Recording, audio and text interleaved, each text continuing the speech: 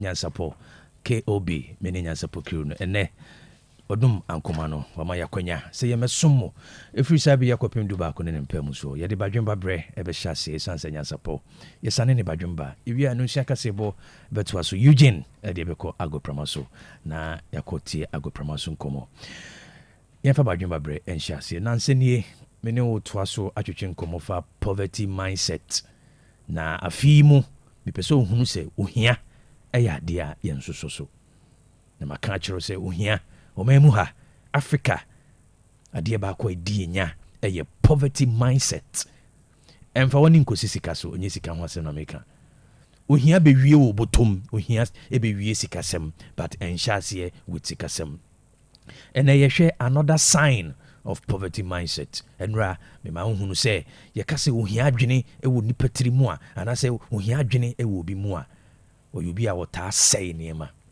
now the toso enwotwe the 8th sign of poverty mindset bomodin se bi ngura omu no yese obi a ohia adwena kano no omu enipa anase o need the value for human life obi a ohia adwena kano no enipa nkwa ensombo ma no and we are seeing now you see say humanity is demonstrating the sign of poverty. Enra ye jebre etwetwe nkomo fa eduane die ho. Ohianti and obi di cement e be she beans. Ohianti, ohia sunsum nti no ene so obi ya de krampo na onwene ade krono the effect on the value of human life onwene ho kra. Se nipa ko duru sa tebia na ma iwiase ye ho. When humanity gets to the state where they don't have value for human life, that is the most dangerous state. Ehona ise ye kekako no. Ene iwiase obi anwene the value of human life. Won panyimfo wo hwe omo nhihye bibire mu a they don't have the value for human life. Ehia adwene akampanyimfo bibire ewo omamu ha anase ewo bibire mu ase. Enya hanko a iwiase afa na nyina. Most people do not value the human life. And untina nano me kachiro say, if we say, yes, ye hunu nyansa nyina ye hunu nyansa, if we say yakoye nima, generation I will feel say, wakone nimu nyansa mu, and unti yentonyo mufreno no, or ye generation wa manufacture the most sophisticated weapons of mass destruction. Akondia kesia ye de say ade and as our generation way what develop it. That is a sign, the highest form of human depravity, and I say the highest form of poverty.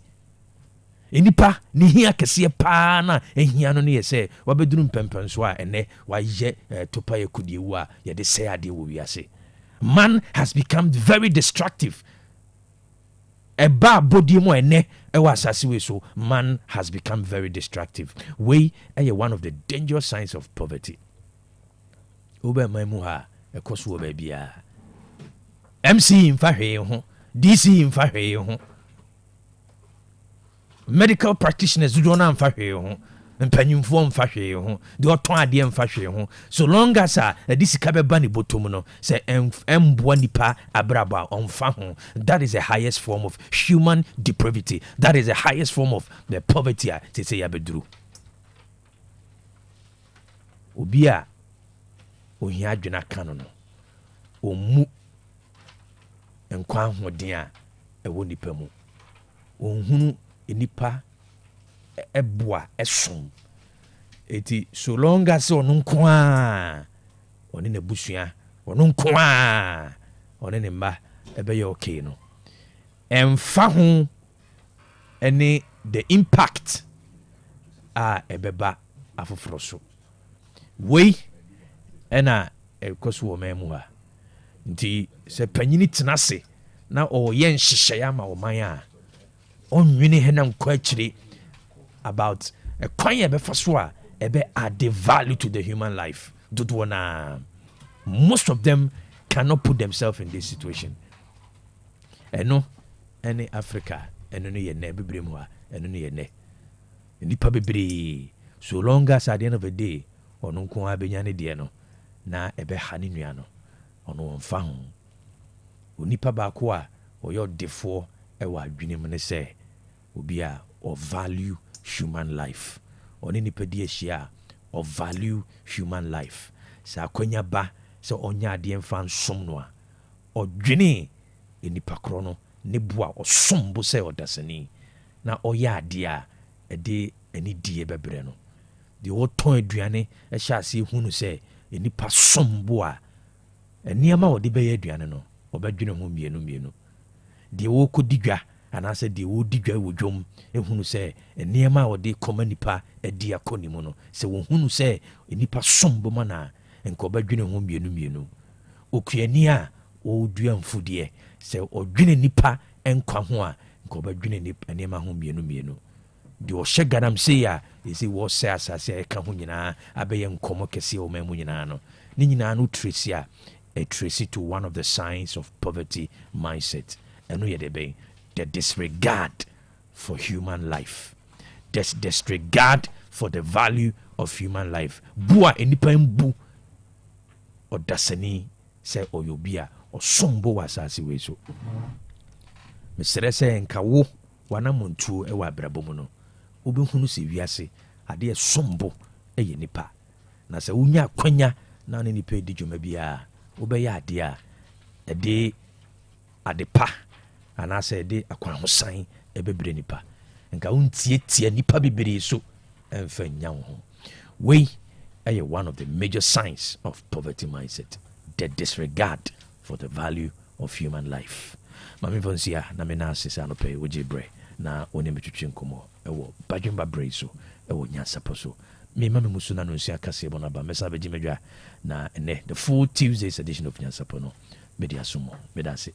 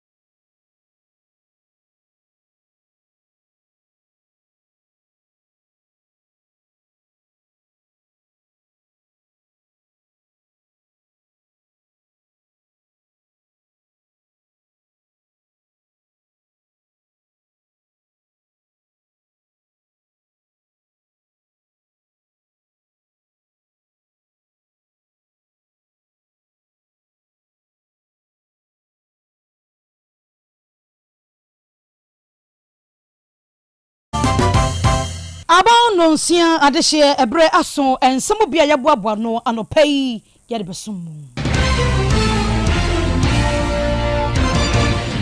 ensemo ayede bremo no edroso na emom nie edi emu akotene ebi ense enoda panyina wono ena twerɛtwerɛ ema osono amanyoko no eba dwabre mu so wodi atodwa ne enti a wose no ofata se ne dibre enkrofo san ebetoa ne so. Empanimfo bia woyɛ cement o my Ghana mu ɛkyerɛ sɛ nneɛma bi kɔ so Ghana port ebetumi aka ho bi ama cement ne boɔ akosoro yabɛkɔ kolebu aban ayade sabia babeto dwa sɛ doctors fo mienu anasi fo mienu sisi ade yɛsɛ wɔn nkɔtena nkyɛn bɔne a wɔn mu adie emu amane nyina da yɛtena se yɛde brɛmu na Africa Center for Parliamentary Affairs Womujumadi kase ewo mrashe bedwafi ho wo kire se mpanimfo fa hyehyɛ bi mra susudua bi nto ho ya eno enya baabi obi betumi asua ade akodu ansa na otimadi mampani anase mrashe bedwani ewo manyimu afofo bebe kan ye no ho ne aboaboa no anope ye de ba ye fa mu aseda ne ma aboafo perfect series books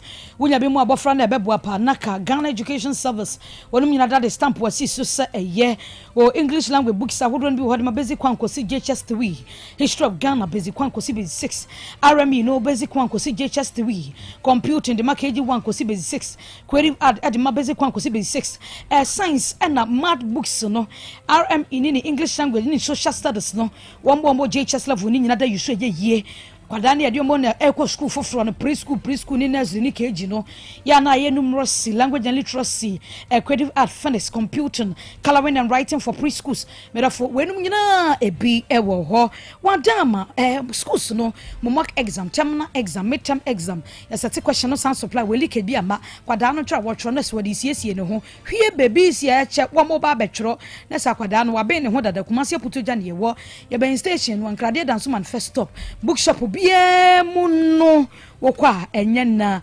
ubetumi akọ na wakwa akotobi 0243299938 and 0540755465 Dr. Ampoma Research and Herbal Center and the Ampoma Herba Bumpo capsules no abba Ampoma Bumpo capsules ne boa masisi mu yawo ekọ mema prostate no ekọ mesro jonso awo jonso atimu yawo emaye bekọ wasi promise herbal powder na Ampoma eboa pa o e control cholesterol o pressure kase amroso eboa mamoja nso de afusane ma ho to ugenua wo bi ne be die mesro eboa kwa makro Dr. Ampoma Junction kabia kwa nso kwa na ebutuo dan so je bi over the counter oni Yusufi ya masalachi no ehwe animu wo asonwase dodo mu okoho ana afra yen e wo 0245 709965 0245709965 and 0537533663 and 0546062832 enso emankwa na obenum so amu anyankwa wo mu aye clear park natural mineral water no na wo benom fi se sanso ne yaja tuma omanyimu dwumade bi aye di ededom na ebehia enso na na ede soma hoho clear park natural mineral water empenifo wo bottle wo sachet to jag ne wo hwe ne mu bia benya de dwuma mani omanyina akoso ene schools ahodo financial institutions ahodo ni nyina companies ni nyina age atum clear park unya bi na do hoto so efi ho no mo wadwuma mu ho wo de soma hoho ebo amani omanyina akoso ye Let's Angel Ventures no dunkwa wona bamboo sport de ni hweke ne be ventures o manso da tano ade hye won potem ho nyina betumi akosa me aye mienu no kopinsu no bi atu sanso na wona okofa ba ye Sanmaz Royal Company Limited ni so no nkomobo bia se wupe bi efre wo mo e wo 0244041913 ana 0558001765 manso upon home camino egusu aye koso e hyase na no kwasi adai obewie nyankopon ya adom ochina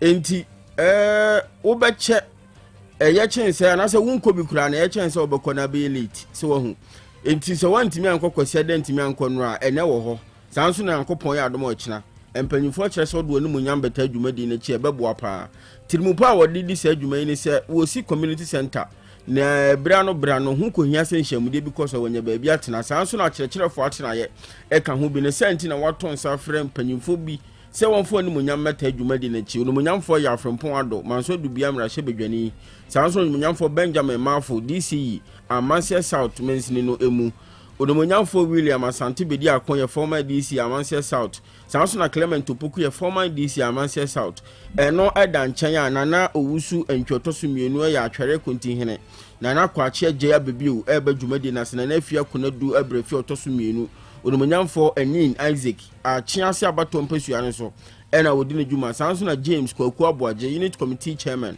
wono so edi ne dwuma ewa ase anya asemketwa Salim Kobebabi okonfo kolege etuetua sanso na kwapia wo mu nyina eba madwumadi na seye nika nti wonko bi a ene wo ho chena wo ho fo woni munyam kota adwumadi na chi na manso aponapon home kami no enya krabehwe enyuma dama ena eboa asoyemu na no pensem ne yakenkan dia ma monsamfo ofa John entry bosia ko labo kwa timfidi na chichimchini mfumo senior man mozi ya dama Facebook YouTube baby a wo hwebi asomforum ne yemien midin mami ajoa nyanta tando mening abrewaba Kofi Chumasi Afrika siano emu ensem ini Otec FM 102.9. Don't touch that dial. Enro da wo dwabrem dwumadie so wabra Dr. Kasha tenase ene panyina wono ena etrotro ema NPP amanuko no Justin Kodua Frimpong edi enkomo efa party no ehun ene baby asisi a party no ekro na enumo enche ni mse wo ba NPP mu a abato no wo mo baba beto ene constituency beto regional beto national executive wo mo kwakopre ni nyina da enche beto no so aba na no ene yebisa Justin Kodua se enche mabato no e ba so o na yate se wo sansan kwakopre general secretary si enkoto so aba ene wode etu edwase no kore se abato no eba so wono nso ohune se wo mo kwakopre nyina da wono ene obi a emprempren ya wobetumi aya adwuma no de ama NPP fo ne senti ena wo san aba abaprebiem Entu ye ko 2028 elections no anya hwekwa de manya experience mesua de no maybe wo ha me efa ne se me kra me ya ankoyi no ye ko 2028 no because I'm guided by history and experience no ye be no foforo say ye gitum say 2028 elections no the odds will be against you because one na buy up 4 years spend na kwa then it means that you need experienced hands now if na ba tracker say bia the pakron or a professor or a doctor to ombra or a professor no a doctor adwuma nam say one trans student e dey baby too baby wo ha a baby too because you can only get the experience abra sam na beto it's in party for me no mo din komo no etiasia a big crowd make points say you hear about me koko for consistency the why should you change your general secretary nti sa ba bi agina sese no enoma ye de ensa keka ye hyehyɛ ma party na konanim no you think say general secretary should not be there and a new person should come e be say ekoyechi and that is the conversation going around say party for net say 2020 elections no a very crucial elections Kodua dwuma waye in spite of all the turbulence e di atema call so ono nko asa bi oni chairman wo ha wa nyinya no to otimi nya chairman na o active wo ho a say be di atem ko ye di ne pressure wo no so nyina no e betime afiri no so no matter concentrate as administrative work na wo ye and I can assure you say you have elections no we are party for no ebeka say GFK sa to aso bi ani anga yekotie yi eye panyina wono ene twetwero ema NPP amanuko no Justin Kodua Frimpong enhyiamudie bi akoso we yeso afa wo hwe adwadie ensem so Onumonyamfo Elizabeth Ofusu ajare na afi so afa ono na hwa akwane abadi aso yeso Joseph Bukari ne pe na wo munkomodie no wona wo ye cement o man Ghana mu edina wo mu bi ana wo hia ya na wo dwedwe na enkomodie no mu na aba betodwa wona wo ye cement o man mu kire se enei okọ man Ghana ye port ahodo a enioma bi a wonom de frafra eye cement no raw materials na beka port wonom kọ bese na wotwe miensani womatu hwana mo bia delay na yebo wonom port wonom mo nsa entumi nka saa ne oma no eno na aka hu bi o mo kire se ebetumi aka hu bi pa ema cement ne bo emu apagya ewo man Ghana yimu na panyimpa wono na da Chamber of Cement Manufacturers Ghana Bishop Dr. George Dawson Amwa ana ode nsemi tudwa na o kire se panyimfo mfa hyehyɛ mapangu apono so na animu ya wo munyoma hodo bi aka port hono mo a ebebo am otimi aye cement na wontumi enyie no empanimfo nya hyehyɛ mo no muntimi nya nkwankoba na sade na cement bo no emu betumi apagya ewo man mu straight na yetwo so dia na yekọ kolebu aban ayaresabia na wotwe mu awieye ensemu bia ebeto dwa ene se kranchi bia woye adwuma ewo Promasador Ghana Limited woye engineer 29 years anidin ede Charles Emisa woye engineer wo Promasador yade okohia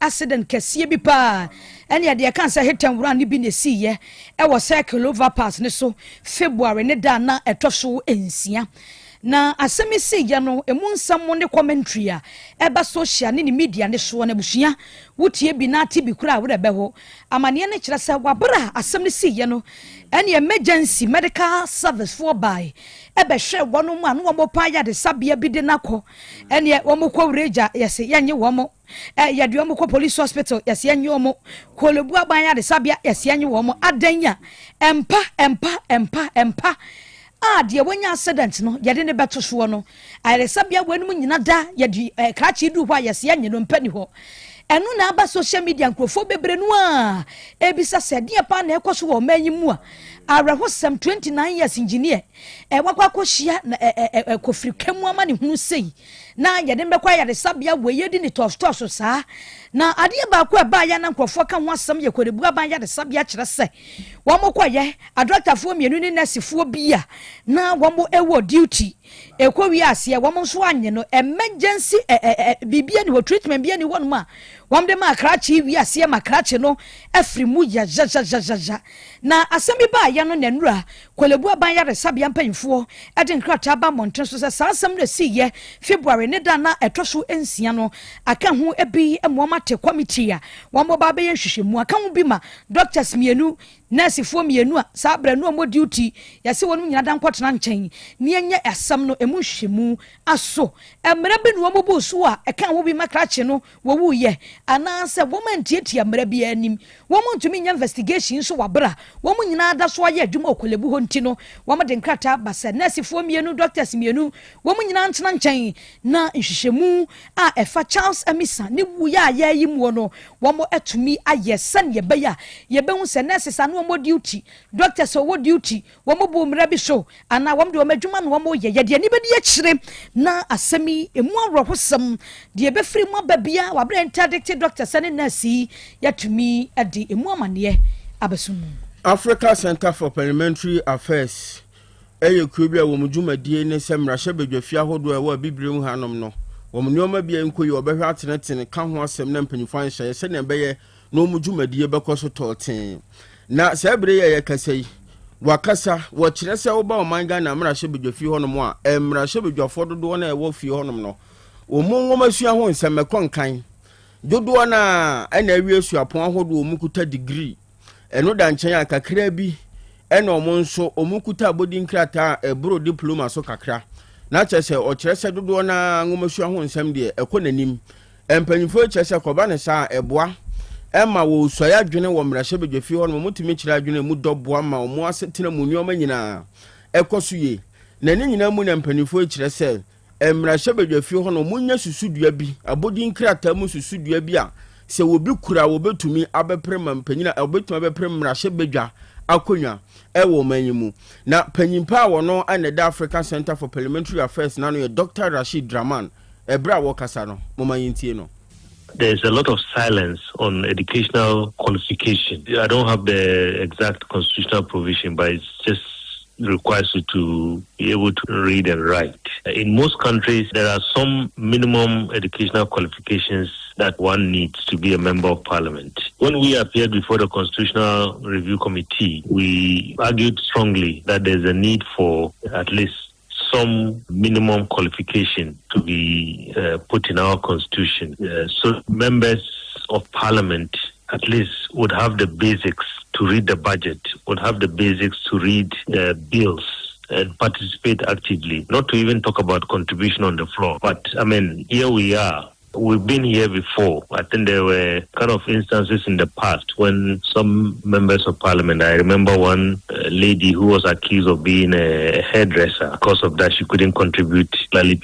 And one time, I think she made a statement and then there was a lot of mockery and then she just recoiled in her shell. There are so many members of parliament in that house who are afraid to open their mouths because of instances like this. Most importantly, this issue is a very serious issue and it has turned a lot of members of parliament into deaf and dumb, if I can put it that way, because some of them have been in the house for years and nobody has ever heard of them, mainly because of this problem. Enya yetie Dr. Rashid Draman ono ye kwantre for Panima African Center for Parliamentary Affairs. Ononyanfo kwadwo opon kroma na eye ofuase ayerebi mrahye bedwani na akopiemu ewo Ghana mrahye bedwafie ho nso a ene wono kasa ema parliamentary economy and development committee no wode atu dwase NDC aban 24-hour economy ode ba yeyi akwakwa ebosire de bi no wode bebri Ghana mabuna ni so e ka kire wo mo se ne 24-hour economy ne de e ba bebuo ene adwuma no we ba shift na we aba shift nti asa amano ne adwuma no obi ada benya bia ye nanso wo said ya de ida ho ne said yo mu kyerɛkyerɛ mu ene said ya system ne tie no a eni mu awo mo asa de na wo mo ade ye campaign a wo kan nsem bebre fa ho no enye no ne ye hunu wabra kwadwo opon nkroma e kyerɛkyerɛ mu ne ntia wo nse 24-hour economy no ya de ada memuru ninsam eni. They have deceived the young people of this country. What did they promise the young people of this country? Remember, when we were going into the election, there were two top issues. One was the cost of living crisis. The second was unemployment. Now, the cost of living crisis, they argued that it's because we had mismanaged the economy. One day we'll have an opportunity to deal with that. Unemployment, they said that they had an answer to it. That was a 24-hour economy. So we asked, what is 24-hour economy? Initially, you asked everybody, he has a different answer. And so we started mocking them about it. So you recall their manifesto launch. There was this young lady they brought who said that if we didn't have the capacity to understand it, they had a way of explaining it. It was 1, 3, 3. Very pretty young lady who they put up to go and do that exercise for her. And then the president himself, when he came to launch the manifesto, he had a clock there and says, this is the 24-hour economic clock. 1 job, 3 shifts, 3 people. And then they responded, Peche. The concept they sold to the young people of this country, millions of them. I was saying, ye Kwaku Opon Nkruma. Ye Jina way so na and some out of Bobo de Bremuning in a dear si has some for of a John and Chi, Bo Siakon, Labo. Some more quotes and feeding a chimney from Madame, your senior money Mosey. Facebook, YouTube, baby, yedem. Asom fonom ne yemi no medin. Mame ajowa nyanta tando. Meaning Abrewaba Kofi Chumesi. Kasiana si Yuji Madonna at the sports at Waso. Yes, another pay you will be at Nyansapo no so branso breakfast sports if you ne amonane ya de so money sorry so I'm a be any team no at the Nyansapo abattoirs on pay a Provident Insurance Company Limited and I may come for and so at the amount say a motor insurance and our person oh yeah na open insurance company or reliable a Provident and I pay for hoko bomo na bibia so and koso kama for our Providence main control say a free NA till set bosome March everba na wie ye uram Provident omo branch bia ekotwa insurance ni bi say a comprehensive third party fire theft and I said third party only motor insurance na I say free coupons or they kwaji fuel free and souvenirs ahodo onsa so ebetimi akabinti branches ewo Asante Mantemu anya no ori wani HM na motor insurance no omatwa so edema uram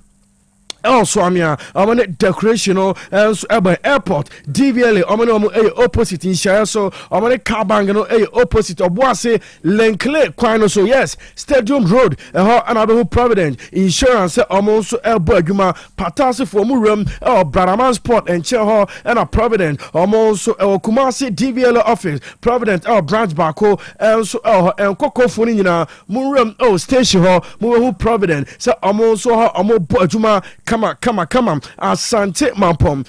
Cooperative transport. Enti branches when you have furniture na motor insurance. The Upebiano. There's a Provident Insurance Company Limited. Also entra informa na Sharon so se uram akotwa insurance Ghana card. And it tin number woman minu we and a unhia sa odebako na insurance no omeka and so edema with Provident man. You are covered, Omo, and I'll see you pay any breakfast person, and so Abraham, your shots here. And they're free over the weekend. Ghana Premier League. There's a game, so I don't need so 80 me about so much day 23 after games, there's a statistics and also Ghana Premier League in the say and so far and also see at the top 10 most home wins so far. I recorded Premier League in my saying and then also a city baby any goal stars. I'm also LED clubs this season. I'm not any games do also 9 games and a goal stars and some team Arena FC Samatex 1996 Omodiano 8 Mediama league leaders. Also 8 games. No matter if you are in Bechem United, 8 Kerala United. Matter if this season 8 wins. Also Etimiaka Basake, Holy Stars 8 Dreams FC 7 Heart of Lion 7 Nations FC. Also are in 7 games. Ofie era Brekum Chelsea. Also are in 7 games. It's way top 10 most home wins so far after Ghana Premier League March day 23. Emusam and Yadiamano now top 10 most away wins now saying.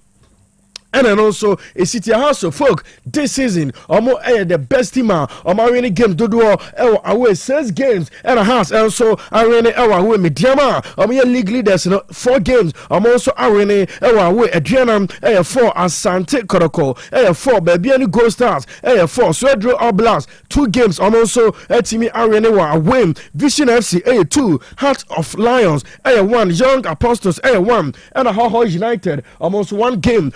Away, it's way top 10 most away wins so far. Ghana Premier League after March day 23. Now clubs are this season.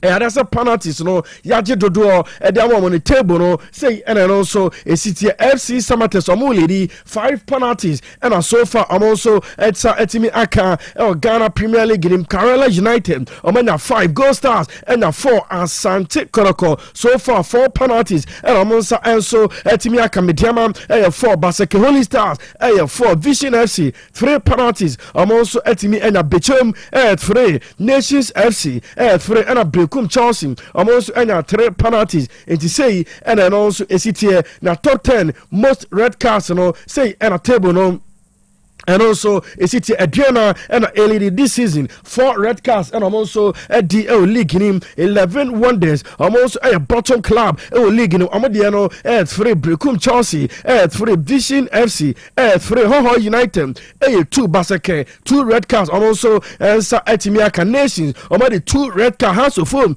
2 Young Apostles. I'm 1 and a Swedro All Blacks also edit 1 red card. It's way top 10 most red card ya recorded so far. Ghana Premier League no top scorer chart say and a top 5 and also ACTA after match day 23. Samuel Atakumi striker and my baby Gold Stars out of 23 games. Boy about 10 games 10 goals and my baby Gold Star. Augustine Okra Bechem United 9 goals. Boy and also Etimi and Richard Opoku Esaka and my Young Apostles 8 goals and a Bueno also as Emmanuel Ano Nations FC 7 Bueno also Etimi as a Prince Trenebois Urem El Baseke Holy Stars and also as a 7 goals and a map now there's a club now Niama also Kosu Kamana Urem goalkeepers and clean sheets top 5 say and then also a city FC Samates goalkeeper your friend Zachary Musa and also equipe 14 clean sheets or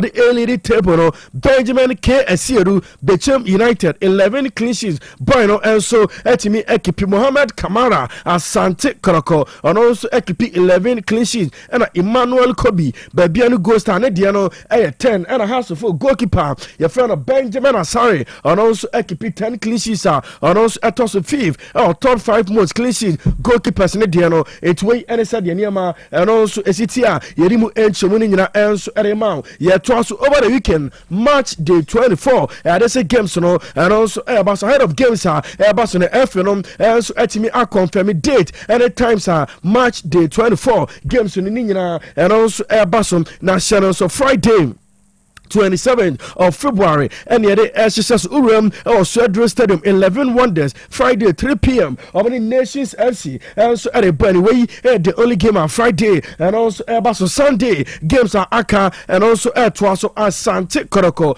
Kumase Baba Yaran Sports Stadium of the Vision and so at a bunny Swedro Oblast and a Mediama game no and also Ababasu was Swedro Stadium Dreams FC Urum Tuba AstroTurf of the Adriana and so at a bunny Basa Holy Stars and a Heart of Lions game no and also ebetimi abaso Hoho United Hoho Sunday amane FC Samatters at Bunny 3 p.m. and a game no and also Basu Brekum Chelsea Golden City Park Sunday amane Young Apostles way Bono Derby and a Sunday and also Bas Urem or Dance Park another big one else Bas way top liner match day 24 and also Bas Baby any Gold Stars and House of Folk at a Bunny or Dance Park Baby and Sunday 3 p.m. and a game no and also Basso na Bechem United almost every there's a Urem or Nana for Jabo Park Sunday Amane Karela and so at the burning to Ghana Premier League match day 24 games and also Basso Sunday and Yabo Basso and so at Amania Twasono young room central region channel so say inter schools no egusua ekoso various regions na uram asante region and also egusua ekoso nyame yadomo ochena na super zonas asante region dia no omode ehshisha so na violence ya record this season super zonas no enye asante region kwa uram central region that's last week and a video be babontia na enye asankweto students so omo college students and omo tuagu so and omo Otec 102.9 yeah the video no to so now so said here and also ACT way central region inter schools and also koso na video no okay students na omo elbow boy na that's empenny for also etimi identify Swedro School of Business omo and now match another secondary school student na omo so elbow no way tobo na way to blue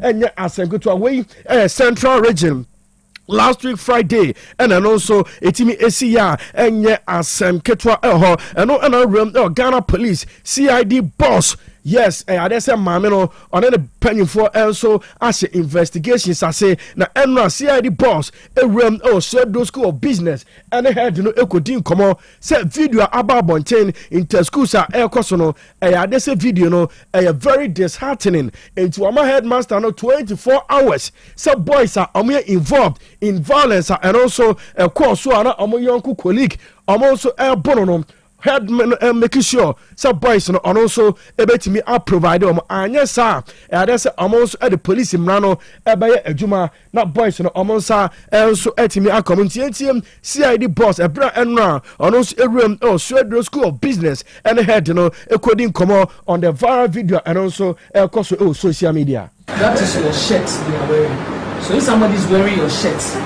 that's why I wanted to start by saying, are you confirming that is your shirt or your uniform?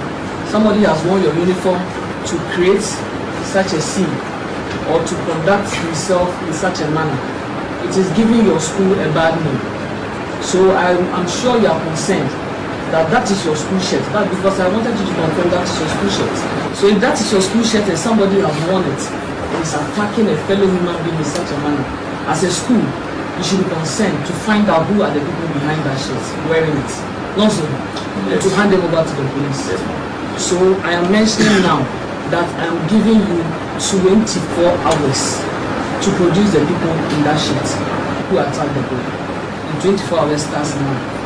Because as law enforcement, when incidents of this nature occur, and we have to investigate, we have to arrest. Yes, I know CID boss. Yes, Lydia Donko.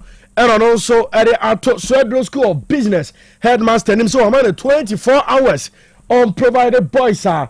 I'm also yes, I didn't have pa now boy and yes room central regional school no yes here Obreto wo senior high school boy are not Swedro School of Business boys no bono no and also eco school and a COP Lydia Donko or CID boss and so almost investigations egusua koso na school for no niema moya no ano odene etuwe no nyame admo chena na asante region de e say superzonas koso no enti ade say empanifo make sure say securities no and also ebetimi air tight enti video no eda so a oba also obeya bi ahwe ye nsem no local stories no yewem Ministry of Sports and Recreation penyon also sector no odano no Kofi Adams channel so said last month and a sports fund Ghana no urem parliamentar also etimi agiatum ama his excellency John Dramani Mahama also etime ne signature ashase a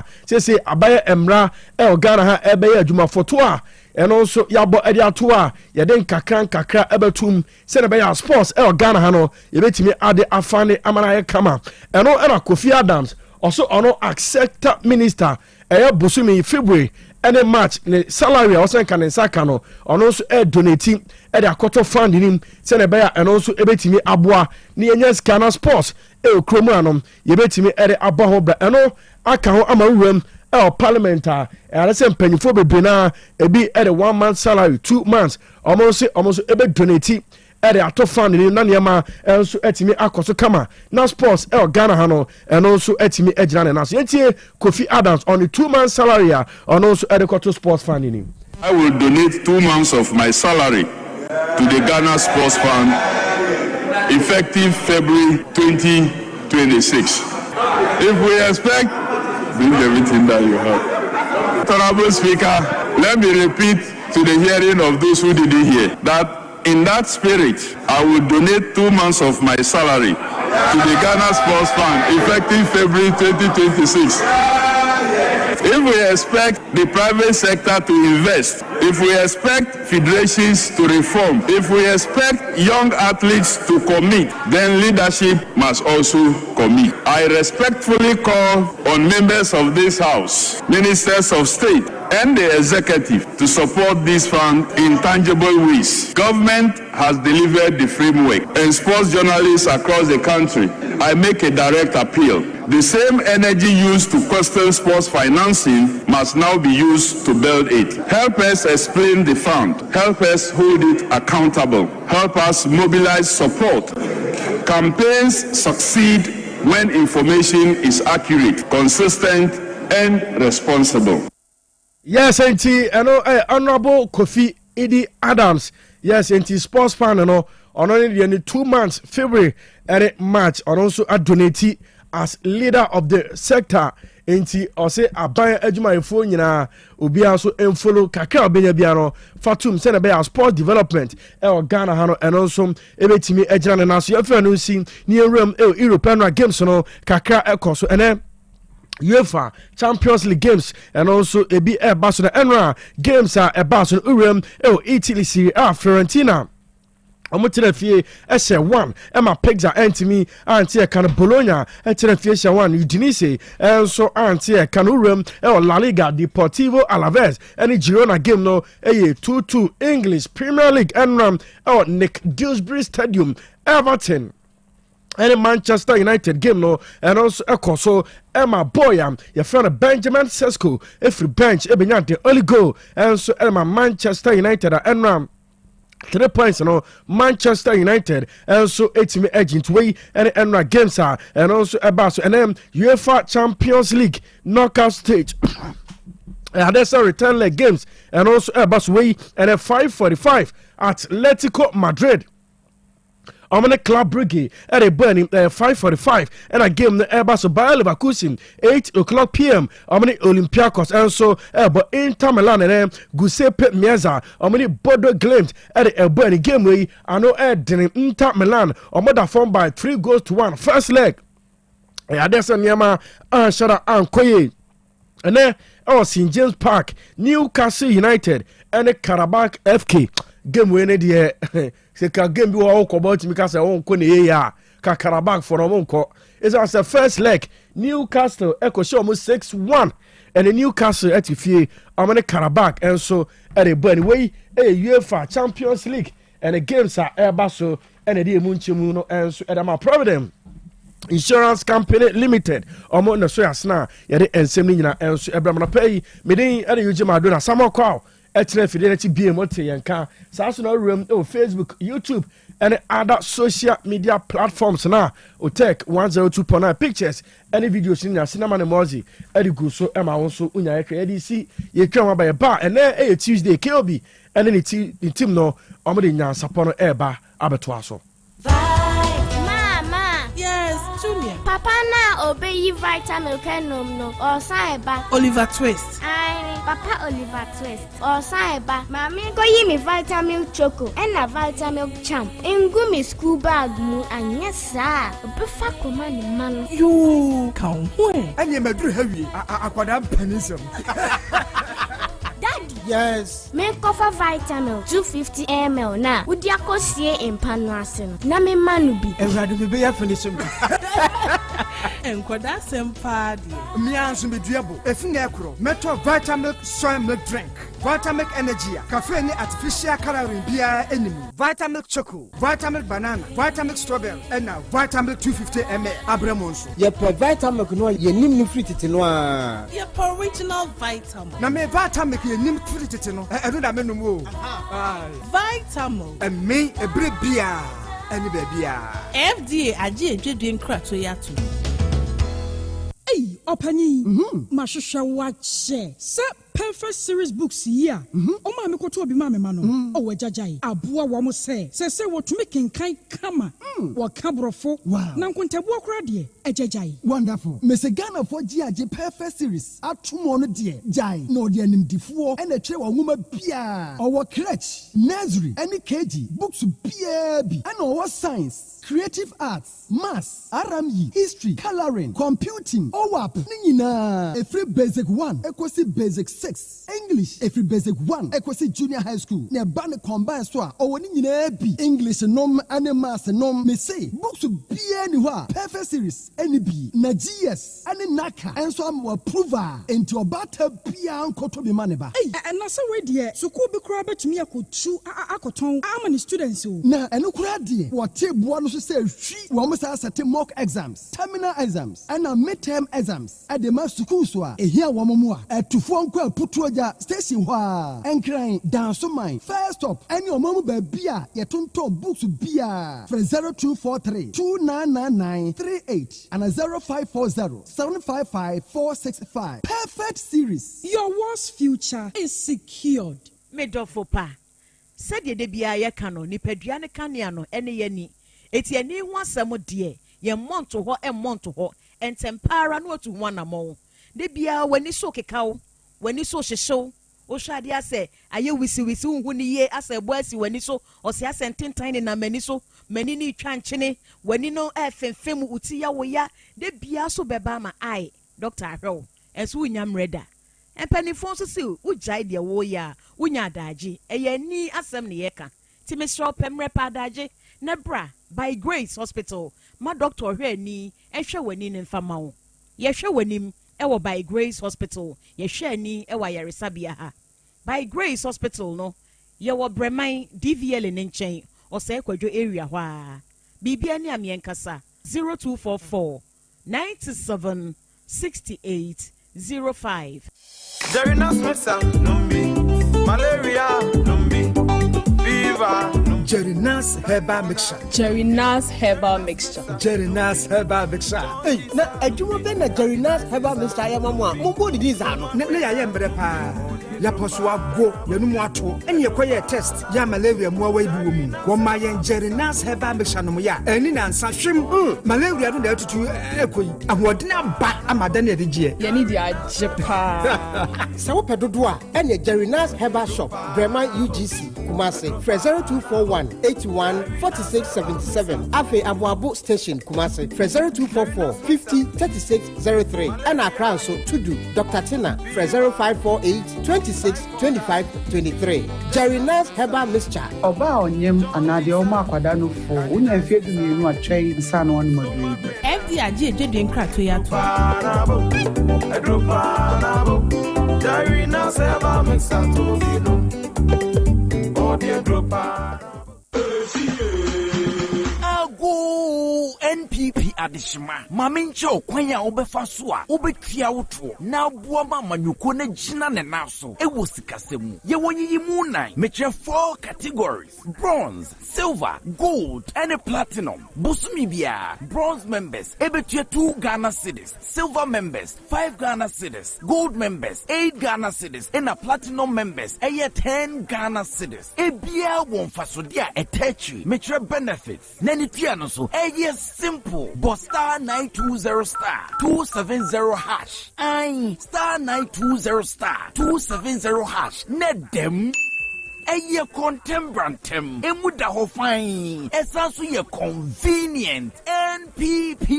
Eshi rado.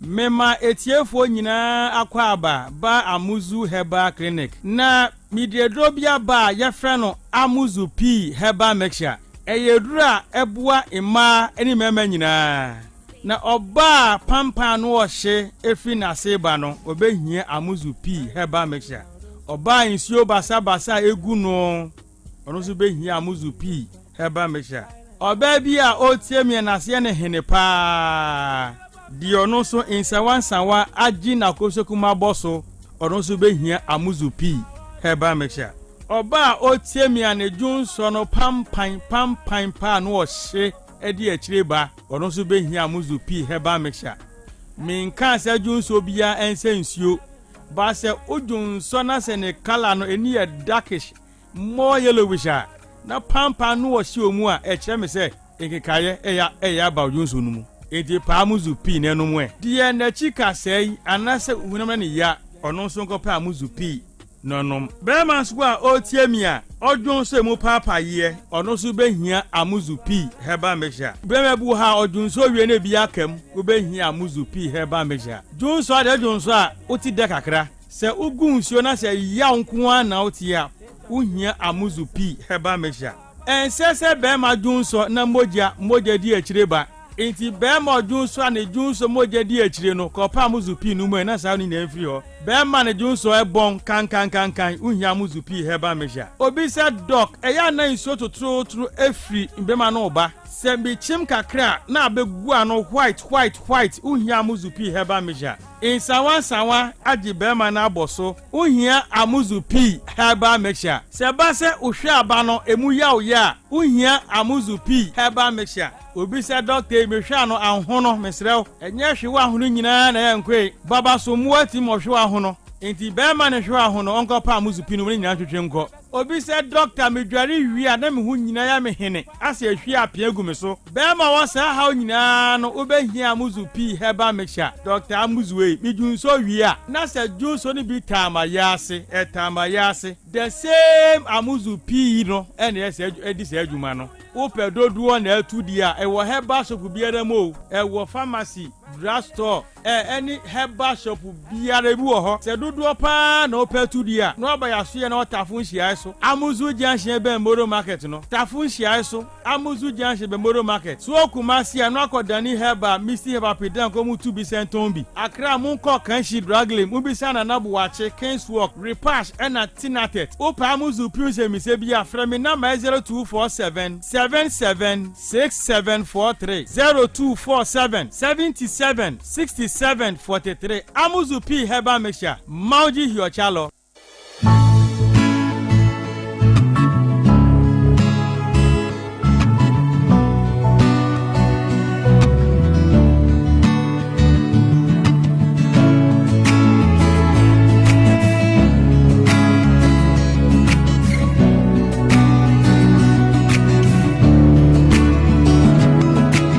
Another 6 o'clock is here. Wake up and meet the morning dear. Brand new day, it's a brand new slate. Like Barack say, yes I can. Don't let the worries of yesterday hold you down on this lovely day. Well, look up in the mirror and say, yes I can. Open your face, open your face. Nothing away.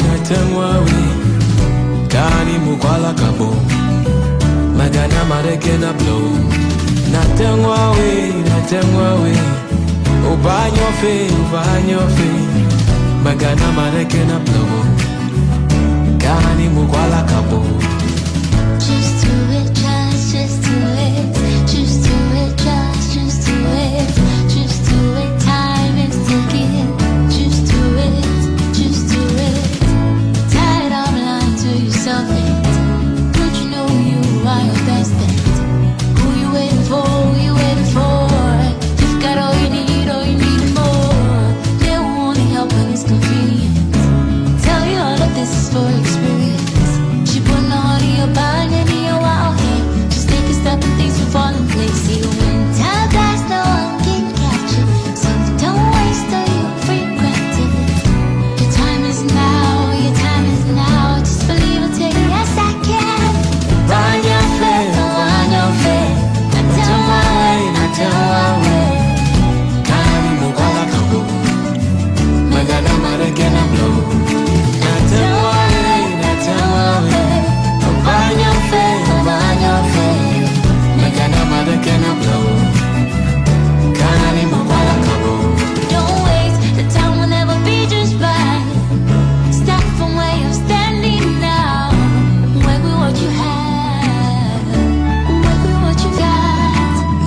said it would be easy. Anyone that ever made it said it wasn't easy. Hey, well, look up in the mirror and say, yes, I can. Oh, by your faith, that's my way, that's my way. Kani mubaya kabu, magana malekena mo. That's my way, that's my way. Oh, by your faith, magana malekena mo. Kani mubaya kabu.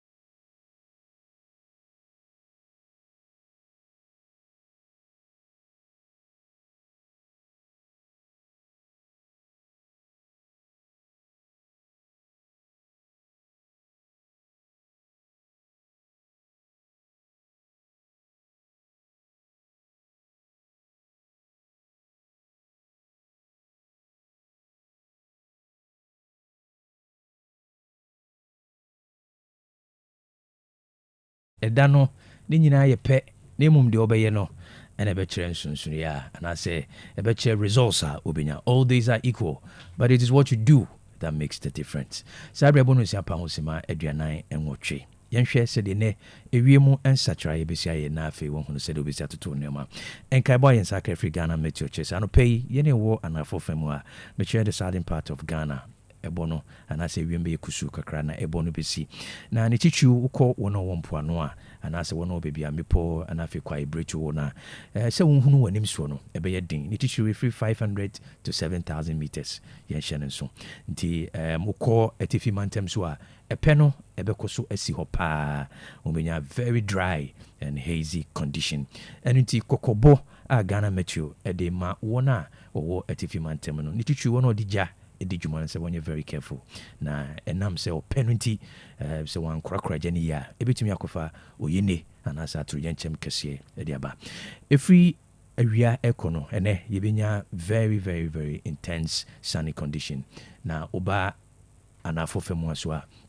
yɛso yɛbɛnya dry condition during the forecast period ɛno nti ɛbɛma sɛ wohunu w'anum so no ayɛ den kakra ɛno nti yɛnhyɛ no so anɔpɛ yi temperature no Kumasi yɛbɛnya 24 degrees Celsius na weather no yɛbɛnya misty condition wei ɛyɛ ɔhamu abupɛn aduasia 60% wohwɛ mframa no sɛ mu nwunu kakra na awia yɛbɛnya fairly dry and afei hazy condition ɛpɛ no ɛbɛkɔ so ɛwɔ Kumasi a na wiem bɛyɛ bisi kakra mframa no so ɛmu bɛyɛ hye temperature no ɛbɛyɛ 35 degrees Celsius 35 degrees Celsius na ɛkyɛ sɛ wɔ soro ano ɛbɛyɛ den anwummerɛ yɛbɛsɛ nya fairly dry and hazy condition na sɛ duru anwummerɛ sɛ na dɛm ayɛ hye kakra ɛyɛ na ewiem ɛhye because yɛbɛnya 30 degrees Celsius 30 degrees Celsius ɛnɛ ɛdɛm bɛyɛ hye kakra ɛyɛ relatively warmer anɔpɛ minimum temperature ɛyɛ 20 degrees wokɔ sunyane bɛrekɔdo 20 degrees na afei tachiman bɛrekɔdo 21 degrees maximum temperature no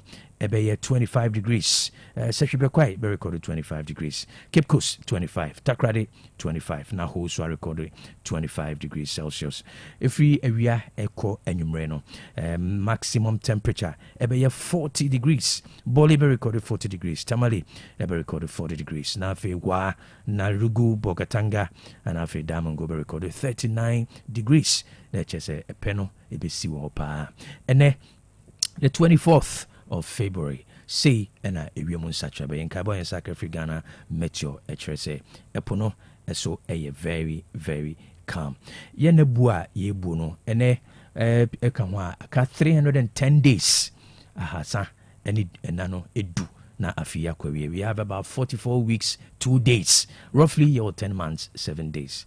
The year no is still young. Till your person ye bia no but more than say unfanto na obeye no any money. Whatever you got to do, you've got to do it now. 310 days to go to the end of the year. Yemfa weda no NCA ni makwan na Nyansapo business segment yemfa so.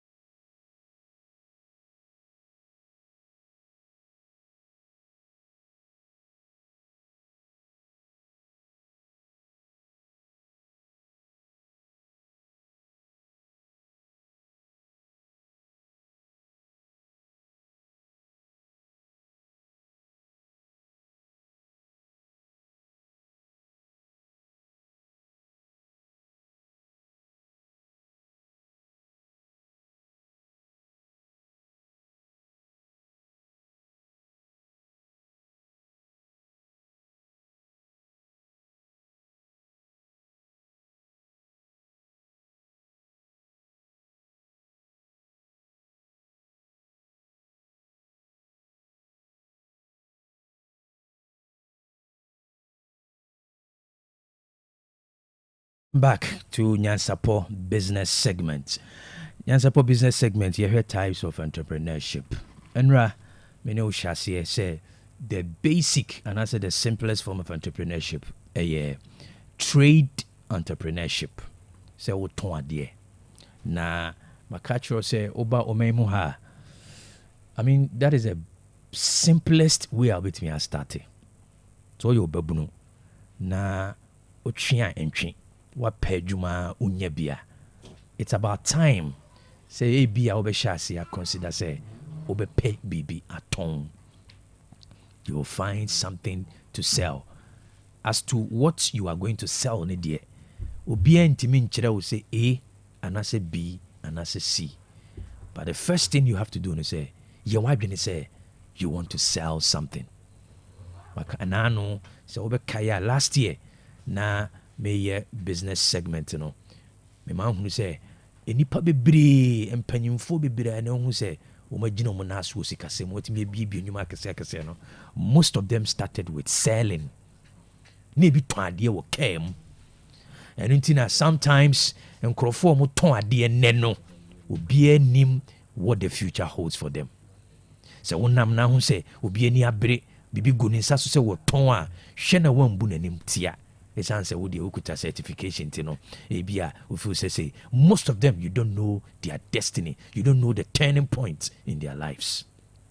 And uti sa uti fie now a you must build your sales orientation. Now what should I say over ton baby? As to what you're going to sell, ne dear, Makachro say it is entirely your choice, it's entirely your decision. Selling is a skill you got to learn at all costs. Selling is a skill. Se dachi crampono opeso ye entrepreneur se ubi wa you will still be selling something. Every business exists to sell something. The success of Otec, Otec efforts to selling a product to get sponsors. Campaign and the sales weak. That company will not be able to make good returns on investment. And it is all your babuna. Nasa will build the sales orientation as a usia, the art of selling. You are not making a mistake. Debbie. If you end up running your business, you will still be selling something. Banks exist to sell products. Ejuma bia uwiase, the end point of getting in touch with the customer through selling. That is a selling point. History gives us examples of all big businessmen who started with sales. Find something to sell. But before you can build this sales orientation, the first thing you need to do is to get out there. Meaning baby out meaning baby I will find that and I mean go for networking. How you going to find something to sell? That is entrepreneurial. Minim the gaps. I will feel so bit me and fail it. Minim exactly what you want to do. You've still got to sell something. KOB, as I sit here, I'm on radio, but I sell. My books are much without selling orientation. I can't sell my knowledge. I sell my seminars. I sell my consultancy services. The tongue. And the best point you can start is to build sales orientation. And one thing about sales orientation is that you need to have a very good self-image, because say one to me and a very good self-image of yourself, and I say a very good image of yourself, it will be very difficult for you to sell. The first thing is you need to have a very good self-image. The real say because how you carry yourself will determine whether you can make certain sales, and I say you can make certain sales deals or certain sales negotiation. It's a skill that you have to learn. Jibre, build the art of selling. If you cannot find a job to do, you've got to sell something. And you can only do that by starting to have a proper self-image and as a proper orientation about yourself. How you see yourself, and your key. For certificate into baby. Adie bio man temu ebitim disikama ono. You have to go and see how you can sell it. How you're going to do it, the onus is on you. As you do, and also. Anything out here, any probably most of the young guys, once we start away, not we kakra, we no we kakra, no we kakra. Una umu. Una umu. Madam Fubesi, ozi carry the nyefe, ozi se nyefa kope wo the efe ne kan. Adwuma discover no. You undermine it. You've got to be aggressive and get out there. So if you're a young guy listening to me tonight, you got to be crazy. Anope, also you're crazy. Now you step out there to sell something. Mami nasi sanope ojibre na nem chuchin komo Nyansapo business segment. Mimi nebe your business webinar no basu 6 o'clock to 8 a.m. on Zoom. Obetimi ameki inquiries. Or your WhatsApp line is 0551 821 747 0551 821 747. And komono ni people pa no eho eni dino. Mami nasi. Good morning.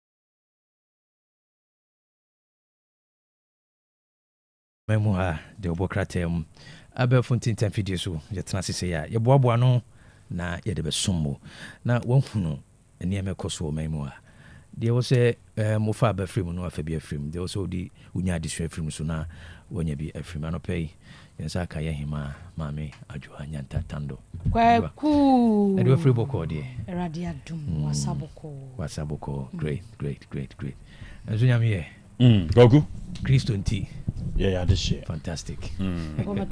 The award-winning journalist of Otec FM. Osurunti. Yeah, this year. Jumasi. Keobi. Jumasi the car dealer. KK. Car no tomba kuma mi o. Car na. Mate. One for no. Aye. Fantastic car dealer. Producer who de bia be no producer Mechu Boateng. Na Keobi minim watena ye ho nsuo ne ba. Ifie. Aye. Bia me wodi nsuo ne ko na otwe ma o. Sa.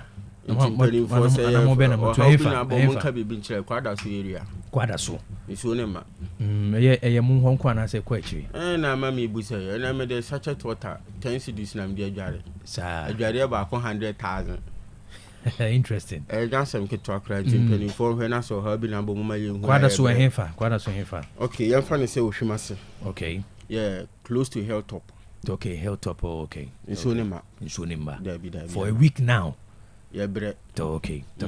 Ntino Ghana Waterford mutinka kwada so modiko Hilltop one 1 week ni wono ensumba nti me sure say empanyfo ate and then obetu anamo. All right. Kwamna se bibiye no. Oh, bibiye no na na yuguso aye dase wormo peja mejuma dima na ye fere nyankompon enguso anhira wo mo. Amen. Ofaku yenchia na no pai. Yenchia ofaku. Ojumadi no akobadi mu ni ade nyina no. Odimu akotene pa. Ati show by power. Oh yes. Yeah. So who video no. Ati show by power. Say wo mo aya ahemfo bedwa na etu sa na mo no. Yeah, bebi ananom etia o mani hunu akiri bia no. Yeah. Mu hunu de ekoso. Enti anopai ma yenna wo mo ase. Me say ka me magazine kwa wa ha. Piafo. Me say ka me magazine. Ko komisi hwemu. Mesi hwemu hwehwe na mfuma de ma me. Me hwemu say. Obi an hwemu na mo wiam de ma de ma me. Ade a odi ama me no. Obi an peso hwa. Ohunu de tia. How credible ade no eye. Credible award. Yes. Okay. Nti say bia betena chiri na wadwene atwetwon se bia ase kwanchem award ye frawa so hwebu abon se nye frawa be modu enti na hwebu no ti se ne tie no unya dance da ma ada santim ti me ma me azunaba be kunipa di for mic no di for mic ba church ya wo o chia pa ya krompon inshira obi bia otime bayo abusuafo me ma me papa o nyina di busuya mo so de dom de o machi okay ebeta machi right ya na o mo nyina asnya mengu so ama mo ho ban okay na mo kwatenten great all right yantuaso 127 of 318 ambulances grounded National Ambulance Service. The clinical auditor for the southern zone of the National Ambulance Service, Martin Iwa Amua, has disclosed that 127 out of the service's 318 ambulances are currently not operational. Abusia yankwai na National Ambulance omo clinical auditor southern zone one worker say Martin Iwa Amua was say wo hwe baabi a wo eye adwuma no ne baabi o stations a wodo ne wo no a wo nim say 318 ambulances and wo say adwuma wo mayi mu nanso besi sabre ya ye kasei emu 191 ene ye adwuma na say 127 eyade a enye adwuma wo kire se wo life span of ambulance na emfie no machi bia no wo se ensacharaja ne changes bi ebemu na yatwanya na yansiesie anya ne hwea na eho ahoden ne mu niama no akwakwa ebibia wo hwa emu adwuma se de tie enu bi no wode ato dwa se ebia seti ina aka ho bi ma emu 127 de enya adwuma no out of commission na se enya adwuma de ye adwuma no ye 191 wode ato dwa se ya na ha adwene pa na de akwakwa fa sembo enyina daba no Charles Emisa 29 years engineer wa Promacedo Ghana ya 6th February krachi wokochia na kwamfu amuo wo circle enkran ambulance fo bo modern ahwe no wiase hospital mo ko rage mo ko police hospital mo ko kolebu wo mu nyina wo mo kire se wo mu nimpa mpo no mo de ahwe no eka ho bi ma wo wu ya yi eno nkomobo na nsɛmtwɔfo ne eba wo de ato dwa se asɛm ne de mu ya pa nanso ambulances bebrenu enya adwuma out of commission na se wo ma sisi baabi a enya adwuma otsere sempanyifo the lifespan that's why 5 years ti brano yemma yani enko ho na de ye be sustain ambulances na ye adwuma wo mayi mu no ye betumi ajo amana bo asemo nti we ka obi dia pa ka obi no ka makoma ka 318 na ko be me ground 127 kwabena fully active fully active. It's a maintenance culture. There's always an issue. Oh yes. The maintenance culture. Yeah. Can't free the team. So no. Nipa so omo 18. I bind there.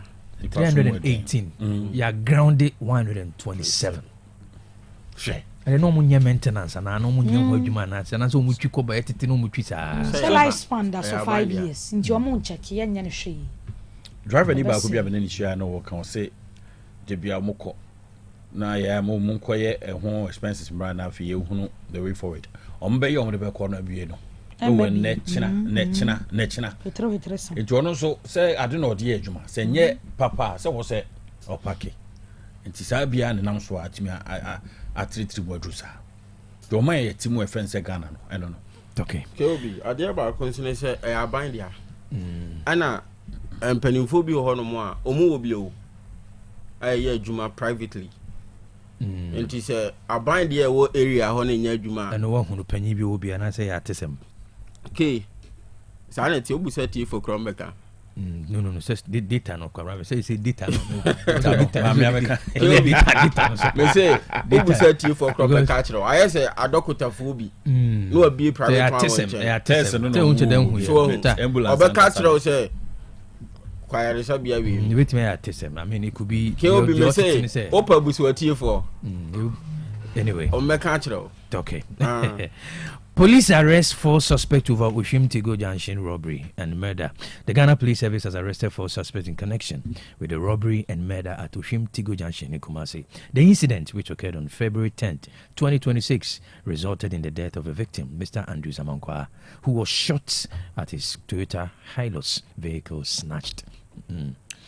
Abusiara hosem we baye besi sabre enkodaye February ne da na etosu edu ene beto dwase asante mantem heya Ohim Tigo Junction eya dia arehosem biasi na kwamukanfo ibia ene wo mo ekotehye owura Andrews Amankwa so na kwabena beka ya papa we ne bai no mse samije mfiase samije mfinase na no mo kana so na se onimpo no oni eni case ni ni na abusia semisi wo hwim heya o Tigo Junction eni wo ya ne bedi awadwo amamenka eni wo ya mo omo mi ensen yo ai wo mo gina wo ye ensemu no pa amadia age papa ikra dia free ensemu wa ya nanim ya o hwakra di kan yo mo ko ye robbery ni o no wonder omo ni omo e hye wo mo anti se omo ye ya cha do mo nya no omo de ye de no wonder sit because we be anim o se criminal pa no wonder oh yes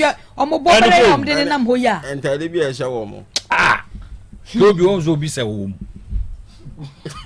as my also careful also very careful as number be very obi say question answer dey now asabisa o hwe mani mo so bi anim da ho say wo you're very careful na na also very as my ya me pamo 50 me come dey see asem so amwate ase obi ansem ka obi ansem say wo na ro mani munye na ka say obi ansem wo na me oh na you host oh boss ki very careful I'm jamasi kan who camera ma dwanche na sanre hosemi si February da na etosu edu owura Andrew Zamankwa ya Ohim Tigo Junction enkrofo ni Toyota car wotimu ye bo ni tuo esanje car no edwane ye na Andrew Zamankwa ye kira se owura samije mfi na ase woni mpon eno no na nkrofo kwodi sansem hunu 10 February wonu medwane kra ma ye kira se robbery incident bi asisi e wotakwa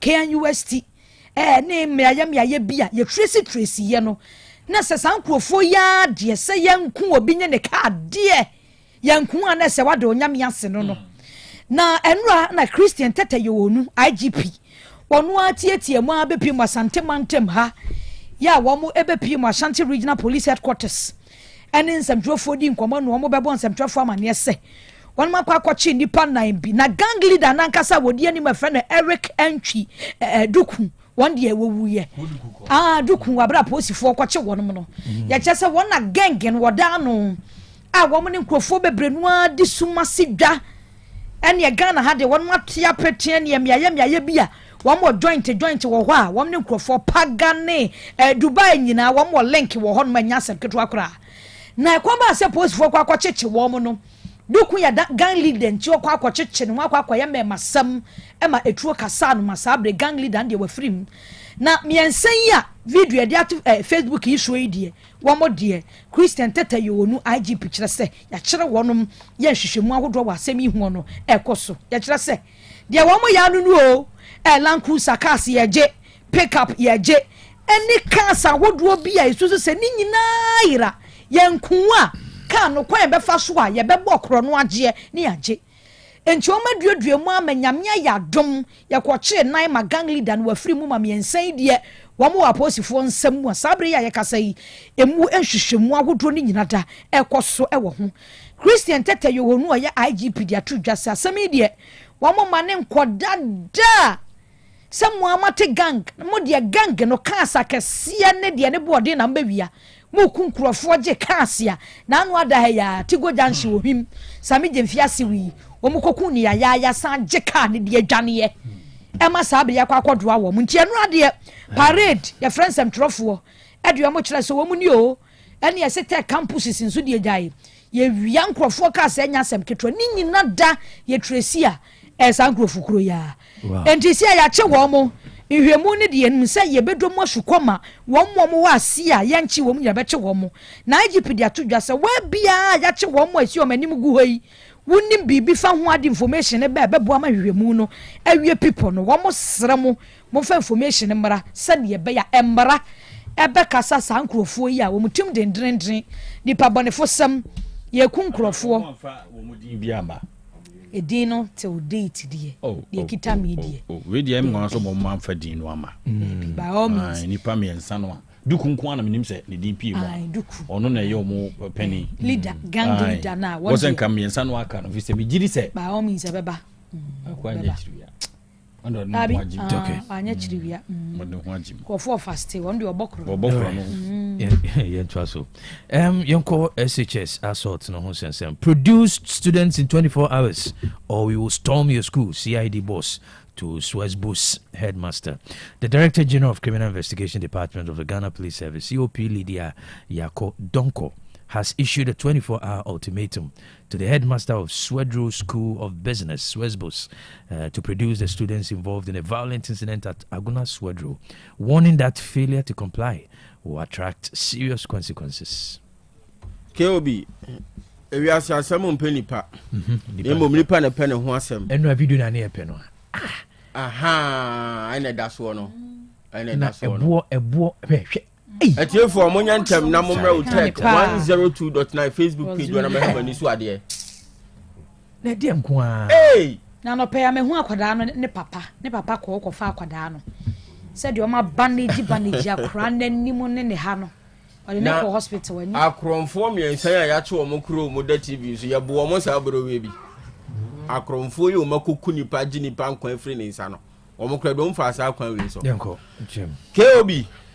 On se wo kwa dantam usuku mu abra no mpanimfo won hyehye bi a ene wo mu kohyia na wakɔgye wo mani ebi America tuo kwan so bɔrobɔ ɛboa ma yehunu talent ahodo a odoma nkomade asie mabunu no mu bi timi fa so yi wo mu pie ama abrabonum na nneoma kɔso ye di ama wo mo na wokɔ mfinfin mantam ne mu a agona so aduro ebra so sesa adwumadie ne bi kɔso wo hɔ no ma wo gusu a na apere ne adansie mu no ɛna obra kyerɛ senior high technical school ene Swedru School of Business ekosi agan omodi agan sie na free park so ababonten na KOB said the video ne da so na ye hwe no a odisuani ba kwa waje ntete obra kyerɛ senior high technical school Swedru School of Business emu adisuafo bi obi anim de ba ye krache no yenka ne sɛ omu si na bo babru mu Steven apiem ewa aguna Swedru de obetu ni nan no de awo no na boa no ketewa bi anumu we otimi se obi blocks odi si dan na okofa hwe ho bubu mu na omode bron sana enya sam ketewa kura na ekoba ni seye oman Ghana police adom no ne fa bia ehwe abonefo sem sei so criminal investigations department na kwankyerefo pani de ma wo mo ye COP Lydia Yako Donko woni sukuu ni mu mpanimfo adi nhyiamu ne nhyiamudie na se eno de ato manimu se wa ma wo mo 24 hours don hore aduonu nan entem adisuafo a wo mo gentete e so adru school of business ya wo mu di sa nyamra nsem we no onfa wo no momra don hore aduonu nan ne so na wanfa wo mo ama COP Lydia say aposifo dwumadi mu okwan ahodo bebro mfa so e de kwakire obi wa bra wadi abonefo sem na hono akoye se eyesuku mu nti o mpese mo beye bibia ma mofra ne hu bi abo mo ne ade enti mpanimfo na emfa nkwada ne mra na no mo beye atumu se ekokoba ni se ya suku bi mu nipa bi ho mutimi fa suku bi atade de hye ebia no wonye ntete akura wo so adru school of business wo no akofo matade de ahye na wo de koye bibi de go school na ni mu ase eno na COP kire se he so mu ko school wo ho so mu nko school wo ho o school no magu na ni mu ase suku atade na hye wo mo na ade na wo ma yesu ni ban wo mayi na die no enya nkura yenka ne se o maso odin akeke se producer die ni bi we no eye bone atietia mamra ne so wo se ye twe wo maso se ne se ne fata enti wa masuku no mu mpanimfo do hura aduonu nan se wo ma fa nkwada na amade a wo mo so ebe wura suku nim no man nim kwan wo befa so no ma kire sa amofra no. That is your shirt they are wearing. So if somebody is wearing your shirt, that's why I wanted to start by saying, are you confirming that is your shirt or your uniform? Somebody has worn your uniform to create such a scene or to conduct himself in such a manner. It is giving your school a bad name. So I'm sure you are concerned that that is your school shirt. That's because I wanted you to confirm that is your school shirt. So if that is your school shirt and somebody has worn it, is attacking a fellow human being in such a manner, as a school, you should be concerned to find out who are the people behind that shirt wearing it. Also, to hand them over to the police.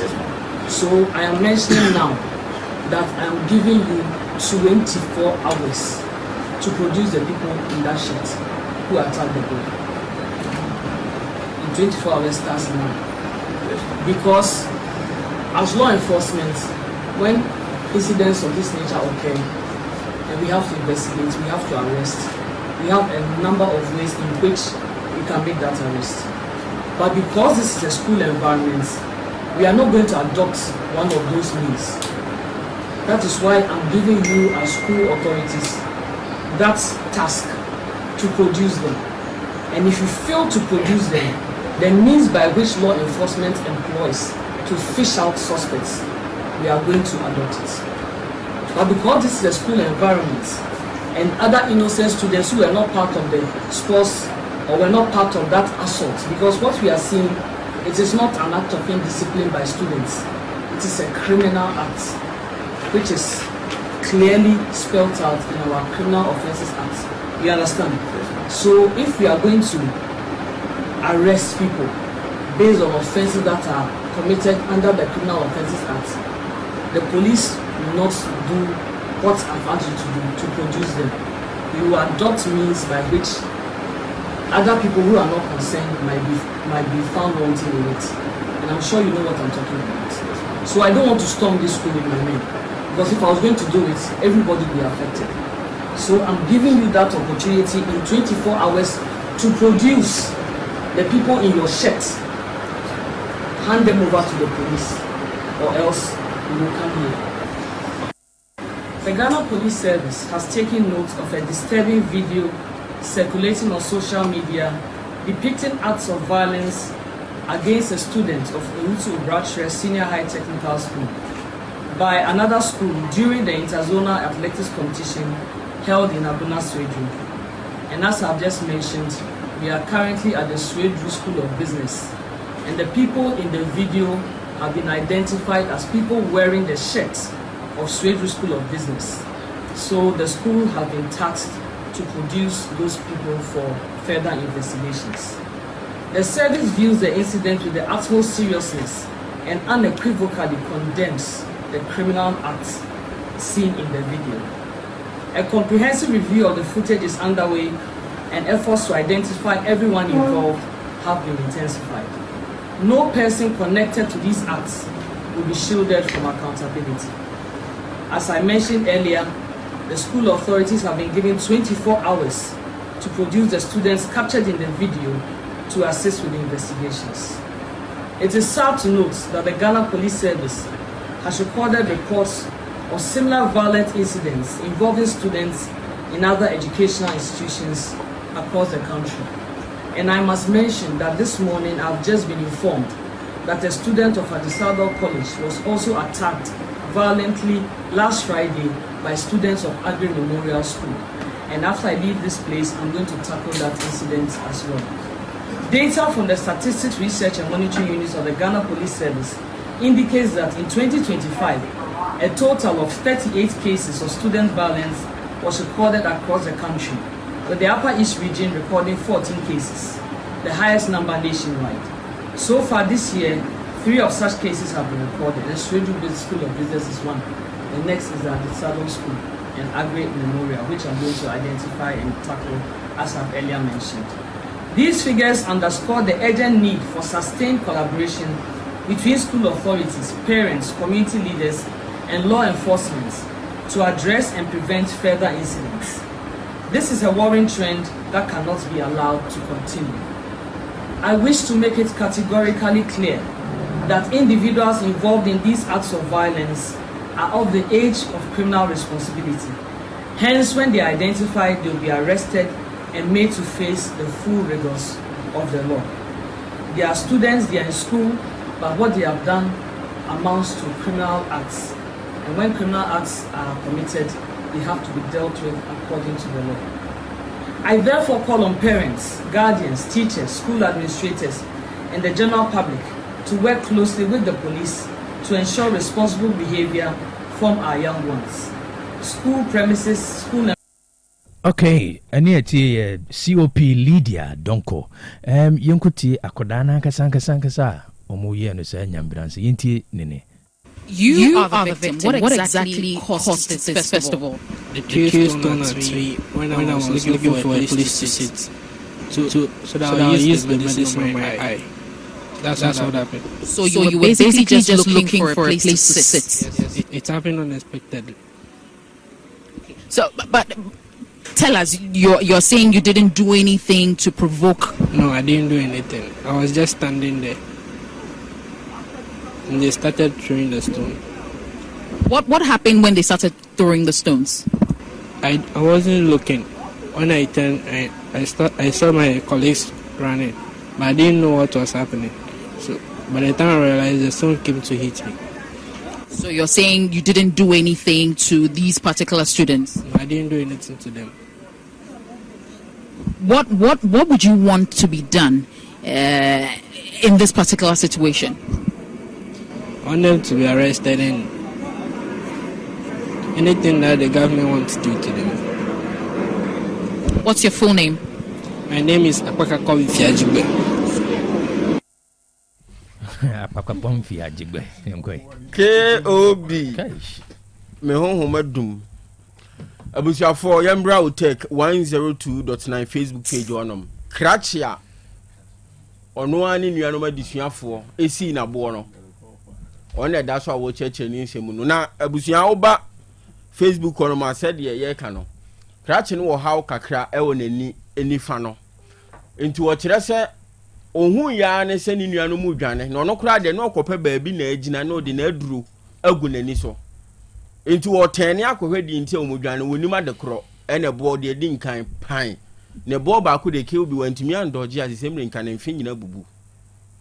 Na wo ba ne hwene so de se etwa se me hu se ne menka no ena na no soro no de plaster fam ho nyina akata ne hwene na no nyina ena na ni na ha wo mu no so na se ye de plaster ni bi afam ho na nanimu ne moma so marking ketenkete ne hwene ne nani mienu ni ntam honom no chese o maprepra abrante na ani nyan papa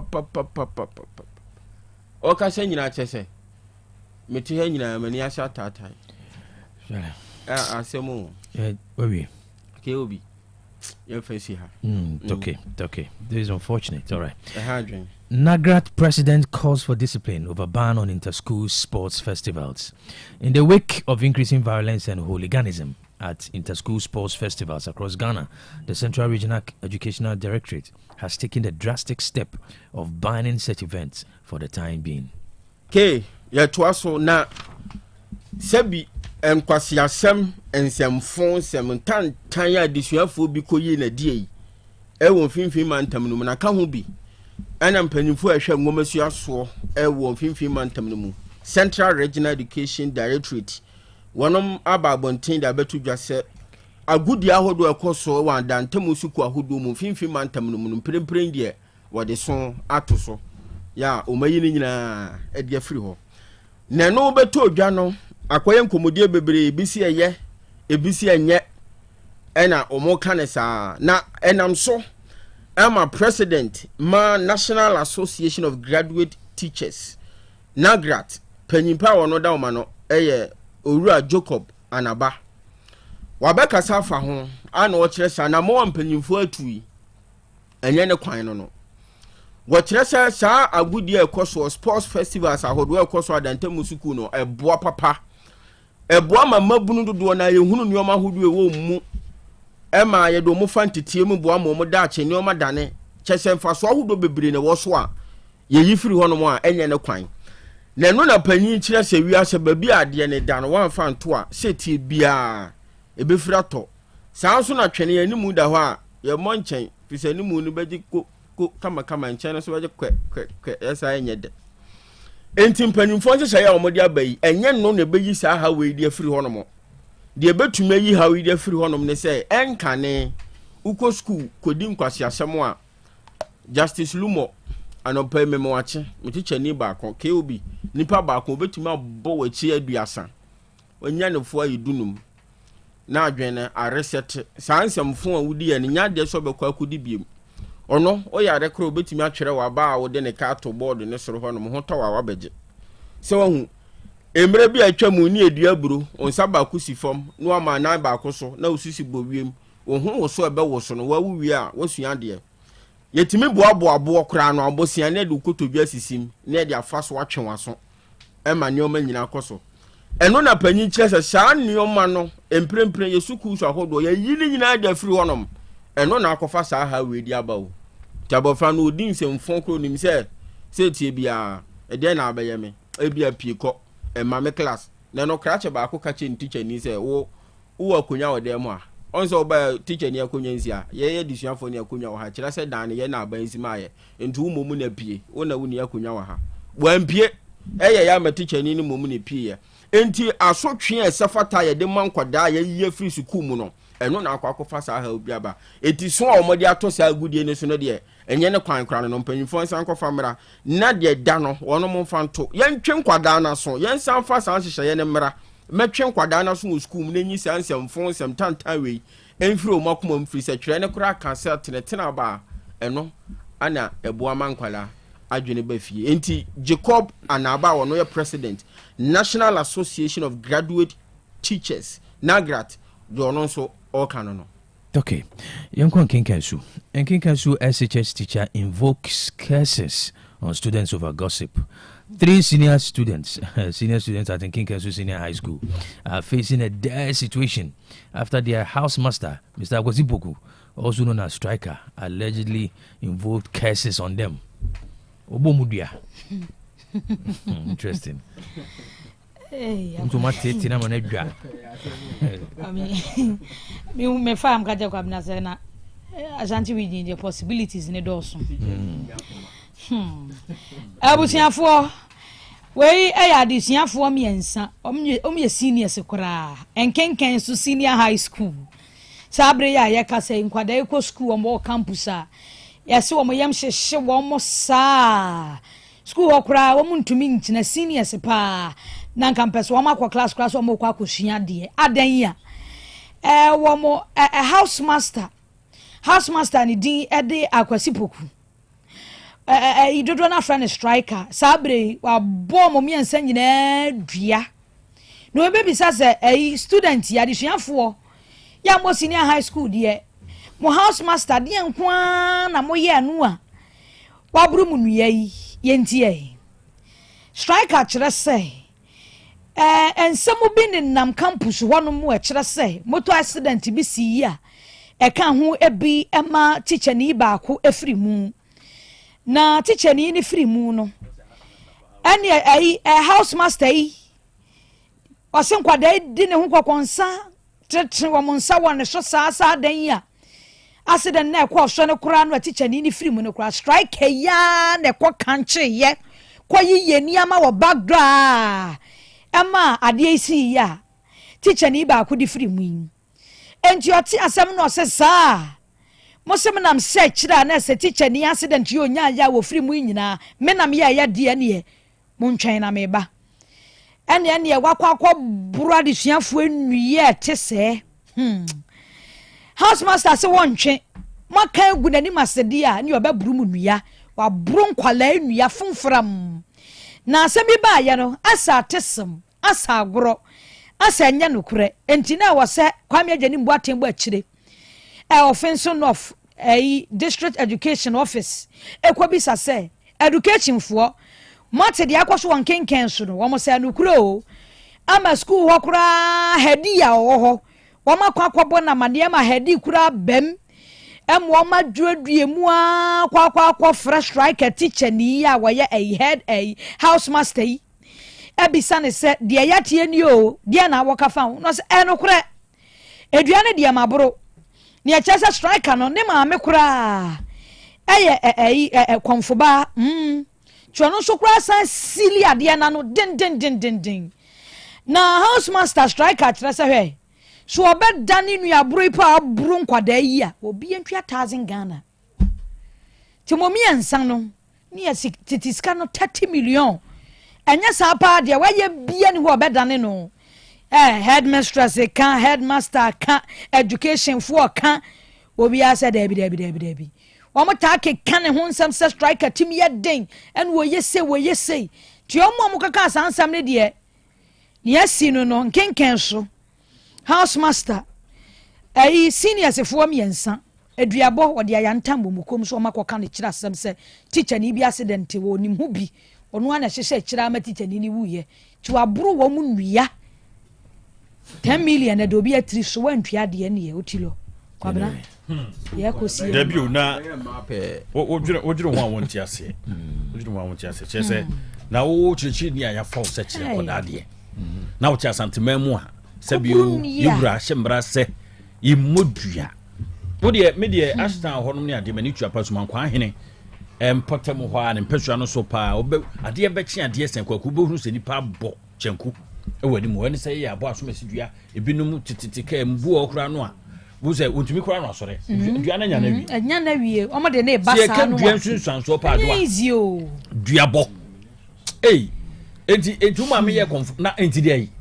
ye sesei na nma konfu papa bi o mo okuru ma a o ma dwene da ho mo man so adwene da ho teacher ni no striker no one strike ye kura o de dua bo na strike na adwene wo fom na adwene keobi ye tu akurafo ne ye tu mo ne so fo u teacher ni hu nsem keka akura wa ko school ye nkase de teacher ni ye ne ye entwa ye eno de asante mantami kura se da kwabra di nkada tudwa no ye wura abra ye bodua wa ha wako school ko sua de teacher ni hu nsem keka ensa anya asem keto bi se obi na awu o ena o se teacher ni na aku no enya asem a emu o hasa anti kwan bi so no e bi oron so de san ne ho so hu etu ko school a me kan say di hu nkomo di hu nkomo teacher ni asem mfa ho o de ne se obetena ase no abekire wade so hu ke na ewie sorry do pani bi frem na no oye nchiremu bi kirem na ho so ma dwene ko ho kakra na obisa eboba na be ma sa kwa na ebisa ma ha no se eye ma de a bia na wakwose na sepe na nkwose pe yi ena bi nso kura ma ema nso kura bia na kura bia yes wakọ dese no oba bi ho se tite ni asomasi ne mpra no we no se bepe waka ho empene to the yaw na de na we wakoda be kan fa ho e be bro so ye wa enye wa na ise wa na ye hwa na sen ka se me simple say o mo say anything logically mo adwene mo na ho o mo say anything anyway. Anyway, no doomsday in Ashanti region. ECG assures residents. The Ashanti West Public Relations Officer of Electricity Company of Ghana, ECG, Benjamin Obin Entry, has dismissed claims that the recent power outages in the parts of Ashanti region signal a return of doomsday. KOB, hey, ciao. Eye here in town kesiye. Na ene di obo man Ghana mu a dumso eye Ghana for time kesiye pa. Frise ebere bi atwamu. Enam dumso so e man nkofobia wo munuma eguye e wo man yi mu no. Na enya asem ketwa. Ene ebere bi atwamu kura de kejetia Dubai ho. Ona mo akese wason phone touch. Ade a wo pato na wo mre ye makoni ntos. Ene aso ne kan ya dada. Manfo ho kire mo panti dum so de Ghana ni bia ampe ni bia te e wona setenam na afofie yi mu Asante mantam yi mu meaya huru bibire na nkane ani nyina so be se na wotwe kakra nsu ni ho no mai na fon na aba adwuma mu akra edum so sa tiefo akra mpo ye adansefo o ka sa betia ne fon je se o tena se kakra na aba enti akoba ni se yeyi senior dumso abayantam kese say dumso so international Oxford Dictionary I primary aso na de betu dwa se wo mo de ahyem na say dumso okonanim pa na so Ghana for de yempe dumso ate fishade dumso aye yen krom ha no me ma me back not on fish say wotifie dumso nti enti dumso de yempe na senior na kane ane bobo nani ebre kakra ni nyina so na nipa num bi fira say dumso say bo ene Ebola na manfo Dominica ze dumso na manfo Dominica gidigidi enti senior ehu asan be hye nipa mu esam dunso nti eno na aka hu bi na aba santemantamu atoye fam empanifo ahwe nyinam kane ano ensem so panyina okasa de ma wonom eye Benjamin Obin Entry woni enuano nsentwerofo bi akobon komon kran ana odi akoto dwa kire se anyinam kane ano ejane na so dumso bia ni baabi e bantu ya Ghana ni na wote sansem no a e ma okomantu e ma yam hyehyew wadwuma no engu why kan ya no jane na so wo kire se wo mo homa bi a wo modidi dwuma na ohaw kakra bi baba mu ene na kan ho bi ma asantemantam yi mu fa baabi ono ma na kan ya no e babo nani e no kra ne nya oman ni mu nyina e asantemantam kra nya ni nyina e miaye bi na ekoso sa enti so wo baabi na wanyina monkania no how bi ba ho a enyina ho no mkase dum so na asa ba Ghana mani panum bia komantu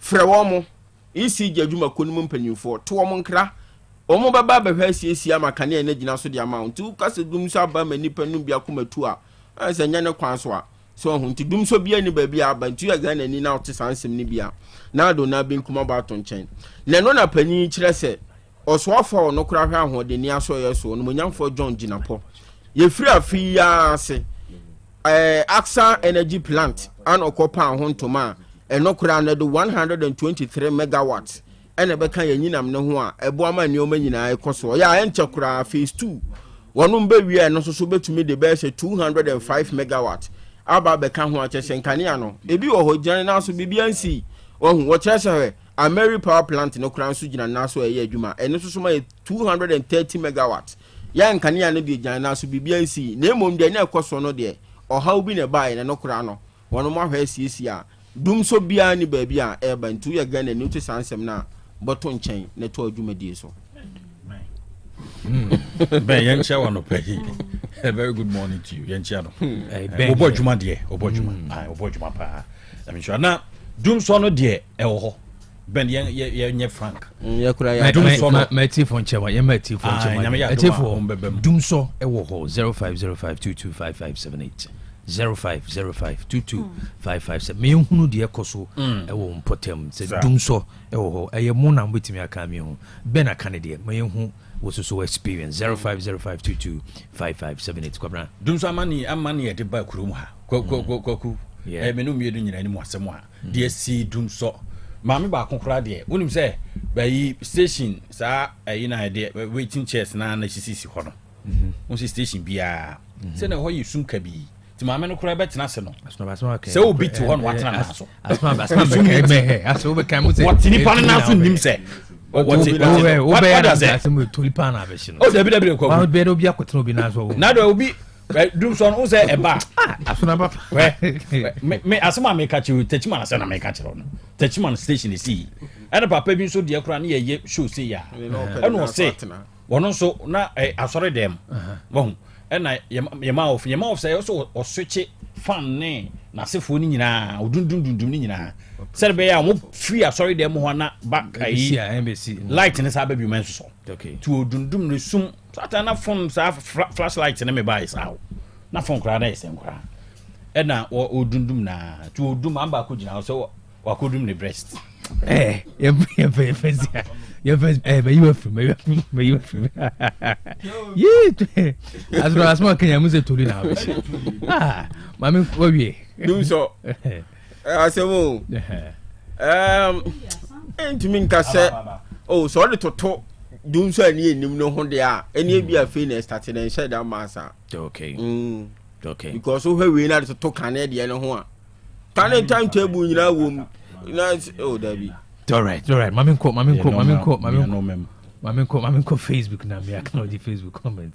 Hey, anti plug da who say pay boda ho na preko. Aha na yeah. Shit. Na to is mini page na wo press na ya hu. Esu asem ne ka. Nipa ne se bia we tuntum na kokko. Say me ya kokko de obehu. Anti no we dan wa press. We dan wa press say light. A day. Me say all kono. What stretching in sase. What tenin in sase. Na mama so we dey wo. What target mama na. Mama we dey sorry dem na asi. Mami ko. Mami you free. Asema okay there. Anyway, mami ko Facebook na me acknowledge messages as I come on Facebook and say na call. I'm on insem. All right, Richard Obimpo ko say good morning Kobe please. As once too we don't get water. Okay. As once so nsu ni ho. As once so say nyansuo. Okay, Oyibo Boateng Achumani Behin. Was it Mr. President, please, some teachers have taught for 14 months without salary. Please kindly pay the teachers because they are suffering too much. Okay. Kwame Fusu, was it Ghana? So are we serious as a country? Change of name has eventually become priority of our leaders. Okay, that is Enra Wakofa, airport issue. No. Felix Kwaku was aka Grandpa Amekom. K free SHS has been good for all. But the wicked who are mingled with must severely be punished. It's unfortunate. Okay. Nana J. Sikapa, Hosi Mr. K.O.B. Morning. I'm Nana J. Sikapa, DVLA. I greet you for your good work. Okay. Elvis Owusu, Hosi, hey, this time around, school turned up to be wrestling. As some way Johnson at the enemy power. Do it here and Anderson. All right, K.O.B. Ghana Ambulance Service, what's going on? Too many broken vehicles, too many lives at risk. Fix them now. Government prioritize ambulance maintenance, regular checks, repairs and replacement. Please, recommendations, regular vehicle checks, spare parts availability, staff training. God bless you and your great team Nyansapo way. Every big OT as usual. Kwame Fusu, Achuma Boko, Apotan. So thank God for another beautiful Thursday morning. Please, Ghanaian youth, you are lucky to have KOB. Take him serious. Okay. Mensa Sabah, good morning, KOB, watching live at PZ. In fact, nowadays, most of the youth are becoming unbecoming. Okay, regards to Chairman Odino Kukwapia. Okay, Chairman Kuka, very good morning to you, Chairman Kuka. Okay, Nana Kojuban, good morning, KOB. Listening to you from Adicent Executive Hair Grooming Lounge, Abbas Park, Ashtown. Okay, Bobier. So the message about. Check it. Bobi Osikobi, good morning. Keep up the good work done. In fact, the way indiscipline is going on in our schools throughout the country is very bad. Let Ghana Education Service introduce punishment in our SHS schools to stop this. Okay. Emmanuel Amankwa from Kuntumri, Brahababume. Osikobi, good morning. We thank God for another beautiful Tuesday. Greetings to Joseph View or Pasatia. Kofi Boachi, good morning, KOB. Thank God for another day. Greetings to you and your crew and to my father, Mr. Emmanuel. Mr. Emmanuel Michael Dubofo and William Sapia. Good morning, watching live from Madam Kwame. Okay, watching live. It's sad because his dad is dead. Part of those who supply Ghana hospitals bed for free. Okay, we any comments in Saka or Facebook. Come on, Yanko Amano. Yes, I say free chat. Yeah. Chad shuts border with Sudan in a bid to stop conflict spreading. Chad closed its eastern border with Sudan until further notice on Monday, saying the move was needed to stop repeated incursions by Sudanese armed groups. So for you first and paying for my work, yeah, caught Chad. Chad man moon yakro no sabre mampani for no mo yehye foforo bormo ekirese wonne Sudan hye so no bormo border no de wo tumu pan krampan kirese nyate yepema kwane ama obi free Chad ewura mu anase obi nso be free Sudan ewura Chad edemu twemu abro no de atodwa de bo kyese kopinso mpani for no hye foforo beba de yepɛ kwan se di nyina no de ebeba na wom kyese we nyina no yenwoma ebetumi ama sumdua ba Chad man no mu sanse wohwe Sudan fo ne wo mu tututuo no ne ntokwako abro ye kokoso wo man mu no a eno na wo mu atu anammo betumi aboapa na ban no kasemafo na di atudwa ya wo kyese temamfo ho bambunti na nei wo mu atu anammo a etisa betumi aboa wonom na mo kyese Sudan ankasa na wo mu ayehye no de ato se wo mu emakwan wo mu emumvram kra erunti na wo mu ato mbo da mu atumi aboapa na wo mu ekyerese ntokwa bi a eyere so man homere so de ne nyasem kuma kratemfo eye Altina ede eye Sudan Rapid Support Forces for year ebjafo woni wo mu ya de bia me bo mu din wo ha ya sa no ene Dagalo oda wo mu ano no ene mo kyese o mu di so aso pa tokwako din nam so e ma kakra e pro wo mo so a kyese ma timamfo dodo no adwane ya bura Chad no ade na se ba bia u dwane akohe no patafo di abanti wo mu asini pipo wo mo kyese afimpinu ene adunu miensan beka ya na nipa wo mu bobra wo mu mamu no nya asem ketwa kora ebio sa beba de wo ntra masifo amfunti wo mu ka ne pipo se nya dia wo mu ebehwe ne saa watatra na akwakwa ebibia wo ho nti se die wo mu hye no so ya wo mu ene Sudan ebo ntemo no wo mu ejire mu di se wo mu entokoso biom na Chad panipa wo no na wo ne amansan to kese minister no Mahamat Gassim Sharif na wode atudwa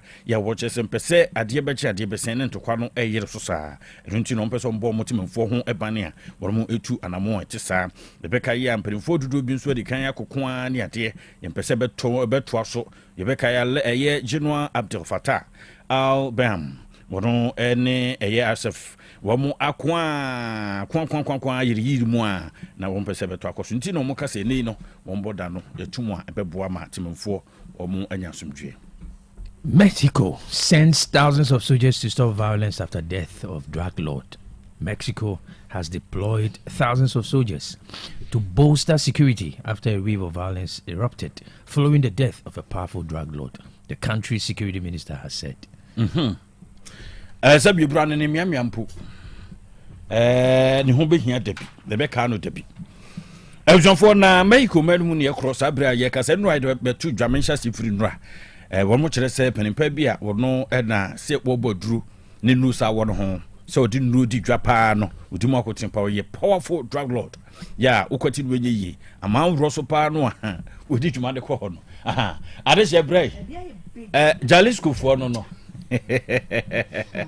Jalisco new generation wonom na ewo Montreal eso warum kyerese ye ni abre ko ye ntiase ye ni abre ntu camera no kura da no so no wo yi ne ha wo mo ma mai kokuro no adane abutu adane amamfo so ade no feel drug lord nana I said drug lord no so o hwe Mexico man no mu a ade ba ko pa no obeka se legalize drug see wo mo ye business wo nro ton enti o mo hunu no se wo no so eni petiti o mamamfo bibirinsa ko wo mo ano enti o mo hunu ni pastor nko bi se obi a o fa bi a obehwahwe no nua nyina na se mo nyina mo hye na se a na no dokron no bi besom so na ade beche na sa nipa yabo no tu akunu a se de mo besi asore ya ye deda mammo so bufo kwan so mai bibia tie nipa bokunu no se bia na asi omo so retaliate se ne esi se wo pani a ono na boa yen ampa so hwa ehun so tonu bone de yes papa yi se na doye ne no ma bi a wo ye ne nipa wo hwe wo mo ne wo mo abie nyuma ma o manya bi ye na we nipa kase angaza we nipa kase pa na misio Osagaro 70 ne din ɛno na wɔbra tututu on course Kwaku ene nam so ma papa bi ka no enti omo yɛ so omo de ne kɔma foforo so kra na nka agya yakɔhwɛ no na senie bi abamu ama ebua nasem ɛna fufia nto ata no adwa abamu omo nam kwan so omo fura prekopɛ ɛna kofa oyinipa ɛde ɛbaayɛ na defense secretary yɛ Ricardo Travilla ɛna ɔde nsɛm awro Travia ne din no ha omo ma elnma but Ghana for de ma enmra ne hu sɛ kwabena frata asante Ricardo Travilla ɛna wɔkyɛ sɛ ɔmo de troop no awro anase asrafo dom no ɔmo de dodoɔ ɛde akɔmia yɛ hɔ ha Jalasko hɔ ɔmo de abɔ pin hɔ pa sɛ bɛyɛ asomdwe betumi abɛnti mpem mienu ne ahanum ɛna ɔde akɔka dada na ɔde ɛkorɔ no ho ti ɔmo pa kyɛ sɛ bɛ mpem nkron ɛna sisi yɛ a yɛka sɛ deɛ ɔmo ɛde akɔ ɛsan sɛ elmenchu mbrante no so ho ɔden ɔmo nso wakondeɛ pa Jalisco New Generation Cartel ɔmo nso ekutamu die sɛ obɛgyina ɔnan kroma so na wɔn nso ne mpanimfoɔ atumi akɔ paa na wɔn kyerɛ sɛ security guards no dodoɔ no national guard for no yɛsɛ bɛ adwonunum ɛne wɔn korɔ yɛ a wɔn koko wiɛ wɔ bra no wɔn patapata no ne ɛdɔm bi esi yɛ wɔn ne Jalisco fo nto kwako wi so ha na wi aso ha ɛno ne nam so a ɛkɔfa papa yi ewu ɛde ɛbaayɛ na wɔn kyerɛ sɛ ɛbaa saa no wɔn na yo wɔn na kora wɔn able to say tapapa ɛno ikurukuma bi a yɛ wɔ Mexico City hɔ ɛno nso wɔn kɔ a sɛ wɔn bɛɛ ni bɛtutu to ten eduwe dɔn wɔn yɛ asra dɔm a sabiri yaka wɔn de agu ɛyɛ Jalisco man no mu yɛ wɔn bɛhwɛ sɛ atemde betumi aba te egu so a yɛdi akyire Kwaku yɛbɛhwɛ sɛ asra dɔm a yɛde wɔn akɔ Mexico anaasɛ Jalisco man no mu no so wɔn betumi ahwɛ ama abra saa Jalisco foɔ ɛtutua ɛyɛ tutuafoɔ no wɔn dɔm no a wɔn nie wei ɛna yɛmmɔ no kyɛm so no wei ni yɛnka ne de kyɛ no papa no ɔda so na busua mo mbra Facebook mbra bɛhwɛ ai so ɔmo anim sise paa enti mentro na ɛda so no busafo sika de bi wɔ no ho owu sika adwuma wodi de sɛ nkɔ agyina ne yakobua ne sika Sika tu ne tiso a na mo pɛ sɛ $15 million. Yes, ni yɛ hwehwɛ no. Din. Ti yɛse ne gere. Wo kɔ hwehwɛ ne gere. Ɛna obi ma o tip of say. Emenchu wo pɛ baabi a o pɛ sɛ ne ge obi wɔ baabi a o kɔ hwehwɛ no. Ɔno so ɔkɔ a wo de ne troop no nante. Wo de troop no na ɛkɔ. Security guards ne doors.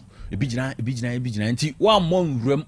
Ɛno wo mo akansia ni nti ɛno na ɔmo bɔ nwuram sɛ ɛnɛ ba ko nwa mensa bewu wetu na wiato Kwaku wetu na wiato je atoto na ɔmo konkai na ɔmo nya ne mu soye ne tu aka no okay ti wobra ɔmo de ne kɔ ɔmo asoye hɔ sɛnke kɔ akɔhwɛ no na afei yahwɛ aposidi bibia to aso ɛne sɛ fufia to ata okay.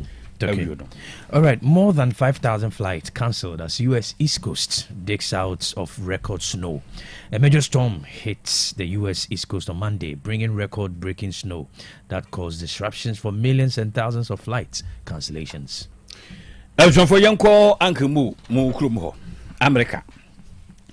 As Abre America and Aquaye Bibio, BIB at the one more Apo no hono.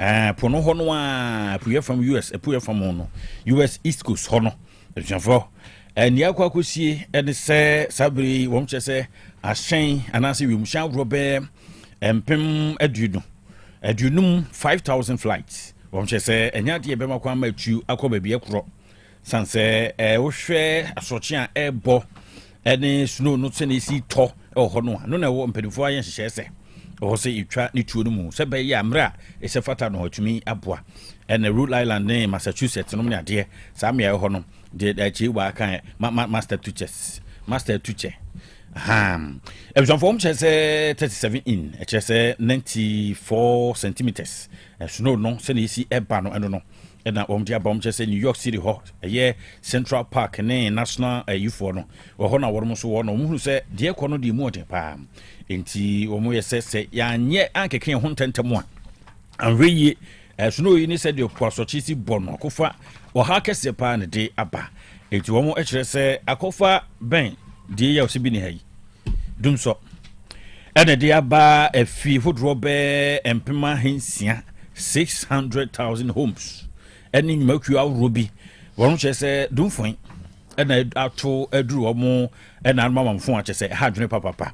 And I be able to say New Jersey, name Massachusetts, said them can noir, or Munina, say, and could ye oh, I feel a treaty more drew North Air Carolina, North Air Maine, Samia Hunina, at them so quite cheer, Puyes, Rohono, no Becrono, Eastern Canada, Honina. Yes, I did more drip. Yeah, Penifocus Gusua, yet to your master baby to me, Apua, na Rhode Island, dear. One says, oh, Mike to be BBC San Recao, or also dear, to see more thing, to send me a who ye see an answer. I can crab binaza or Mutibi Pico Jumano dear. Tigana for our more Rhode Island, ho, dear, Abson for Sabreka said, dear. So, oh, friend, no, say, mammy, Unyaman and Papa, Yaman Mofa, and my you, Gusumia soon, dear. Kairun said, when to be Uncle Juma, and tea, also, you know, Eddie. Kwaku. Okay, Nyansapo back. I'm say story no. Kenkan story. Yeah, and Kenkan story. KOB update kakra ba nti. Okay. Nyansapo ye hu adwuma. Said na ye bisa no. Update e ba tere se adisuafo ekodi nkonkonsa na ye ma miensa. Eno eda nchen a school no mu mpanimfo tere se teacher striker akwasipuku senior house master o maame a oye konfo ba no 3,000 Ghana cedis ni ska no waje adane dua no enti e bread dua dane ni free honom ne kase pa wo update ni mu ene se empanifo chese akwasipuku striker onfa ne dwumadi a wodie se cheche ultimate atan bobo dua sa onfa nto honom na ni suku ajapadie bia e wo ne nchen prempre ni nyina onfa mbre school na fe ontana chen na empanifo ehwehwe ni nsemu kakra tinkin kenso asem no ne free mu oba no okay na fin so ene edim se na anu so e dia wo muti ti o so fa no ye bom paye se hon so bibi befiri waba sanse untumi emfam pani anim se bi ebru se menya adma no susum na so enye nkoa ti de se fata Kwaku bia wo se wa santiama ne mu na mambre mu se wo teacher ni wabudua ma hiti sei abo bia te se teacher ni striker odua na hiti sa be chi de bia wo se mbra no ye adwuma all right yemfa insemincy na yemfa sidane bi so ma yaboa for so ya semetimi bobo ni nyina no na yede somotiefo Osbel Elson for yanko teacher Osbel akachi no paye aduoma pa odi apa no na ye tosu abo huru di twam na fi wabom pempe akopa kira kwan bie Osbel motosu se hyen de tiase nam de bono de ohun kawe nanka ye papa no bia ono no yade papa ton ene de ato no so kamekazo de abondua na so aduabo ni di no yempebio ebusonfo wo se ope Honda cars no a ebusonfo bra papa no bia nanse ando okwa akwantu mu osaba ye enioma wo dia ba ne se ne wate ne nioma so no wo so Honda cars ne Civic ho Accord CRV Integral ho HRV Braze ni nyina ewura ka che ho Toyota cars nso Venza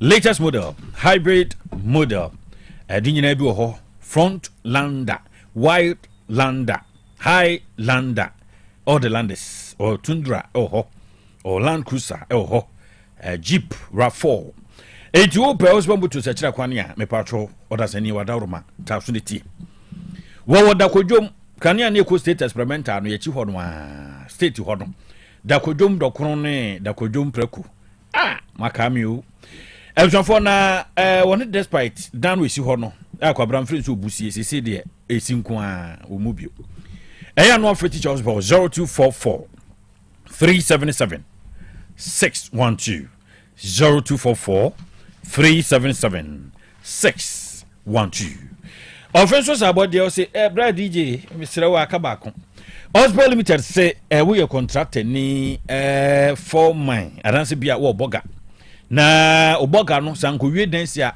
onye boga anko wie mananse aboga for mo ba yam pa Nyansam ketro ankrimbo yenchia pa na menu aba Felicity so UK yenchia mo nyina batanku ona bodadom wo mo ba se ya wo mo dansi ni hia wonom eti Osbel Limited hono a wo mo kro obisom se broso no anyi bia no obroso no nete sei wo so Osbel nti na ye na kama bo no ye papa nso nti ma betumi aba beto wo clay brick pavers no concrete pavers afro ne asphalt pavers dodo no a ni di mo akotena Osborne Limited for Senator one with the Edijuma Instrument and also the Yono Gassam. Papa no. I don't know dear when Yambrenia that Jessan said Filipano Ditra. I hope baby blue more my aim you pay Osborne then come home to no am. Just about Kundi no now Osborne then Papa did Dijuma Ghana. It's moment show on the chuck one open and non talk a set. Cassie.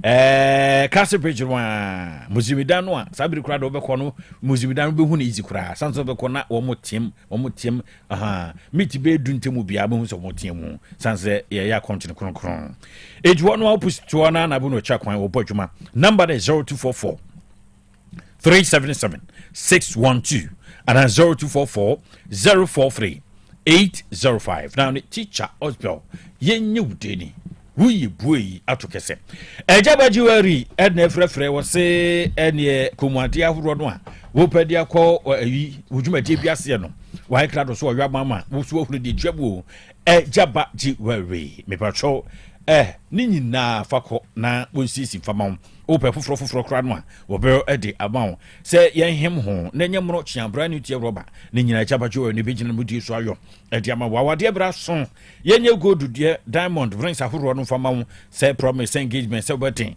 se fancy rings ahoro necklace se ne ede tu ye pa no so mpamu no ebusonfo ni nyina bi eho afi baby set na koda no aba wiase no ya adwura no ma no ho nye fe ni hu sampa uzo ani bi pa your eyes open ebusonfo lady set no so ebi eho ene ma no da wormo nsam na wormo kura ebrade wonye na nayo kura obefre na nan ebusonfo mentions no so mama de no ediko dwabo ase no fiti koti a no ayese yakadu na ona wo ba no ho agye fi mprekese cha na du no ebusonfo na de de tu na no ya na efede damano na say ya nom na ekro no adwade no ana da ho no ana fe oni afiate no fe wonim krumo mu yikumase mampa ebjonfo na ye pe kira kwane a den ko Jaba House pempe the second street adum hodwan na fi menshia traffic my friend menshia that de no si ho no sanse nye traffic bi adan that hunu alomifo eje obuzo matukro emesremo ya bade Jaba family house so ho no a ebjonfo wokro ya pe na no akwakoto kese na chese wo mo binada kudijuma fe number is 03220 26708 and 0277 104488 nan Jaba jewelry atokese elchofo ye kro na ye ba mu nyina papa mu edi kaka wo a na chese wa hye no so se ye pese uhuru de ekro erunti abapa mo se wabo waba o the online trade no abo tom wadawro mebru wo se so wo fon fura no a Play Store App Store enioma pa no a wo de ahyere pe ho no brade eso ni so ka kire asodum mese ni nyina abi ho fon so laptop fan TV condition ejade nioma de no amu de didi mo ni nyina ta papa mo na ko faba afintade enkonwa enkonwa papa no bia nyenkonwa na mto enkonwa yese woto akonwa no na ka ne sa be fa area obe enkonwa sada na obetena so amana sabu let's what's afro matobim what a bomb ready enkonwa papa no a portable washing machine eso ho 399 Ghana cedis mfo be ma brand adaje na de twitwa kakra ma ho ato edi afenson no na woni mo fi ho na we nyina nkemfi a ye wo eye Hepa Plus live band ai enso ho say yaba say wedding say crusade na manu ani no wa frɛ na mpedifo akasa se fa no nyoma no na fa na live band no makro no a ebekɔ na mpedifo akasa 0593 386 133 and 0593 391 848 that's bre Herbal and Research Center woman kofa baye that's be mu plus capsules mixture and black tonic na nupam yensan ye wotwa so obusofo we yenkwa gina na ebua ena ye sabi bru ye me yadwene ntwetwe kura ansa na baba beto sanse ye dura amansia gya tumu me say London abrochimam UK na nekro ena nyame ncha de kwabena gi akire bia na nei masra dokotafo me yensan se mo adabro bru aduru no meti ho asem abro bia no na sɛnea ase aduru no ma yɛ aduru de aduru no deɛ ɛbɛpɛ sɛ mobɛma Ghana 42 pa no kumasefo yɛzua no no bie na aboa yɛn paa busuafo Imuplex capsules no bo adwuma paa bɛma wɔnten soronko ɛnneɔma atoto si nipadua no mu yɛbɛkeka sɛdin afei mogya no bɛdi afurusaneɛ ambɔ afurusan pa ahoɔde aba wɔbɛɛma wɔba ɔda no wate kɔfɔn na wopɔ ɔda yɛde kɔmpa so kɔdi dɛde a wɔadaworo maburu yɛ na wɔnonom bi that's why Imuplex capsules na boa wɔm afei satika ade no ya bia onamwa wonye dwuma denden so tim onam ya wo se unipadua bo chanchan aso tonfo bo dade so no bi nso ana wani so biru yotum wanhwe adakoro kwakofo yini pa de aba dodo mu bu ho anse kwansan onu atwa hwe no empem gu asesa eno ti dase Imuplex capsules ne kan fori ama wo akiri bra mu ne tutu a nonom bi na fi una se utena se asa tata edududu bia wadawroma eno ana se wape bia no na ho ato mesha no so bo adwuma o ene oba fichi kro ne ni dem de biara da edrubu so me se yi a yehunu oba pass oba aba on osan aba afi gonno enu akwakote akwaba akoti gonno tamane we kurase no na goku biase what antikete inmati ye ko hwese no ma medi no obohwe o ma am na bedwo so ma wanum that's where me shade enko eto so ene oba odipoa eno nete me patro no bi afi dwonso ya de nyina beko otiti ho bia na moja no kwan fa so ba ho na bayi emayi menstruation no me sha bebo pa na blood tonic no so bebo wo ode hye me sere wa ode hye bayi se wo pese odidi ma ho to pa wonu mu da ho a obi timi ka se me kondo aso me se obenten be ma pa o wonyemo enso de aduan beba odi ni moja no wawe chese no man kuyi akoma no so se de anasi hawdo mahu edimesere wa no miensan menka se mentoatro ma ne nwa bra Otec FM fidie ma oba wo se adokotafo miensa won mo aduro no bie no enti na wo fia ne ama obia na se obefre doctor omatofo mai so 0535 01 04 42 0535 01 04 42 still complex main cancer dance hu niama ne de ha na wo ba ubenya ebi ato or tropical long span roofing sheets ahodo type bi a wo pe bia colors bia na wa select bi your tropical is in the governor standard sheets ahodo colors edosum pa your roller shutter gate system automatic garage doors odu ko nyuma mu fie warehouses baby a doni ma wo ye adwuma ye carpenter Wadama carpenter choice no ewo ho we ye nadoa ya ye de ye adwuma eboa ma ye carpenter na ye obi adwuma wo ye ha no wa ye tentem wo pe 1 inch 6 inches ni nyina da ye obi ewo ho aha na wo ba beta de ma free technical advice baby wo obaji usika but doni ma de wonye usika free no de ama no the boss paper product bia ba ti wuro mu nyina boss no edamoton boko kama eno ani de doni ma ba ntima moton toiletries ya monto doni ma de ni bi na mbenya mfa sudo so po wachire ya tena kase wasafo wa junction ben Ghana Revenue Authority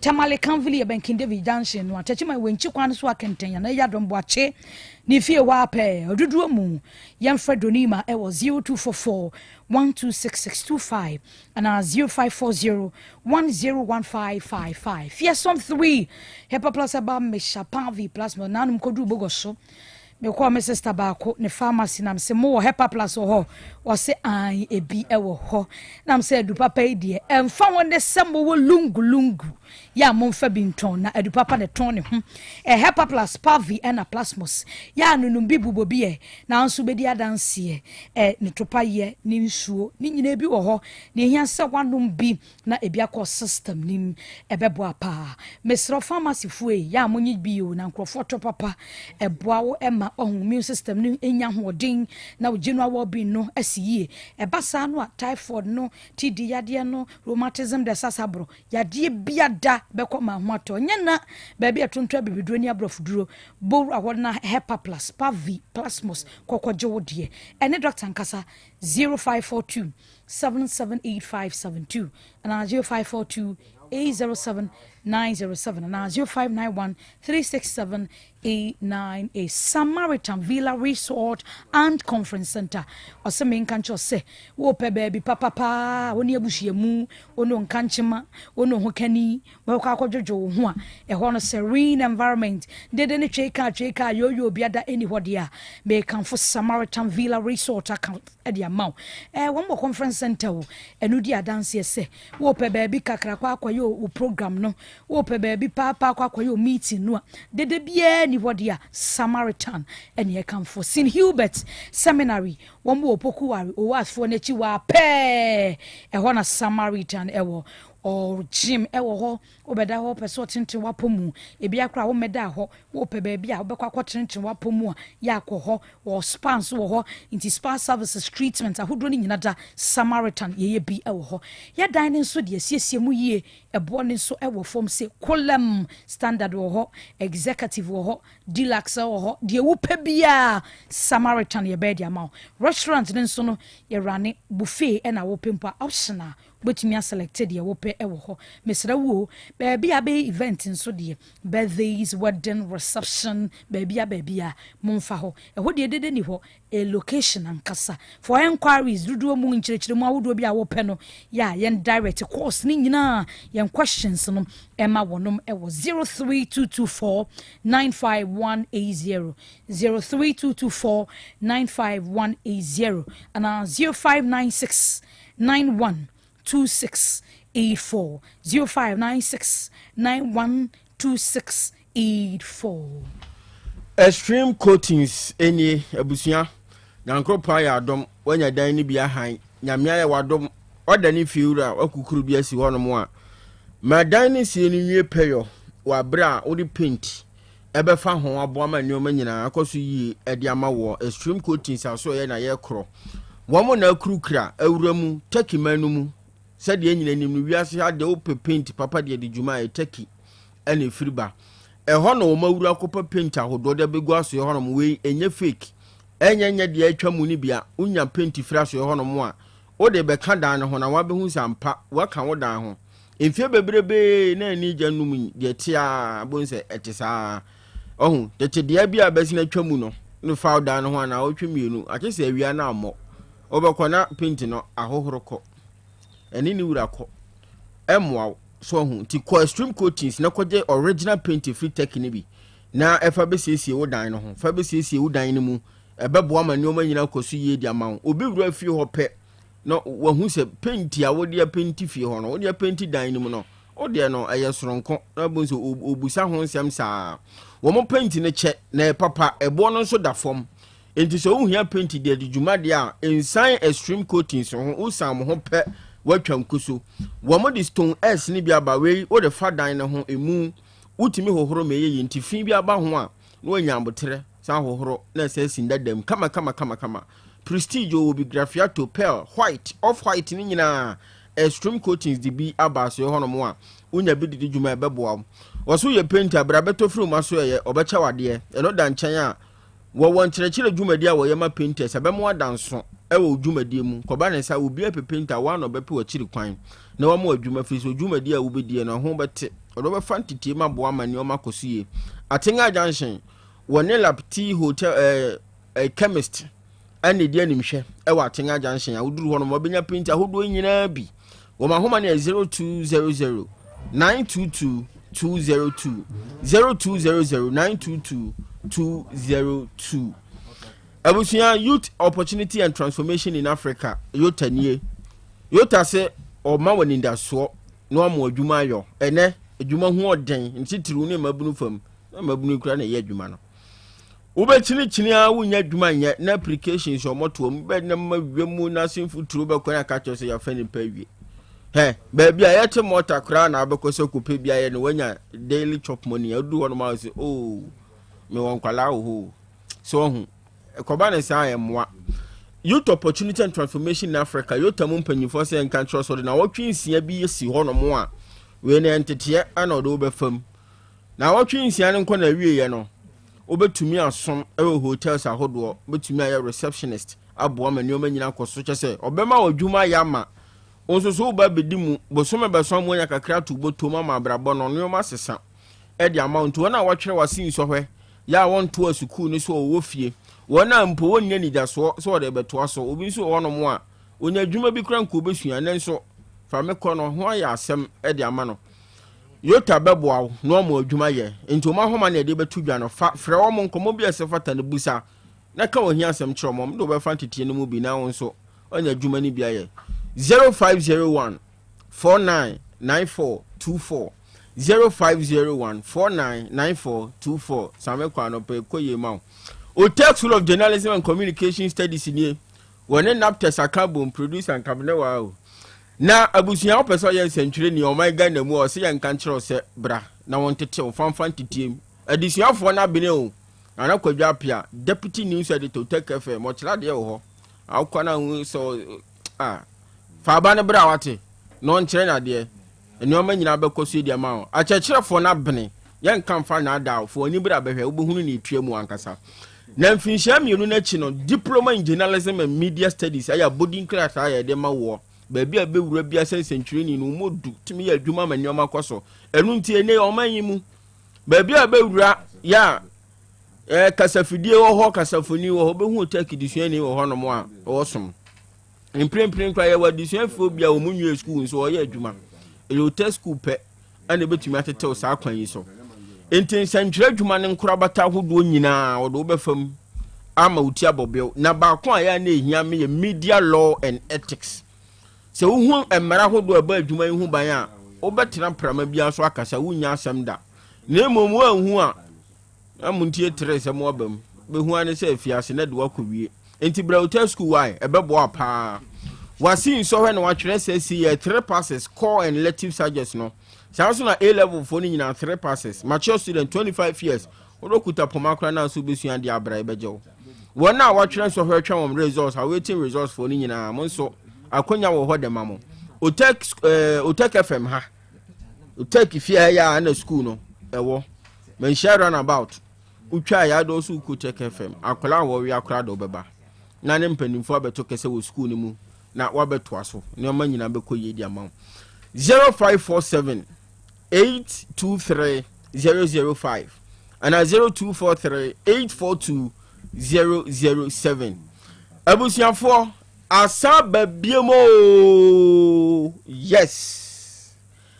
Easter Praise 2026. Yes, I the bawa kwem. Abusia Parish Youth Council odini juma wo All Saint Catholic Church Santase Fanchenebra wo no Otec FM asaka mtoma bom asa di biemo ba Easter Praise. Afras ye de na nya asem ketwa.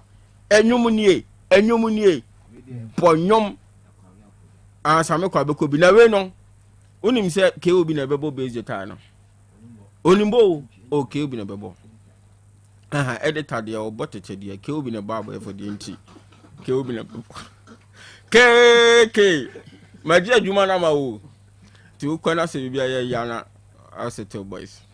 Easter Praise 2026 ba wa kwa Otec FM ne Parish Youth Council na ka boom All Saint Catholic Church Santase Fanchenebra ho na dwumadi ne ba so oforisu obosumi de toso edumienu da bi afeni ebesim oforisu obosumi aye ebesim ne de toso dumienu eye kwasiada anwumere no na nkan ni afirase ye sani afrase de ne ye na ye giremu akosi wankasa obebra na so mpabo ni hia na kofi adwomtofo a eba no hey ano dene PCS star waye mi ye o entina fie ne nsreme open yi atia eda no so ano aba ono abeto akire ntimi de no afane sa waye mi ye o ene ni aka wato aso Pastor Jojo ahen eba afrase no ginam afi nso osaba obonwom ma na nya asem ketwa Pastor Jojo ahen Pastor na napia so beba hey from lecturer to pastor Minister Benedicta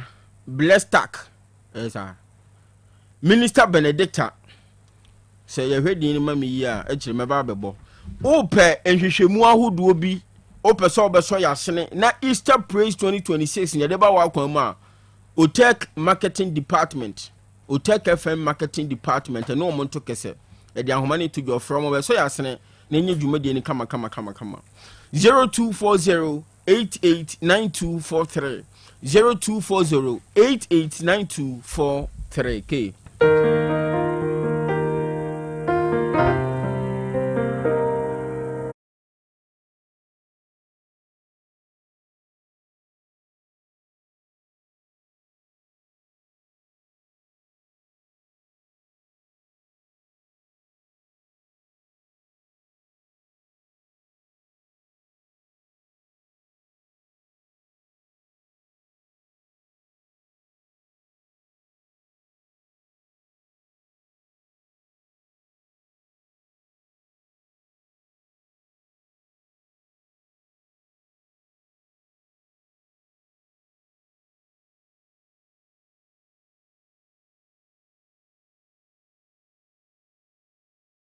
Tips and you do so no. Yes, I can. Dietitian Mrs. Efua Owusu Ansawa Homano so ene apomudi ho chwechwe or the brebe koso aka will say Nyansapo crew no wapomudin ehu hiaye.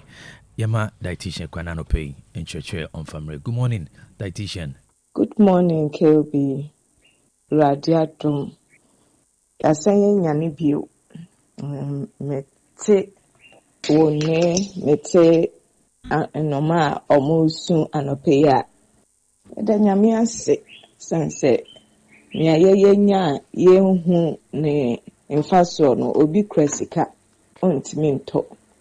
Eda nyame ase cause waye ni nyina.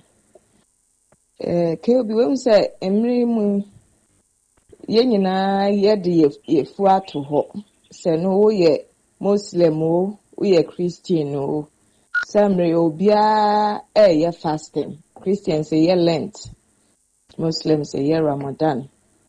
Na ye pese ye hu say ana fasting mfaso bi wo ho ana na ye nyina na ye betimi aye fasting ana. Apart from that no so say ye we ya na say mfaso wo muso a ye be den na ye ne ye a emfansunsu bia emre because say ye say mfaso wo ho a say mfaso no ye nya kosi enye say me ye wia na epira me wo baby nti say ye hwe fasting ankasa hwan mo no omuntimi ye bi wa ye de wato edro bi so a edro na egina eduane so say ye beka say no mo wedro no say udidi wi a 30 minutes before we bedidi and also akoma yare edro bi a ye beka say udidi wi a na wanom no bibia yare bia eno nti ansa obenum wedro no ehia say obedi bibi no emu asa obe fasting na ni nyina aso mpo na nso bi wom because ye bobo sa yare na bi te say diabetes hypertension de enro no engina enshada engina duane so te say diabetes de but diabetes ni mpo egina o level baby eda obi a ne de na ewo fom kra no ukoye fasting na anhwa bibi boni betimi esi obi a wo so pa so there is a likelihood say betimi aba from nti say wo diabetes na wo pese wo ye fasting no say wo ne wo doctor ebedi hu nkomo na wa hwe say wo ndro no obete so and I know say wo benom no obesisi mu ama. Those are some of the things I betimi aye. Obi to say nkra babies and omo class 1 class 2 is every bet me aye the baby say dey bia odidi 7 o'clock na ye man eduane na edu 9 edu 10 why fasting for 2 hours until eni nyina eguma ahoro obi wo sumpa oso median me yedu 12 hours up to 12 o'clock area obi de na 6 to 6 nia wa honde betimi no ye say fasting e wo mfaso bebre e ye dro prekope we de misremo And pay example I'm a day mano. So we will be we are sensitive to a imagery things na so. Say who did the whole year. Now 1 year fasting na. I had to say Sebio kaya ye defa ejanan. Ye dia ye juma for 1 year yen huhum. By a nipeduano, it's not as a simple as a senia makano. But somehow it's related to that. The bia woman nipeduane duane. No kipibi. Oh mano, no kipibi. Obeti me edi bia babontin de, but dodo na no kipi. Oh mano, there say factory ya. De bia ye production, ye inja time. Ye de be fumigation, ye de be deep cleaning. Ne de bia ye production. Enche machines na was a factory no. Ehun beka.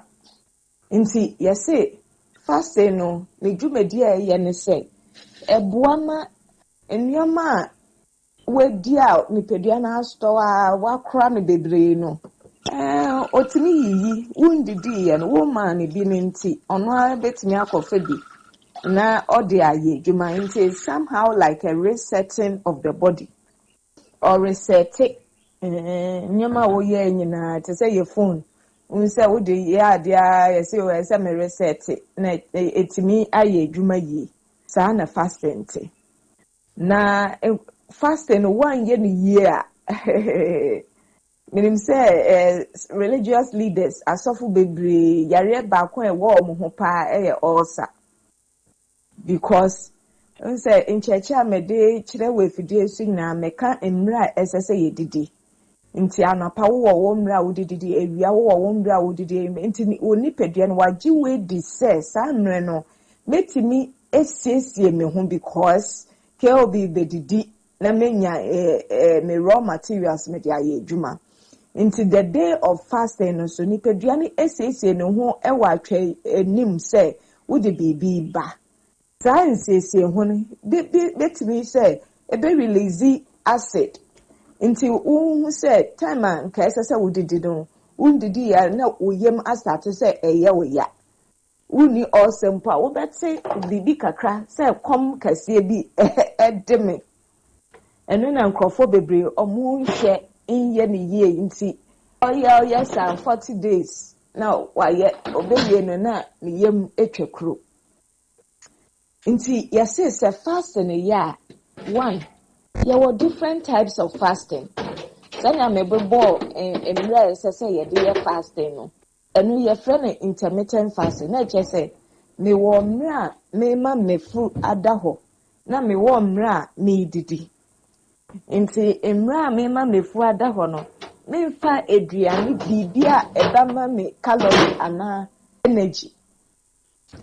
Inti bibi to say obi beka say o time I mean did menom green tea time I mean did there are many different lemon grass tea mean did those are no calorie nature say ahon den esichire edema no eno ma bibisa obi also say nra me dey fast no me de ba no nsuo ebe here pa nsuo no die there is no shortcut say no no matio ye dey ebe here say dry fasting no say nyame kan kire opa na say ya ade a wo pese wo ya ye enkwa echire because ni peduan betimi survive a longer time without food but it can't survive a longer time without water. Ana bibia ye nsuo de ye hia papa because more than 70% of the body no ye nsuo nti wukasa wo ye dry fasting for a long time pacho ube wie no na sabi wedi nkwase asem nti during the fasting period ebe hia say wo be hydrate ube no nsuo bebre nsuo no na ehoforo woni pedua no mu titiri wo kidney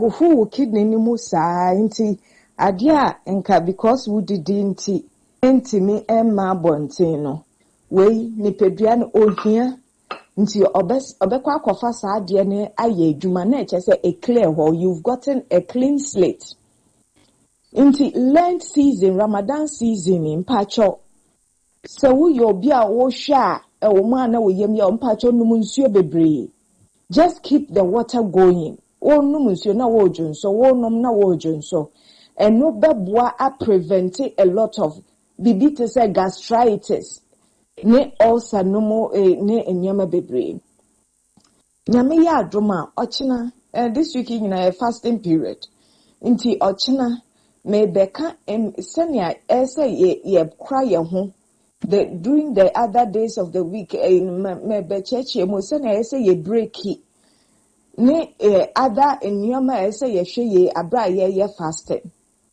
nti enne ya kire omo betimi aye fasting ne omo ntimi ye fasting say ye fasting so senia say ye num nsuo fa ne other teas ye mfa si kire ngum ye mfa milk ngum eno wo betimi di aka ho a eno betimi aboa manipedua no enya ahonde keobi nyame nhira ye nyina medase yeso yedase dietitian yedase sanope wajibre na wachechre yemfa sidane bi ma yabofo ya Bolivia future life nuane no wonya bi abomodian sawo pe bi na wonya bi edi wei na eyensenkyerani ewo system nim ema oho etowo 23 vitamins and minerals 19 amino acid omega 3 inulin selenium high energy protein dietary fiber eyenuane nuro na mabobo obosui edi adanse ese ehye aduane ni mu mabebre nti aduane baako enuane nuro bebre na abenya wom eno nti na yade ani eden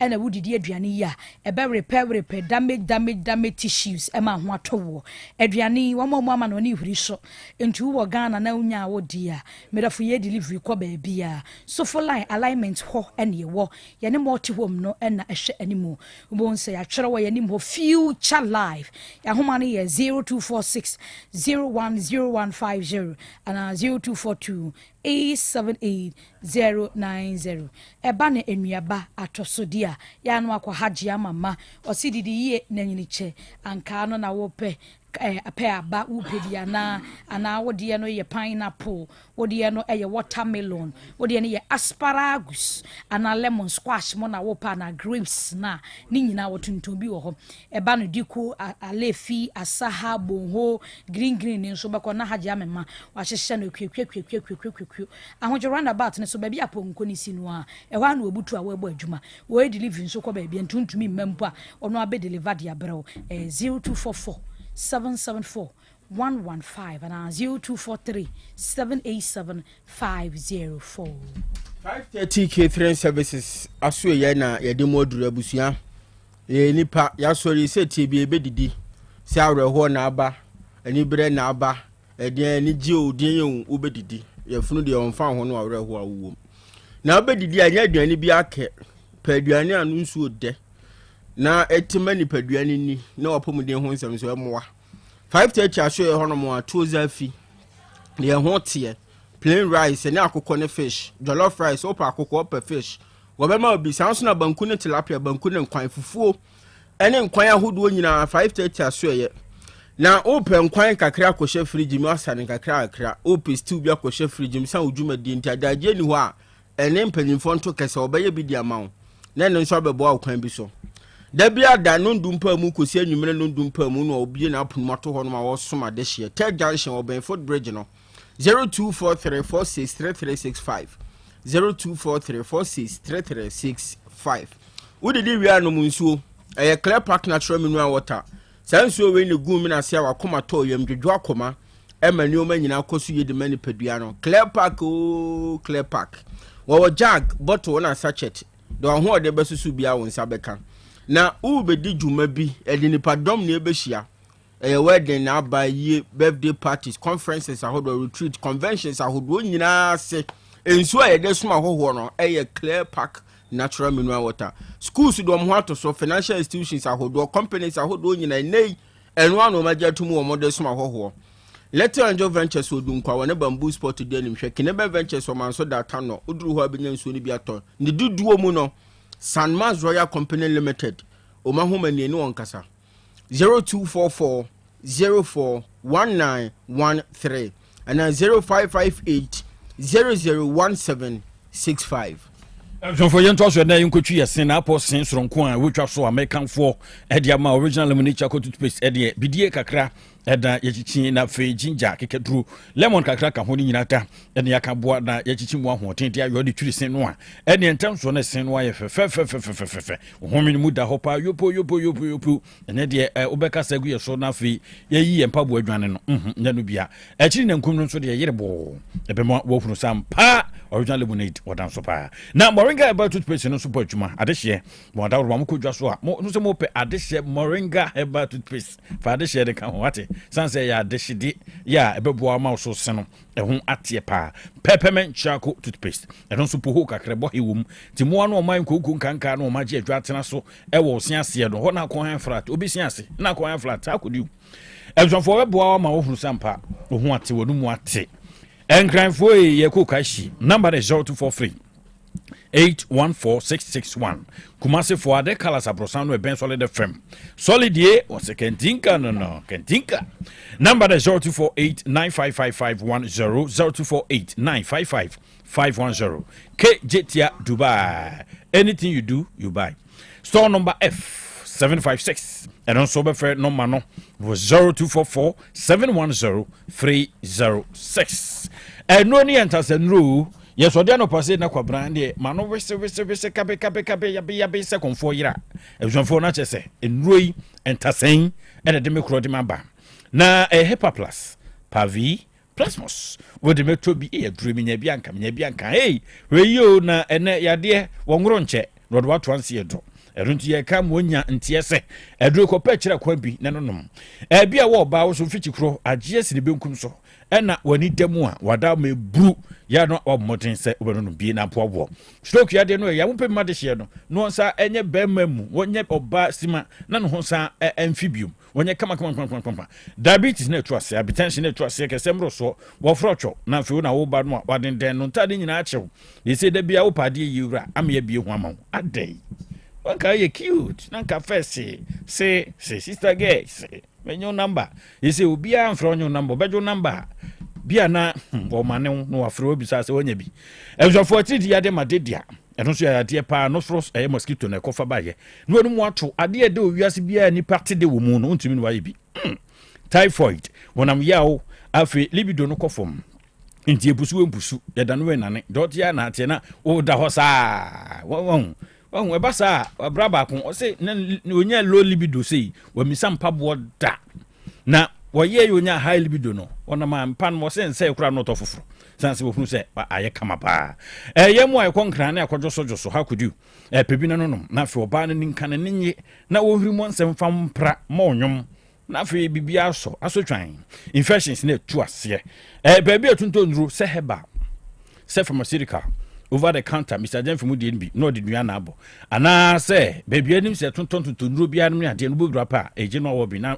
wajo de na de ko ti fan pa Dr. Ben no mani ni wi anu afre wate ene dok nkasa wo so ontremu pipo bia wode ebe ma wona da shobotomu number is 0542778572 ana se 0542807907 na ne dok eben akasa e man kan dok we no anu akofo anu kan dok enye ne kan sa ba oge ba kon Elson for Light Work Company Limited wakofa dissolve toilet facility ediaba wenye manho enye biodigester sem enye biogas ene convert yenye nse na mobeto cement sei blocks sei iron rods ni so amunto bi nka ho aka hunu kwa ye wie no na ne twen so be yo so asem dissolve no bibia sa anim we eye preko pe aye preko ye yoma wa no an se bedi da apem e ama ofidwom ho ama wankasa so ani age dissolve toilet facility ni o ye the pressure system no be he ho se kikura betimi ni so wo fie nyina fam ba ko ama ni camper tinya fe na be we wa ha ube wa ha so ka we brofo plumber for brofo se the plumber for zikan brofo de be dwon kra me ntiase enti we no ase dissolve no ya yode ama wo Otec FM ya yebi Pramso ne Nana Jamputua Tosumi, Waronso or Hene, Piafo, Quasso, Waronso Yubi, Nanama for April, last stop, Nano Sumaku Market Honwa, Martha's of Uganda Jubilee School, Waronso Yubi, Reverend Isaac Amankwaso Kubwa Mine, Obabro Mem, Francho Krobo, so and Evelyn, Waronso Yubi, Sam Takwija, Awayan Baby Crock on Farm so Honwa, Waronso Yubi was in Green, so you be a ho, Nisak, Christ the Teacher College of Education, Prempe Assembly Hall, Womanina, ye be found in the Asafo, woman Pem near Chiri, Abbey audition, the Tianity. Number Nunye.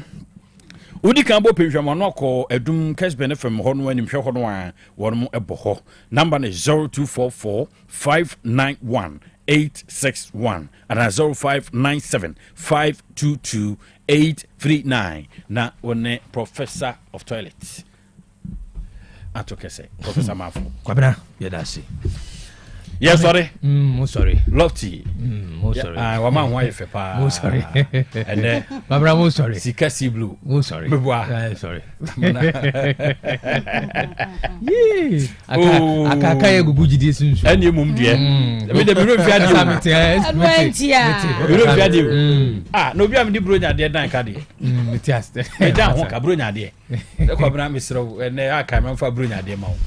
Wo na me to abobo ana no pe. Me tia de. Sabi. Abuzia yeba. Boshe die. Not. You nya show boy no ano. Wo se me bo. Oyo bank enye. Na se boy de. Asem no. All right, Abuzia. Abuzia yenda mame adwanya ntatando. Azunaba ohene Kwabena Boateng.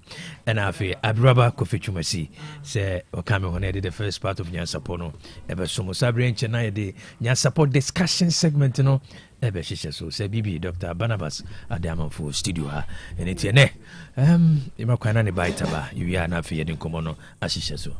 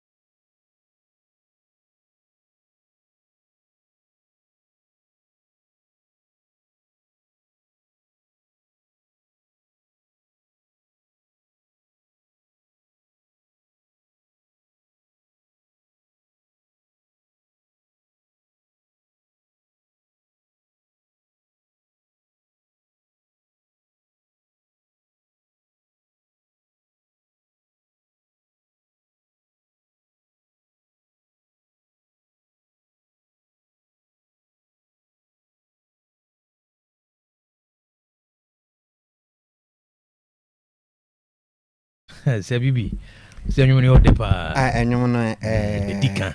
As a Kenyan. Exactly. So we obi a who cross our reflective mind na. As a reflective on the year. Won say Kenyan. So asemi dika. Idiye. Ejuma idiye. Why na beye? Yeah. Nti as a send some sense of responsibility. Yeah. And man say one ya. Why na beye? Nti baby a will be a sauti jom. Why you fin? Ira no nyu bi ni fra bonten beye ye. One pra why na be pra. O chire ya mu fra ayibo am kan say esiwusi. O chire ni adwuma no wakwaje. Say you say nyu wanya why na beye? Yeah. We a nurse, we a media man. Asam no wan kan why na beka. Nti edi council. I think say a nice team wadaroma. odi amaya no pay Kenya yen. Sabibi. And some of the doors. And some of the doors. Over the weekends, and we made your bites. But so far, things just I Dr. SF was you mean carry when you're so much when you're intimate.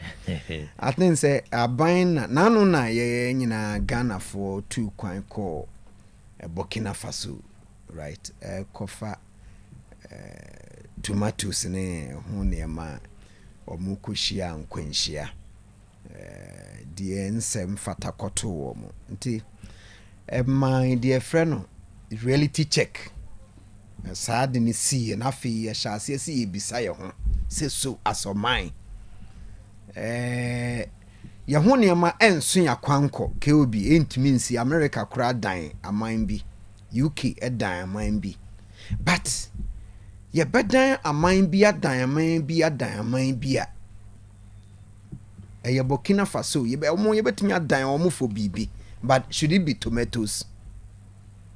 Because Burkina Faso ye nim homasas no said yet. Tia den or mono to me ye, ema ebu or moso my coffee be. You been see bit me a fabi beer or bad nenke ni say ye tomatoes, and ni say ye onion. Jane nessa near mana, Ghana ho, and not just say your coffer, na besunya my yedino. And the attend say, em say a buy tea until Abaya Shebo say in the next 4 years, you know, or more day near me be Guaque Mama. Bassa near money dear Ebia, Bruni Becca say, ye, or see it to me self-sufficient. It me produce the do ye here. Matianam so say ye, and they are tedende. But say Keobio Kaya debia me catch me say, me movie from that stage, you know.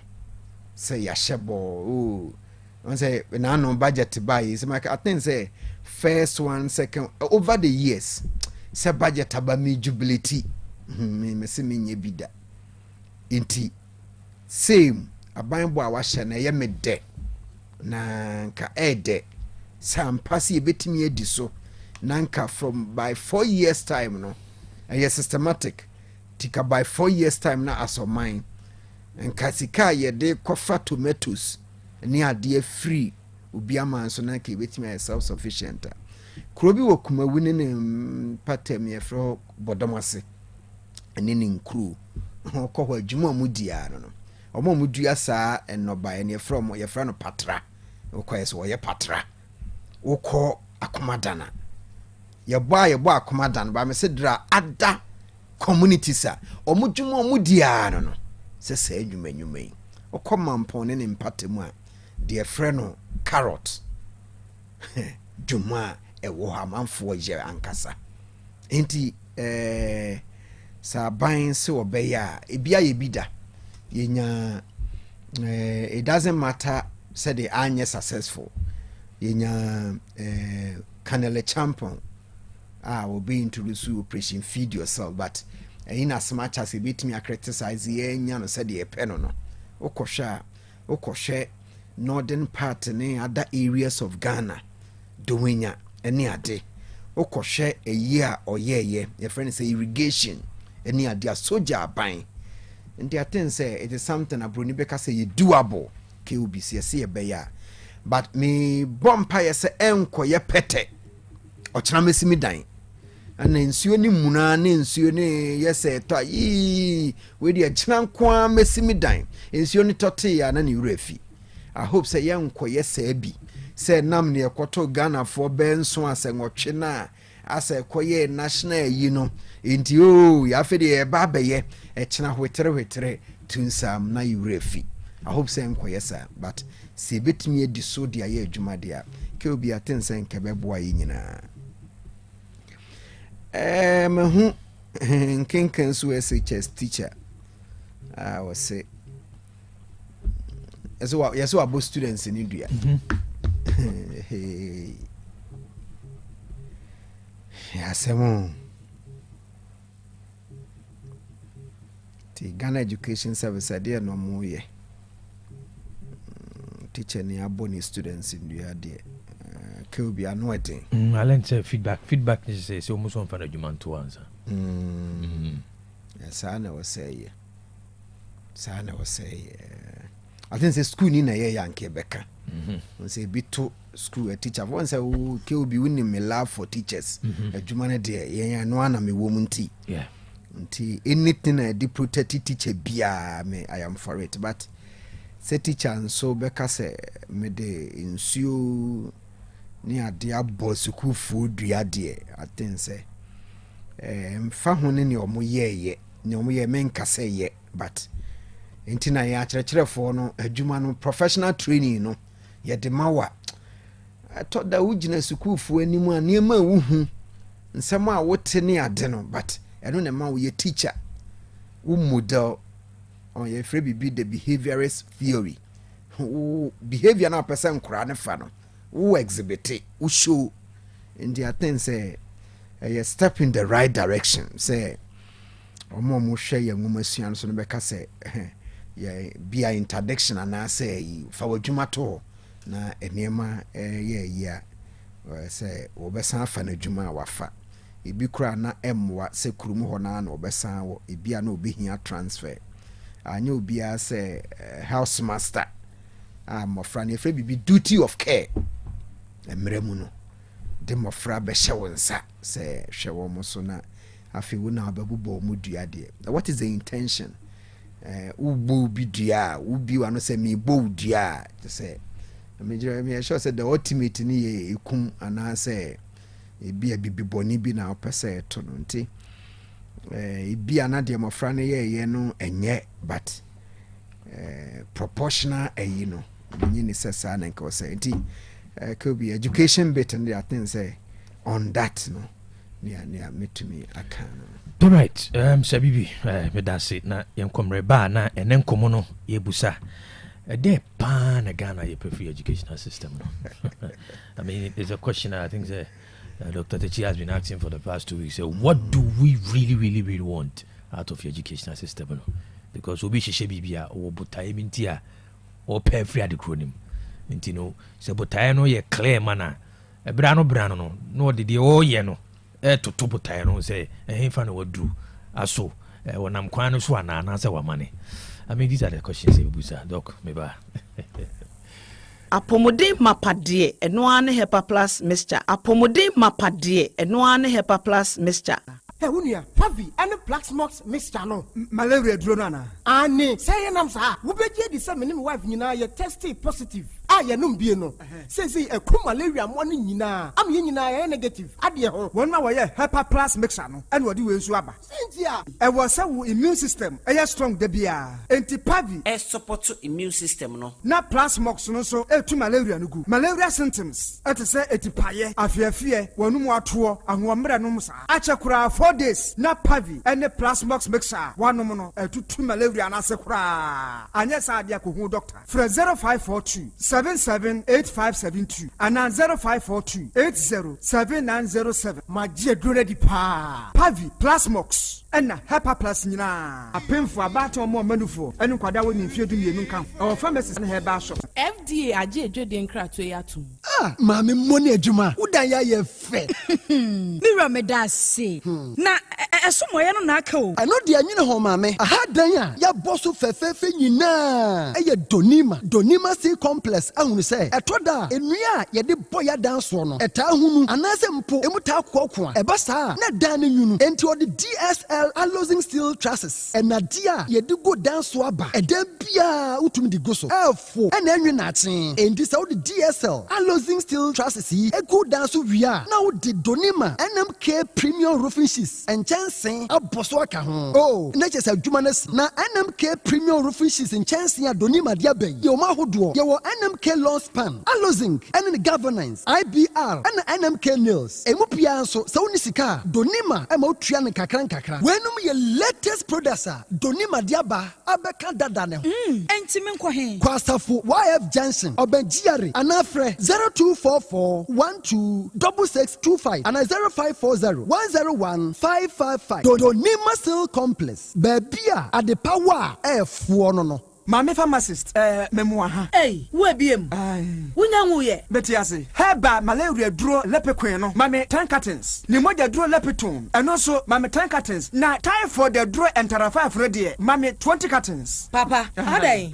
What's your typhoid ni malaria ni biem? Ana se otu nroton. Debi mu ato mi dada. Efri mra menum lepequin ene lepitone. Malaria na amama ye hojo. Menum no nyono. Wona mre joint pains, fever tipaye. Enya wo ni nyina akọ. We de Mama sorry for malaria the time for the how mopa mo mese kwa suadi lipiquin any lipitone one dance na malaria ha man for do typhoid the draw entra 5 no so saa na man for di one dance o mese enye entra 5 a anka ekutwa menso no typhoid nti eya dokutafo a wasua heba wo KNUST and aye researches ronko edi nroyi abadwa so yanto ho nchia entra na wa wo hwe ebibidro pa ne packaging edi no kwa ne kumi lipiquin lipitone any entra 5 e wo pharmacy ni heba shop bi apemfo emma wo manufo ne nkwada wo nimfie dumienu de wonka ho atufo fra 0244827228 obi amedwe benu ma kire me nanfo se be me wedding papa bi hwereng basaye bi awakoto tatnya buti I don't sweet as and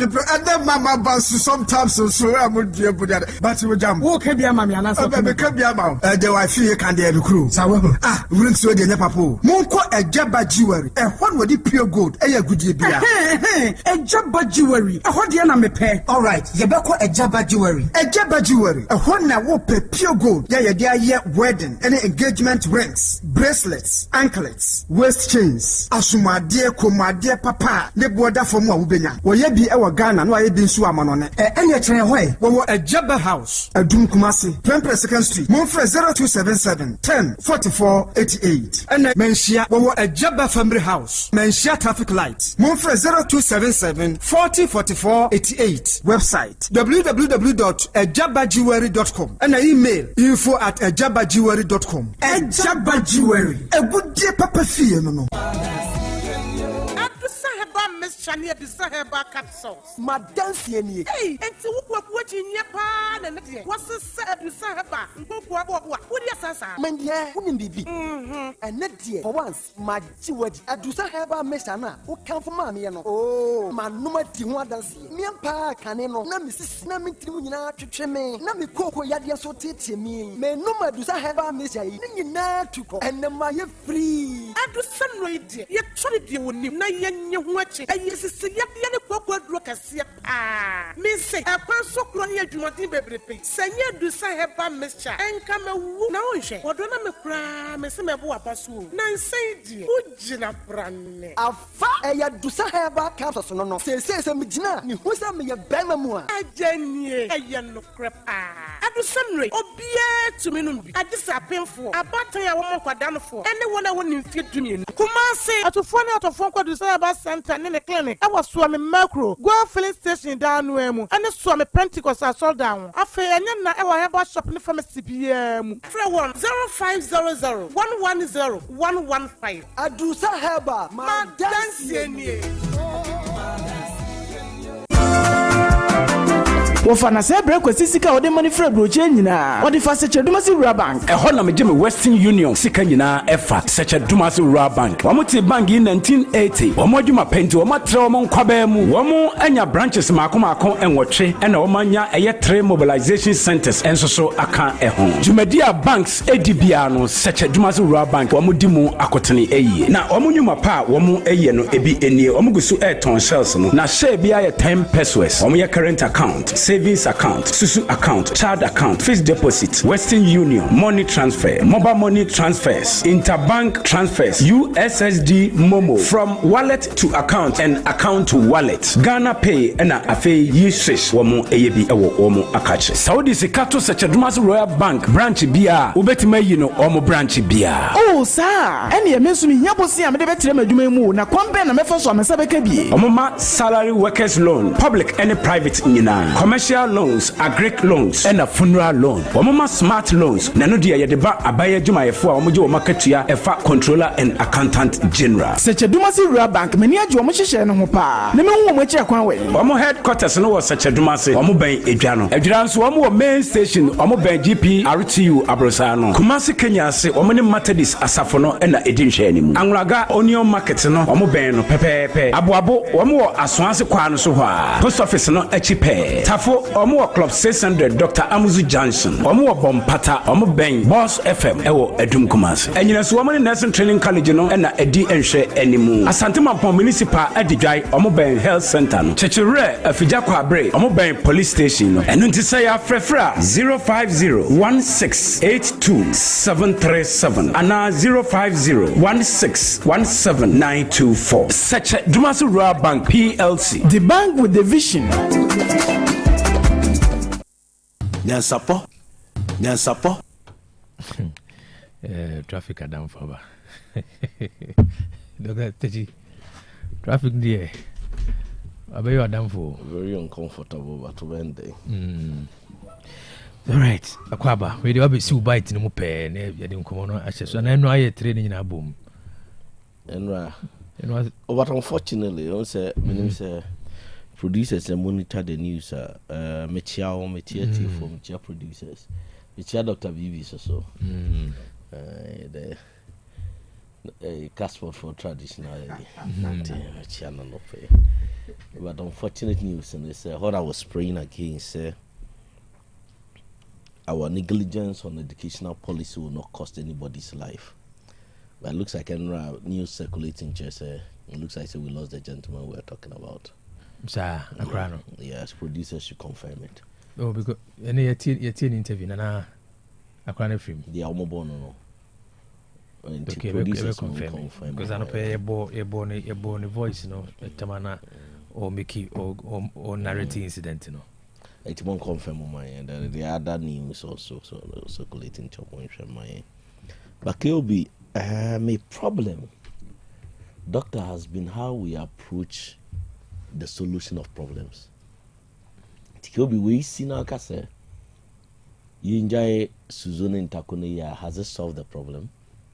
I rather think that Intakune and Supazona has rather shown what our teachers are facing now. You can't politicians say me enka.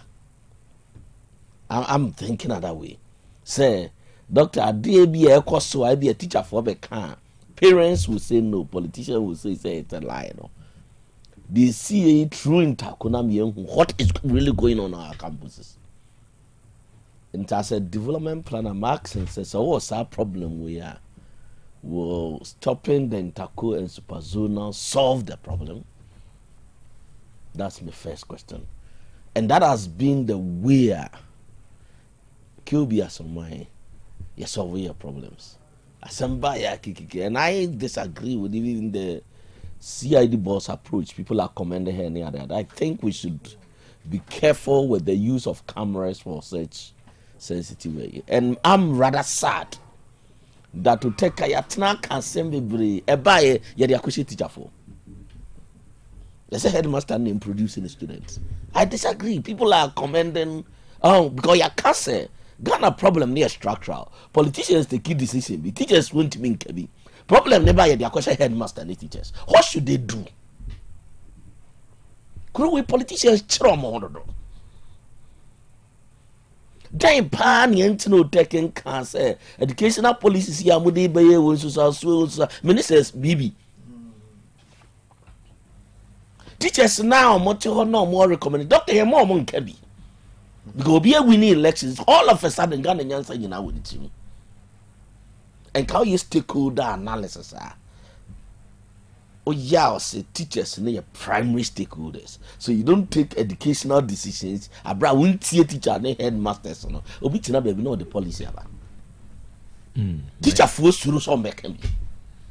A buy yes headmaster and he had 1 his own producing student. Kilby Makawaha, and I think we gave that signal. Kilby, I may just and Yamaya can no, it's happening too early. Yes, save the educational system and the future of our young people. Miti Charles President Opokuware in one of your sister stations about a year or two ago. Sania your maya ye da ho. Na bia we wo for kra na Obawo High School after that interview should have bring a revolution. Sister station where he was discussing said now there were students or more weapons in their chobos. By the same rent, teachers cannot search the chobos. This here police for if you are near the question headmasters and teachers. Or sister station TNT me tia the how that interview and catching the attention and still politics. So be beg a collect your sina ye kwana mitu kakrasha me. Baby you see the Western world have their own problems. Doctor University your situation where you school shooting. Men kofa brunyi policy wholesome be implement wa ha enka say on the dinipa commune so on the problem. It yenhwe your contest. What will work in our system? Nye innovative. Kobe, Emien Fankwashe headmaster, as usual, Assemba, doctor, not teacher for sebi anywhere are inti. The safety problem no on us. Me can as a development planner say you bigger problem in this nation, which I think doctors sometimes disagree. But I also think say Obionya na be so be there should be a system to take them out, not to disturb. I think so. Emfa wo hia mbo ye ho safo ne. Sabe yin na ne ye hia form ba. Etini enam kura doctor ne nante ye different. Said be anko kan obi ne mangu. Na emfa asem we Canberra fie. Sabi. So no you hear me but to say ya otachi ba. Doctor who said you be nante. I still think that this should be an opportunity for us to retake the whole SHS policy. This is an opportunity. Me and Fankosh headmaster, near videos so near headmaster ultimatum, not social media and gas why there. We like solving problems like this too much. Let's keep the camera off. You see the planning process to fix the issue. God, yeah, and your way pet me say, we who are camera so you see on talking here camera. So who teacher for? Headmaster for? Doc, killed me, you'll be a metis, so I know what I'm talking about. They have a lot of problems. And I think Doc will have more information than Mecramatia. Your problem, no so. And Chemian said the DBIN or no. Nyansapo camera, na young comment why are there, then the problem is still there. This is just an opportunity to true in Takuno. I mean, who say BBC, but I know the animal will cause. Minimum as soon as possible. Education minister meeting headmasters and teachers. Every regional go around on your situational analysis of our high schools. Now they should come out with a bold policy. Me who's buy way in the son kill you through. It's there was all no doctor on Timinye because of ABA propaganda. But we have to save the educational system. It's a big diagro. Kill me. My last bite. Doctor, that meets you, Doctor Michelle View. Now can bagrade down and once again a solution to the problem. Say your tomatoes and Kiemano and Kobokina some quarter tomatoes. It's what TMPB say, oh, yeah, more Musuja form of the Beko. You see, than we can thinking. I'm sorry, no insult to anybody. Your planning will be a friend, it's a problem to analyze, which you use a lot. We hear the root cause of the problem. No, I fix it. So say Ghana produces tomatoes. Doctor, when they say Obeko Burkina Koto tomatoes, and you rightly put it better, say, and yes, yeah, as a cow, and your car manufactured cow. If you in planning, make your first year for planning for DB, your hierarchy of goods. There are some goods that you need not travel longer distance to get it. Tomato. So come on, Ghana. Hey, I had powerful for doctor. Doctor Fukusi, you shouldn't say Ghana had the powerful. No, that is his opinion. Well, that's his opinion. I know where he's come, but maybe believe say had the powerful. That is his opinion, which I respect. In this context, the meaning is meaning so how beji ho achin say. Well, you are still justifying. Say, I mean, on the key analysis, the statistics generally, trade balance and trade. No. Me can say Ghana will need something from. I wasn't there. Me knew the doctor. But it say but maybe we have me for academic statistics and cover your weaknesses. We also look at in planning. You will be a friend is a potential. You look at the country's potential. Okay, so you don't just use your trade balance. Okay, agricultural land, fertile land, not your productive capacity. So you may be achieving so-called trade balance, but productive capacity should push you further than the statistics you are getting. And my concern say sometimes the Sanyama way cover the inefficiency of the political system. It's young scholars, the knowledge, but politicians are more medium on my way abroad. So we may have all those trade balance, but the truth, no couldn't say you told a bro. If I'm also to pull the statistics, you told go from Malaysia, you told a bro from the US. Any year, Tina me babe mother past statement, which I'm not going to say it. Doctor, only the rigorous, you see, the Burkina Faso Bagre Dam na yibia a problem no, and yet only hydroelectric dam. It is also a dam a serve as an irrigation for large scale agriculture. Doctor, a year designed to irrigate 16,780 hectares of land. I'm a development planner. Development is not by magic. And you Burkina Faso say you believe see another powerful.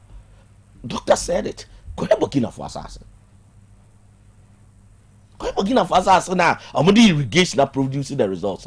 See, how much irrigated land there?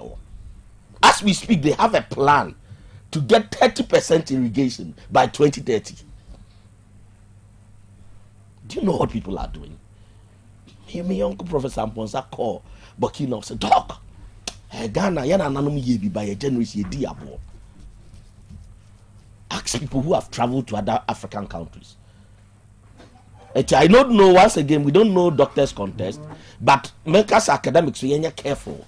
See, and for some of these statistics and cover the inefficiencies of our politicians. The truth near new one say Ghana to tomatoes or Burkina Faso. Northern Ghana, say a Burkina Faso. No, Korebako. No, Korebako.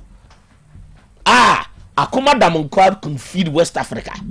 But you know what is going to happen in Akumadan? You better not Akumadan assassinate yet to the area because we don't have any policy. We don't have a plan. Say nyada for a young Kosovo.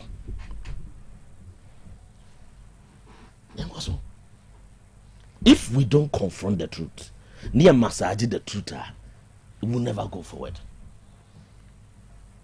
So we can calculate trade balance here, there. But you have productive capacity. It doesn't mean you word we say doctors want Ghana say, and I see most leaders in what Ghana is supposed to do in the life of Africa. So Ghana turning around, say Nigeria will turn around because there is this competition. This small country Ghana it will influence Nigeria naturally to turn around. By at only at the year parliament, brofo. We are helping other African countries to be incompetent. We are going to pay for it. Tikobi, I will insist. See, you see a man soldier for me and got to me. Yeah, being said, doctor, you be dear tomatoes. It's a shame. Minimum the menu, and it's not only politician, doctor. Me as a scholar, I'm a BSc development plan and this animal. Now, me my cut to a Burkina Faso. Minimum the menu. Somebody can decide say any.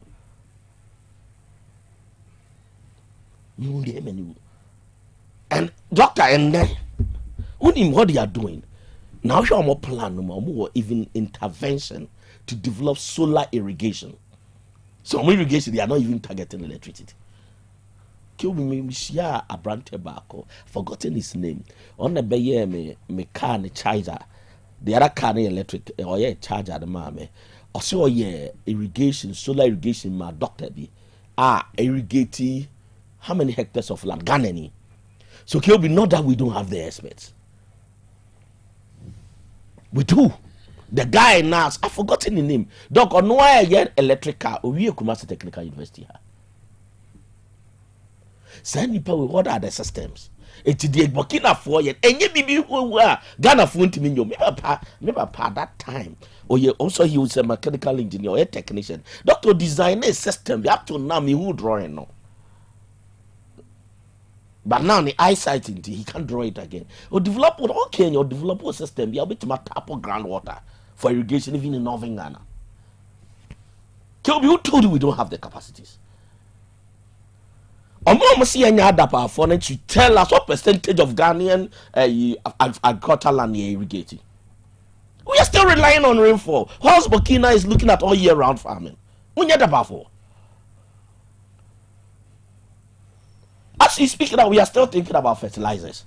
Abai and mama fertilizer to do say mama. That fertilizer, talk to the scientists, its effect on your land.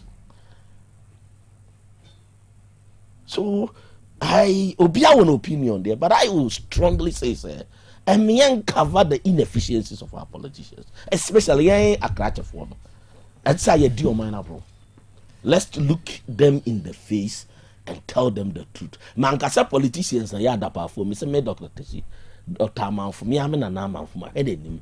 Kilby, ye na Ghana for yada powerful. See, sorry, fire 10. I got Burkina. See, I got tomatoes. And it's a shame. Kilby, a new. So if we think it's not a shame, you enter on cabrofo. Nanka chere Malaysia said you diabe. No asesa kenta ko tongo Malaysia or only other power dembi na yada power. What you be said you see diabo. No asa fa kenta doctor. Ako Malaysia so ko tongo. Opa ko my producers in Puli. How much we import from Malaysia? Palm oil engo. You can't say a car, doctor. You can't say aeroplane. Yes, you obey dear. Oh, assassin, yeah.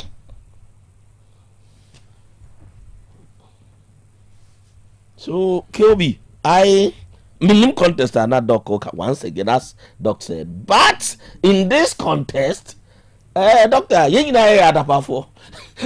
Na yimi ho afim Bruni free bibi capacity mini capacity doctor and that's what I'm saying. So the HMD you know say we have academics omo responsible ni mfangu omo doctor. It gets to a point who's no permanent abre who said the HMD stress and say I categorize myself as an academic. Tell me be a year cratch for no you be champagne for any man can cratch wrong no ni e massage the truth. So we can do you know the capacity of agricultural colleges? No, mind being the Africa or agricultural colleges, Papa in Ghana. Do you know the capacity of our agricultural research? And Ghana need free Ghana. No, I quite Nigeria for said the dear and more doctor. Now Nigeria stopping the importation of rice.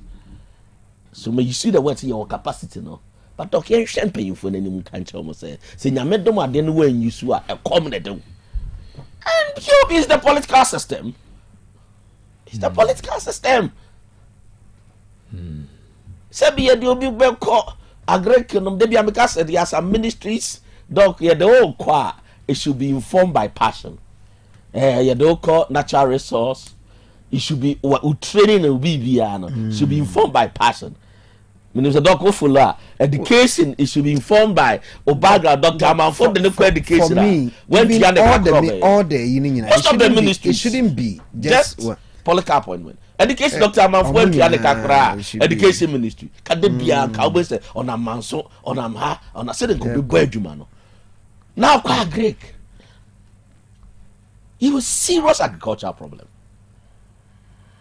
But look, the same crowd, doctor, and the amount of money we claim we invest in that culture sector. Agrarian society. The amount of money we claim and planning will be a friend, a theory of change. We expect some input to be it should come with certain level of output, outcome, and impact. But yeah, the input this is my outcome and impact. No, we have to how much Burkina or buy irrigation projects or what was way. So consciously. They are positioning themselves to feed us.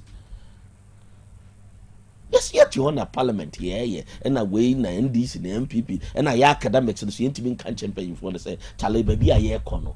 You pay attention. Kill me, we have what we call the quantitative approach to agricultural development in Ghana, both NDC and MPP. My comment was how we were happening.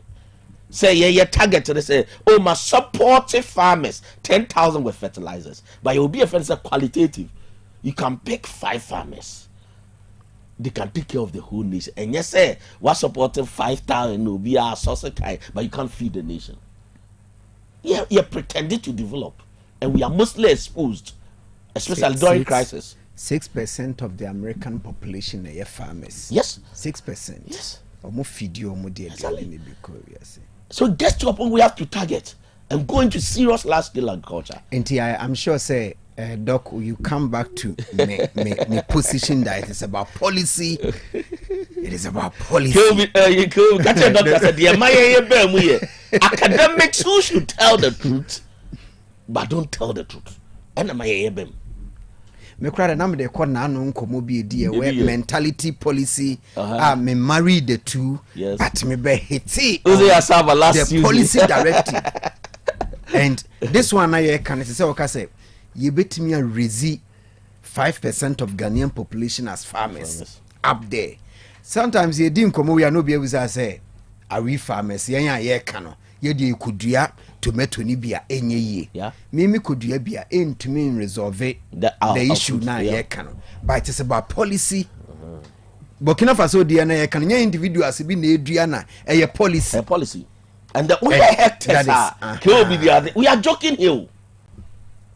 And how do you tell me Burkina Faso is farming better than Ghana? Do you know how many agricultural experts we produce in a year?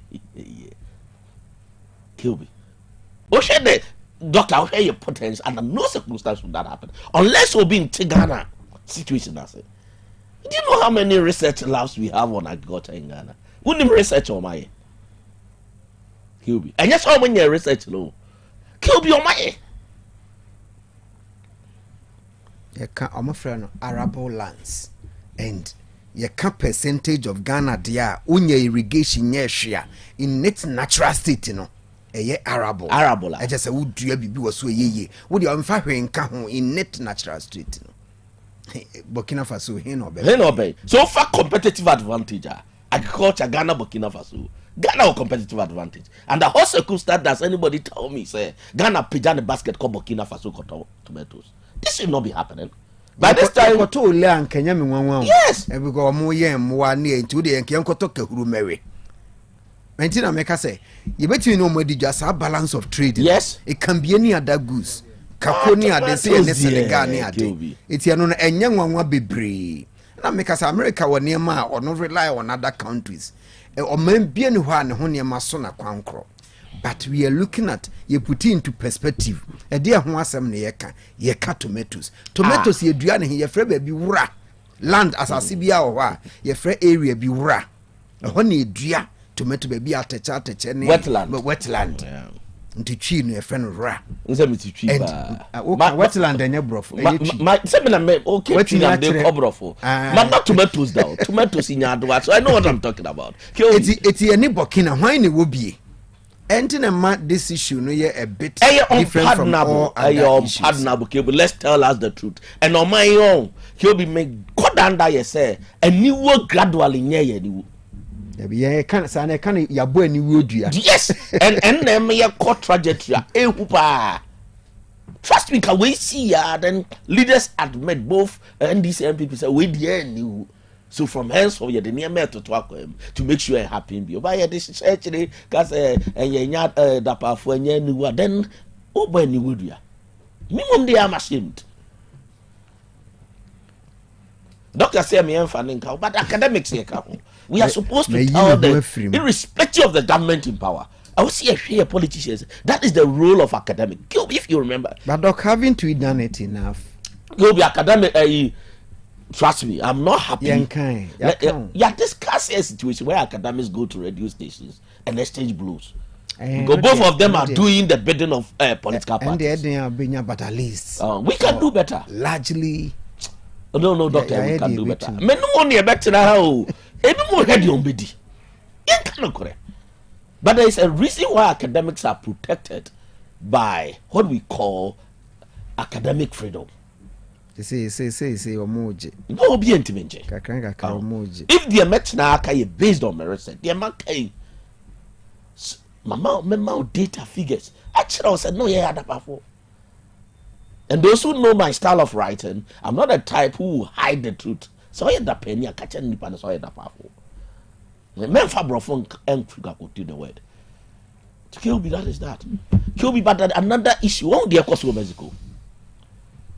One day, cost Mexico. Brief and doctor, I have interest because say illegality, a national culture, a national security threat. Kill me, yen tenas and yen reflected the cost of medical. Say, now the dimension illegal mining is taken. Well, doctor, I'm not focused to you. What do you offer? Do we want to go to this? What future does it present in the next 10, 20 years? Mexico for man shall say, how? I shall say, and I'm rano, I know Juma, and they grew, it will shut the Kuna first oil drug locked. Now we're entering to oil. Killed me worried about insecurity on illegal mining sites and I mean environment. Doctor can tell you better. Yet means now memo. Near Fanny men diagorosa. It was a Ghana general Mexico, but the time has come. Oh, see where ye about the session now. Was Israel day to say cry there, say Faudi Kunum. That one dimension of illegal mining and the national security implications. Into minimum there from the philosophical perspective, which doc will agree. When illegality becomes a norm, it becomes a national security threat. Into ubiquitous illegal mining side, now we are good to good. Now we are no bonity, no agini gold, and Mran naturally a complex problem. It could be a near Brian Mexico, you know. We should understand, say, yeah, problem just here. Our politicians don't want to solve it because, once again, I'm going to into a month of I'm illegal mining side, Sadani Baton, party we lose election now, or my exchange baton now we incur take over. That's what is going on, unless you don't want to speak the truth. And I'm more beyond that, the illegal mining and solve it. I'm more beyond that now. The problem is still facing us. And you who are saying, Uti certain quarters are media for their corner say, people have started recruiting people from Burkina Faso and other places. What is the national security doing? It's more my in India. Yasun Deka currency, you take it from us. Yes, here fire contain. I go Burkina. I go talk to me to Jollof. No, so Yasun de kill me. Kill your row. What fine yesterday? The also problem. No, numti. First of all, now we are growing. Doctor can see it's a gray hair neighbor. First, and I'm a buffo more. But and then we'll tell them the truth. We go on to say, "Oh, be numti or send up a then knock on giant say the ones benefiting are sitting in their rooms laughing at us. It's kill, but don't be so sad. Don't be so sad. But we'll tell them the truth. And what you know, we should see no correct. Now we have power to decide, our doctor. We decide well. And let nobody lie to you. The illegal miner is staring us in the face. And a new dimension about apart from environment, you know, there is a national security dimension. I am discussing here. It's a near break. Mexico shall send kakra. Obi shall say to cocaine, see or drug lord, and the bay complex over time. So in planning, you say, what's your problem? Na complex, it becomes a wicked problem. It's what you are doing because the problem that how we should solve it because air channel never complex because our problem now in 10 years time and your unemployment view. You're going to get computer science graduates or internet fraud doctor, sophisticated crime. It's a problem that one wants solve via as time a connect a complex problem. In plan and your friend a wicked problem. My students make a wicked problem. No, most the doctor. I said, doctor, no problem now. Cause to the more day. Now, cause a problem and to the more day. When problem none lasts till longer, it becomes so difficult to solve. Good morning, KOB. Good morning, Dr. Amalfo. Good morning. Good morning, Anapia and Sam. Good morning to you for. Me wa lenti nti massacre ki obi massacre obi na na afia so massacre ofu ni Dr. Amalfo baby say bibi KOB anyway enebna enebna so ya na Dr. Afemi no smooth operator enebna Look, you have education because over the years, your educational system I can't. We are by popular request from Dr. Techi. Ghana education system. It's not me time back, Doctor. Oh, Doctor, Bessuya cry, me shada, and can somebody I can't. Ghana education system. No, what are we really looking for? At the end of everything, Ghana education system. No, because who design a system? Me, you should say you could system. No. Or my respiratory system, or dear, it be a quite at the end of the day, no. All the biological systems in your body, no. It will be every system has an end goal. And the tenants say educational system, no. As an educational leadership lecturer, say now your research, your analysis on Ghana educational system, no. And then you can say achieve. That's it. And the question we say, no, a question I say, ubisa answer no emma. Easily say Kubi Mano Soriano pa Dr. Techi Samene Nanapia Nebisa said now by the new coscree dear now person achieve. And sure a question I because I can never cast a bone tip and sure be pimo and sure answer be man later was and okay and you see na me person make I just me person what here said the question I will be said make us a philosophical question a very deep. Say education system na diena and more like question the curriculum no a diena yepe in education we say in kebe friend the philosophy of education who be say education your philosophy anything nti osha ye chichem nti your educational aims say nipa no kwa system ne mu nyina awie no opia bonten se KOB a nipa ben na wo se oye educational aim no no abe break it down into goals no abe break goals into objectives eno na akyerɛkyerɛfo no wo efom ho kyerɛ no nti saa objectives na be building nipa no be building into goals no now goals na be building nipa no which is the aim no now achieve to me break it pa enti unim educational philosophy na KOB ube tease out name be a friend vision statement, mission statement and core values. Doctor,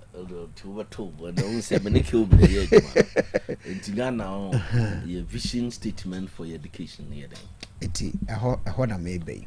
It's over basic secondary. But also normally vision no cry abroad. Yeah, so we could have an educational vision. Where idea level be a feed into the vision. Exactly. Very good. And you know be educational aim no. And even no cry no, you best you will immediate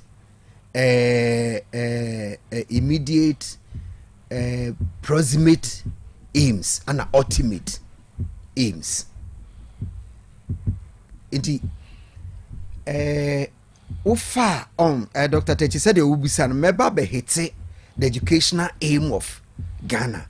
But ne can say ofa aims na school bia enim the larger aims no inti opokuware Roman for say T school as part of the larger educational aim of Ghana no the Ghana ehwehwe no yen school is saying ye debate training no afani vision and mission statement nti epese yetete mrantia omubu nipa mrantia omuwonim de na another school nso Kumasi Anglican for nso ti wom school no nso aka say yenso ye school no based on Ghana educational aims and philosophy no yenso say e be say yenso yetete ema ne mema ye ka wo bom tete wo mo faako na ye di nyamesuro nso ehye wo mu na ebia Basel for nso aka say yenso based on sa eti eye barwasha said na make say ebisa wo this question e be pem wo ne say ye krom ha no me nka wo de obey ko school mostly ke obi din be ko school e ben no o school a okobi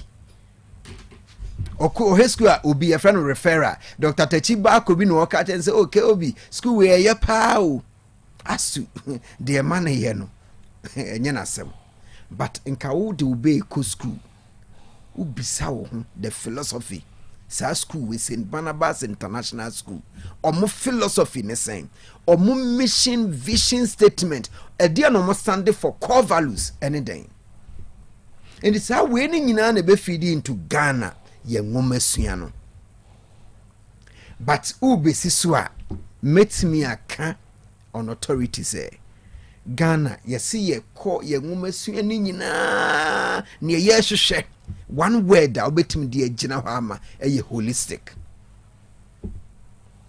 Ghana ye ngomasua no yesi ye develop holistic friend holistic education it is a bibia wo mu bi enti ye develop holistic being Ghana oka basic secondary tertiary ni nyina boma education system philosophy ne ye hwehwe nyina ne say ye be produce holistic beings na emom no okọ basic school na curriculum ni ye use no secondary education curriculum no ofa de mo mata fra na syllabus no ofa curriculum na eye syllabus history geography social science hwan nyina na ekeka bom and everything na ye no school ho na ye fra no curriculum na ofa curriculum na before obekọ subjects no ye wo preliminary ayi bia eka Ghana ye ngomasua ema o history no ema what we stand for obi opebia ofa any curriculum any level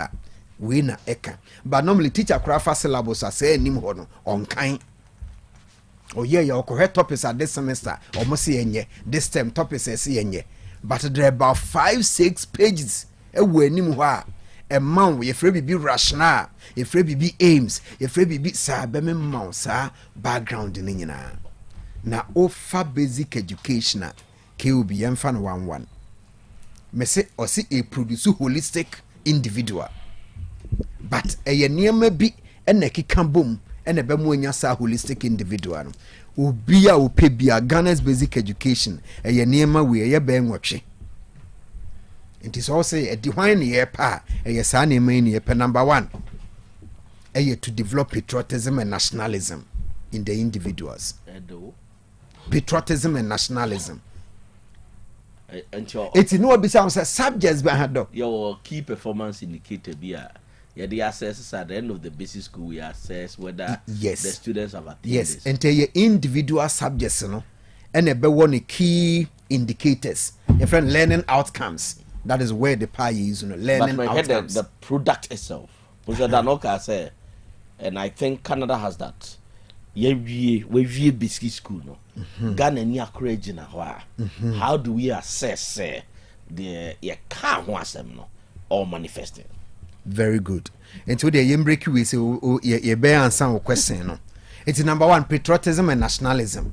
It's you develop subjects bia sa we no Ghana nia Ghana dana koma so.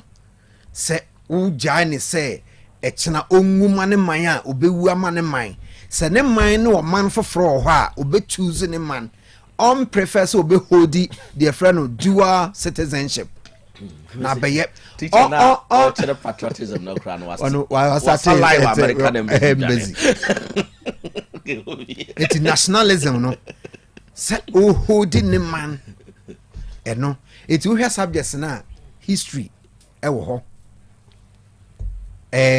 social studies e wo ho even English language who nimu no who read the summary comprehension. We say a lot of those passages, on nationalism, on this and other issues.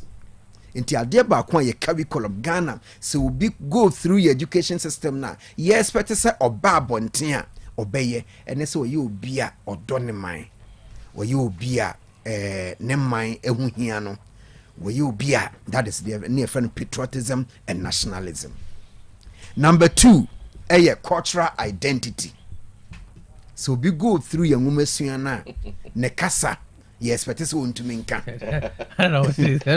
enjoying Doctor. And that is it.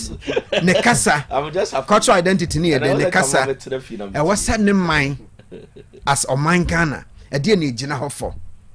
Your friend of freedom and justice. Your crest, your wine, your national pledge, Sanya national identity, cultural identity, where you ever.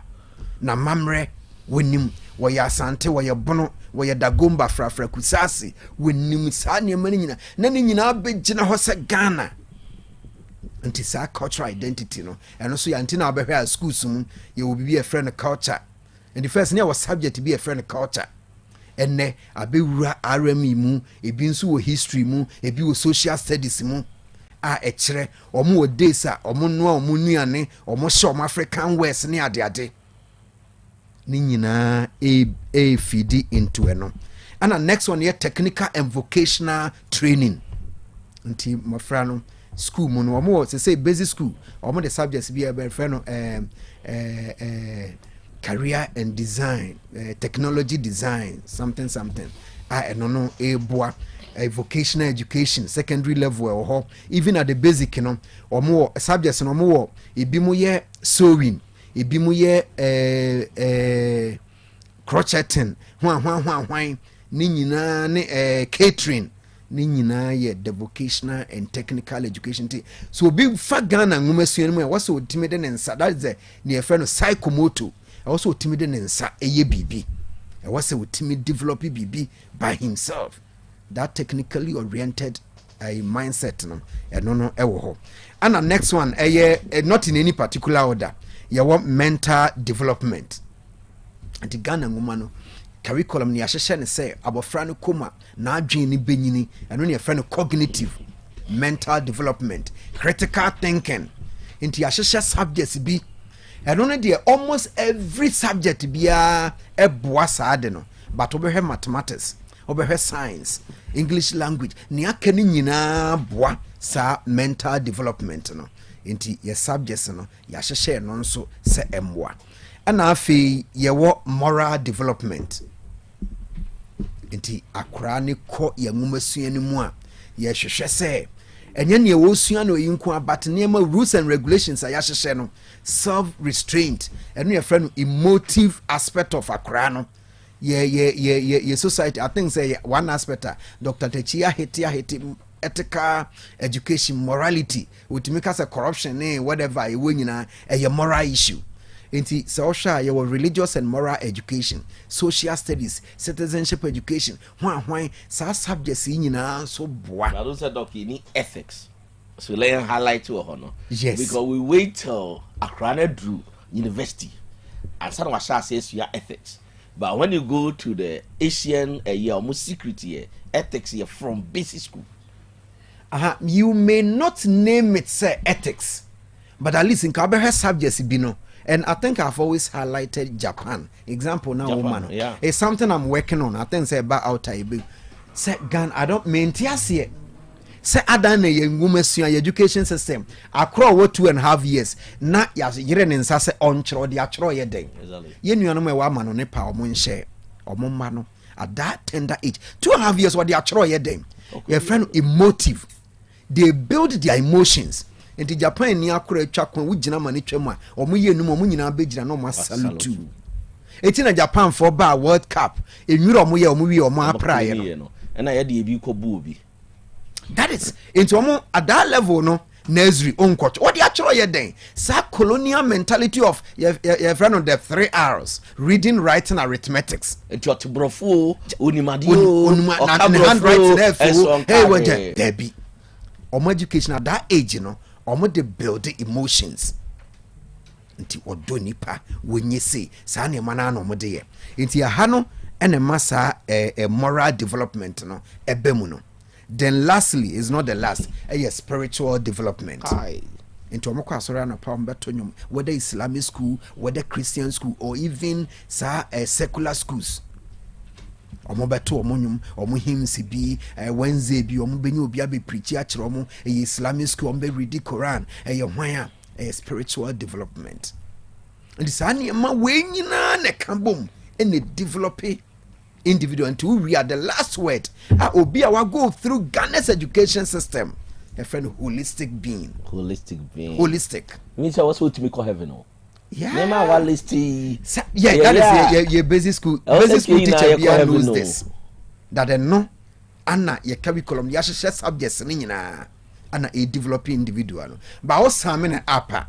And no de bia make say you developing your mommy and sape. Fees are you two and your name mommy and say friend of 3 each. You develop your head, your heart, and our hands. Into your wasa with me reason. And wasa with me the one say baby. I don't know, maybe at the end Sunday Jina Homan, but we are talking about skills. And the wasa wakoma.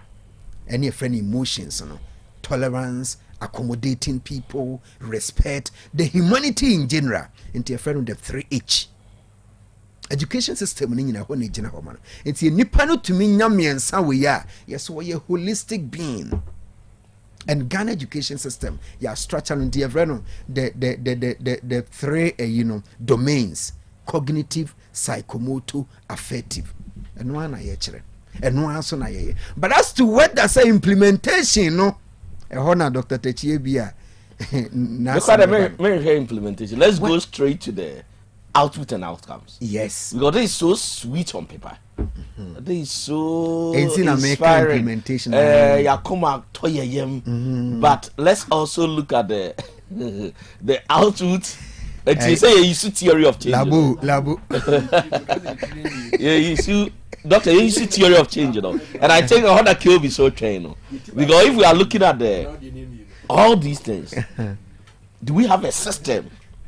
Say a particular batch because it's easy to develop indicators based on this. Yeah. Say that Daniel discussed in Canada, no, they have a monitoring evaluation system. Into a particular batch or maybe BEC system bend the one you didn't make sure say sad we achieve it's not possible you achieve 100%. Yeah. But normally you have an indicator that in plan we are looking at, let's say 70% of the products, you know. How do we ascertain that? System bend or idea achieve. Yes, basically, I think that now no make a labo and an apia daroma or make a story out of it for me. So we are celebrating. Na make say Ghana education system na be schools na be examination centers. Perfect. Instead of learning centers. Perfect.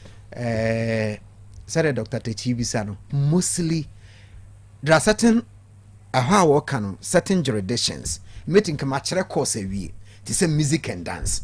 I didn't know what's a midday in assessment friend paper and pencil assess test. Mature music and dancer. And ka winki yakofa yakwasete question good paper so ana krakoye. And ka in effort of assessment ka metekona baby. What go through semester course music and dance. And ka paper so yakwa test o. Ka mete baby na na pia oba. Henyon ben wa compose e de na waye. It basically no doc will be sa your assessment ni nyina be more of one D first, one D second. It's ama yen to me enya in terms of making that output no. So ultimately don't say na ye to me achieve whether we achieving and answer achieving no edin. But make us say basically it is about observation. Obehwese ye ngume ye Ghana for in general because that is the ultimate seniority. Are we patriotic?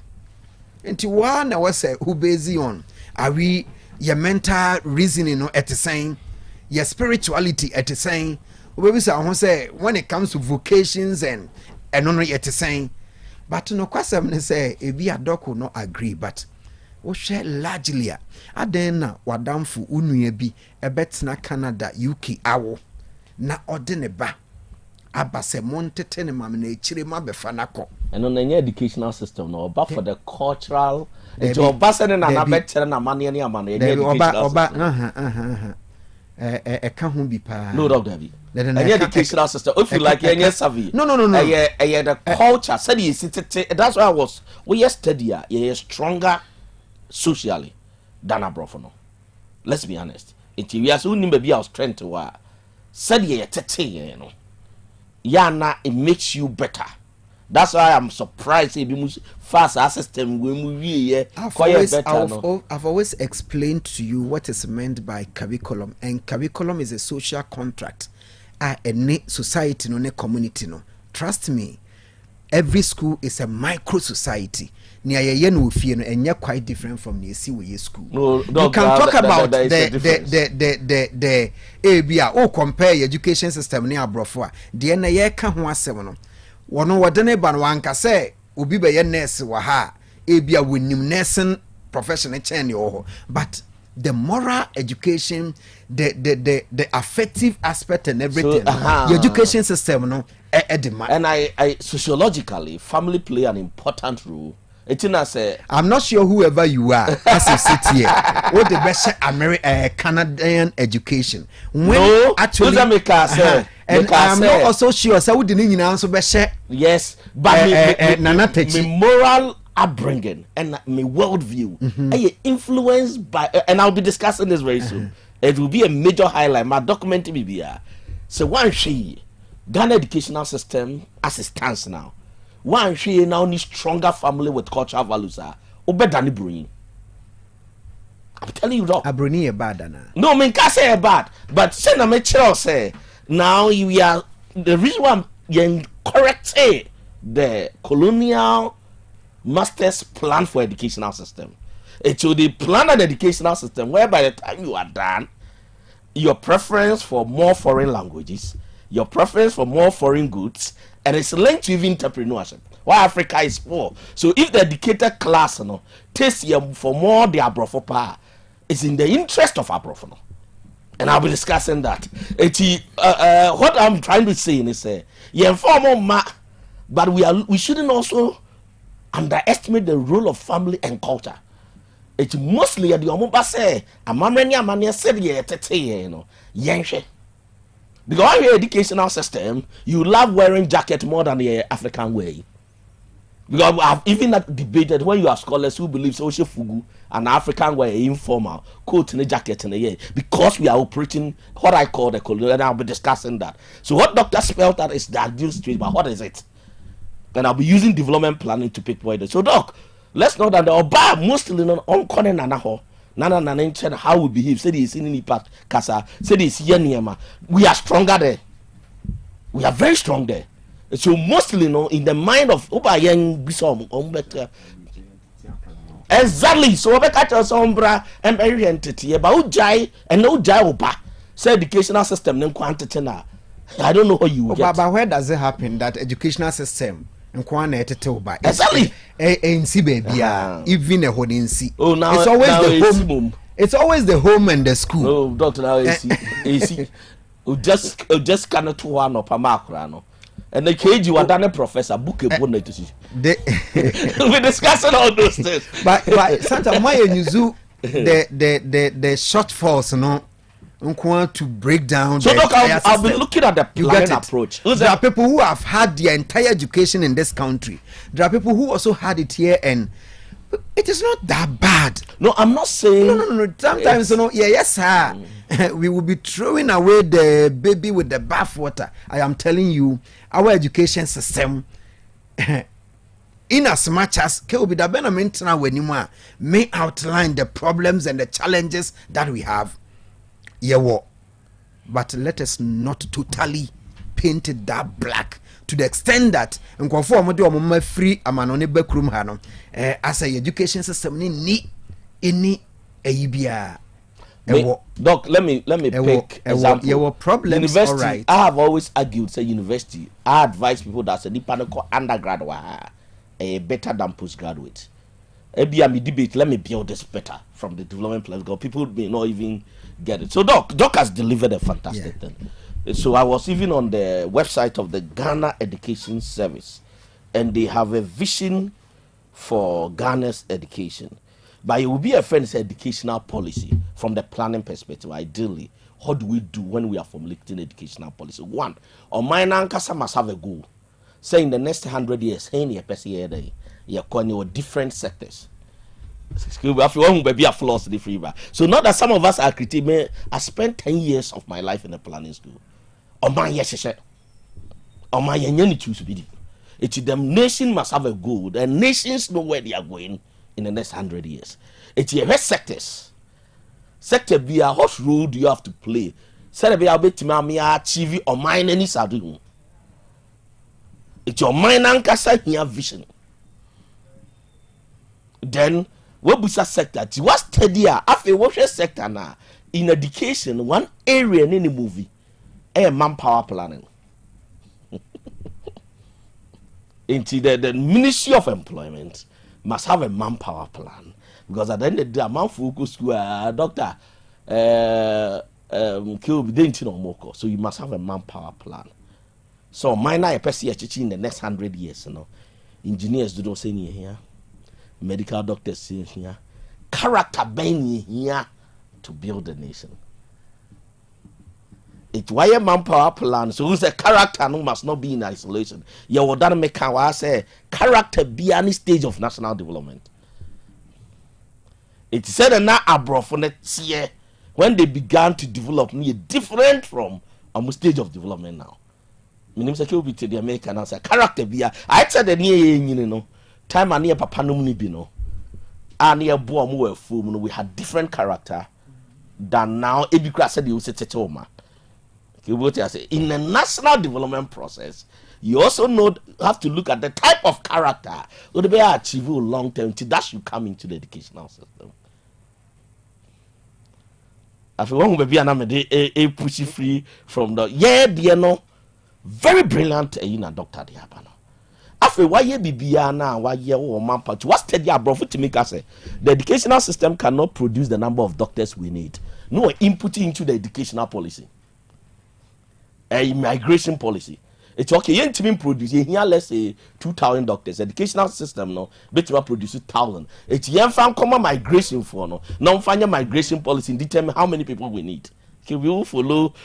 Your friend we say system thinking. The first thing I Ghana your biggest problem. Doctor, get me. I'm not demonizing us. Your biggest problem is our approach to system thinking. It's your in isolation in silos. It usually say I'm a link the educational policy to manpower planning to immigration policy to the vision of the nation. It in the next 100 years and one, what kind of human resource and citizens do we need? Skills being here. It you don't tell me say, oh yeah, produce a school of business for the 20. You're unemployed. The plan must guide through the system. Where do you go? A good educational policies must also look at the peculiar talents of individuals. A good educational policy. Now they are structure the education. No, Makawa has several times. It used to study more of grammar, and you study Ghana Statistical Service, even literacy definition or say ability to read and write, and the focus is on English. Can you believe that? It's Ghana Hanobi to Brofua. Yes, say Nyansapo.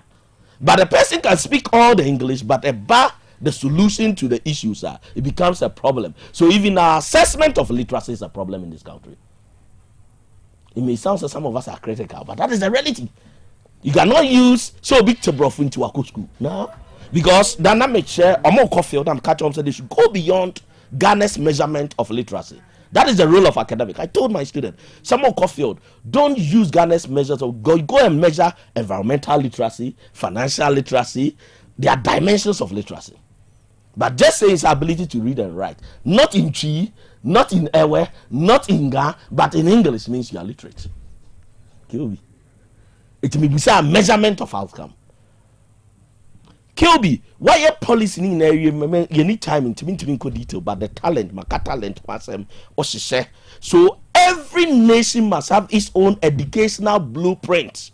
Dr. Techime call education ministry said they should tell me how your educational policy in the next 50 years will fit into Ghana's development plan in the next 100 years. Could be make clear on the American and I may confuse more. Exactly. It's your system thinking. We are coming from the system. It's me kwa mikubusa. The doctor tell you on paper. We have an educational policy, but me make the development plan. I feel we are now with the monitoring and evaluation plan. I want to answer doctor question because your theory of change, when you put a certain amount of money, look at the money we are putting into the educational sector. In planning, you will be bringing your friend the output, the immediate results, but your outcome and impact. I want to measure based on the doctor kind patriotism, national culture, technical and vocational. It will be a batch be and you monitor. It will be in the plan. Will be a key performance indicator. So at the end of the day, need this number of Ghanaians. I was something almost a year, baby. No more producing, baby. Then you measure it against what percentage in that batch and patriotism. You cannot tell me that the who are Ghana, hey, where the political party card is stronger than the Ghana passport, we are achieving the result. In as much that you measure, but there should be a yardstick to measure whether Ghana for now you produce, they are more patriotic than if no more, because in planning, on my year build it into all set indicators. Okay, previous what percentage of Ghanaians were patriotic? We build upon it. So now can we say this generation of Ghanaians are more patriotic than any another? It's your baseline. Here now for free, and an improvement man now the other. Kill be enough your head technical and vocational. Obey a yardstick structures when the whole percentage of Ghanaians are going to technical and vocational. Now for mental development and cognitive and critical thinking. Trust me, oh my. Oko classroom. You tell what we near my assignment. Our communities don't have library. You see, critical thinking goes beyond the course materials. Let me be honest with you. And I think you will deliver a lot of workshop. It's an area you bet my picking next week anytime. But let me clearly spell it out. But trust me, monitor maybe a social media content analysis. So majority of Ghanaians look at headlines. Oh, Dr. Techi says this. No, they are commenting. And majority will use insulting words. If you're paying for monitor, a particular group of generation, they can't debate without using insulting words. And it'll be critical thinker will know, say, anybody who debate with insulting words is not a critical thinker. And yet, damn judgment on the that doesn't mean you need critical thinkers. Kilby, but you hear results and what percentage? Kilby make kawaha catcher say. Even in leadership, we have issues. So big national kasa. I told you that there are shows I used to listen to, or compared to generation before. Let's be honest. Maybe Papa Chance no analysis. Maybe Papa, I don't know, a technician. Analysis of BT some PhD holders. Masin and Papa Chance no analysis. Of BT some PhD holders. The question is, in this dimension, are we improving? Let's be honest, and put in measures to assess it. KBT political shows now, people who are leading us, their kind of debate, the analysis of issues. Now, social media speak. Now, majority of Ghanaians are on social media. It's a man research easy. The social media discussion. Let's so maybe there are no yardsticks to measure these things. But in planning, by this time, can the doctor setting in every batch there is a yardstick. No one measure why you monitor and evaluation report said this percentage on this path. They are willing to patriotism. No spelling indicators are the patriotism. National and cultural identity. What spelling indicators? Trust me, as we speak some language, local languages are going extinct in Ghana. Kill me, Buana. More Ghanaians now middle class and person back English modern. And don't forget say your private school. So private schools mostly do not operate their Dr. Ekasa no. Almost here the omope. Kilby near moral development. Kilby, oh my yeah, we are still struggling with examination paper leakages. And you don't make sure ethics this semester. And I'm catching students and they say the ethics class examination it is a seminary class. You don't read ethics and come and copy. Kilby, I unfortunately me much rather crowd Canada and Sana Meba. Doctor, a honor granny vigilators who may set me questions we know my printed because their work and they've done it with total commitment. Kilby at the BC level. We have issues with ethics. Madam for Reverend Father, I said, oh, how can we a show and I'm a car, some morality and educational system. Father friend, I said, oh, you may call Scooby SB or more contested. Obi papa de tofie gu car boot no oche. We are not critiquing teachers. We are not, but we need to ask ourselves questions. Sakra no be MP. No che TV wawa. And no cha on who say born because you see makacha says anema we know right or wrong. What is sakra no?